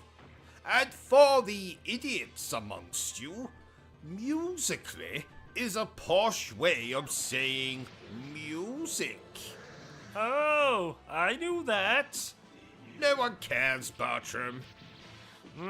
Now you know why I poisoned you. That's a good one. Poisoned me. I suddenly feel quite unwell. Oh, good. Wait a bloody minute. Did you actually poison me, Bertram? Uh-huh. Oh. Oh dear. Whatever happened to Bubsy? You know, the Bobcat from those old games like Bubsy 3D? Oh. Well, the last I heard, he was sentenced to be anally probed by aliens for eternity. Oh my! Yes. Oh my. You know, Bertram, the Mega Man games annoy me more than a prostitute with her hole sewn shut. We weren't even talking about Mega Man. Oh, I know. I just wanted to make that joke. Oh! And for you fellow homosexuals out there, let me reword that joke so you feel included. The Mega Man games annoy me more than a male gigolo with his hole sewn shut. Oh, and speaking of homosexuals, did you know that Ricky Martin came out as a homosexual years ago, Bertram? Though, frankly, anyone who sings about women as much as he did is clearly taking it up the poop chute in his spare time. Lucky bastard. Remind me when we finish this stream, Bertram, to phone Ricky and ask him for his preference in lubricants. I will do. Why do you never play the Nintendo Switch, OCG? Because the Nintendo Switch is essentially a glorified doorstop at this point for me, Bertram. I only bought the bloody thing to play Bayonetta 2 and 3. But what about Zelda? Zelda can suck my Colonel Mustard. Breath of the Wild and that other garbage Zelda game are overlong, boring pieces of dinosaur excrement. No, actually, not dinosaur excrement, because I would rather play with that than these boring Zelda games. What the hell was I talking about? Oh, yes, don't play the Nintendo Switch. Let's show Nintendo how much we hate them. I love Nintendo. And that's why I hate you, Bertram. Well, that and you tried to assault my grandmother in a touchy-feely kind of way last Christmas, which is doubly sick considering the old bitch has been dead for years. Then why was she at the Christmas party? Because every party needs decorations, and I forgot to buy any, so I thought, why the hell not dig up grandmother and drape her over the front door? Ha ha. Please note, OCG is a fictional character. Any resemblance to persons alive, dead, or undead is purely coincidental. So, my psychiatrist has told me I need to engage more with you commoners. So, please tell me down below. What do you think of this game? Like it? Love it? Want to crawl into bed and make passionate love to it? Ah, hello there, you beautiful bastards. As you might know by now, I'm pretty infamous. I run my own little YouTube channel focused on gaming. So there's reviews, commentary, all manner of degradation, delivered in my rich British accent, and it's bloody hilarious. I'd like to ask you to go through my channel. So there you have it, ladies and gentlemen. Another full game playthrough in the bag. Well, not in a literal bag, you understand. I mean, we have finished another game. I should have just said that. If you enjoyed this little playthrough of ours, don't forget to give me a thumbs up. If you haven't enjoyed it, well then feel free to give me a thumbs down. But please remember the single most important thing I always tell you, dear viewer, and that is to always stay obsessed with gaming. Say goodbye, Bertram. Goodbye, Bertram.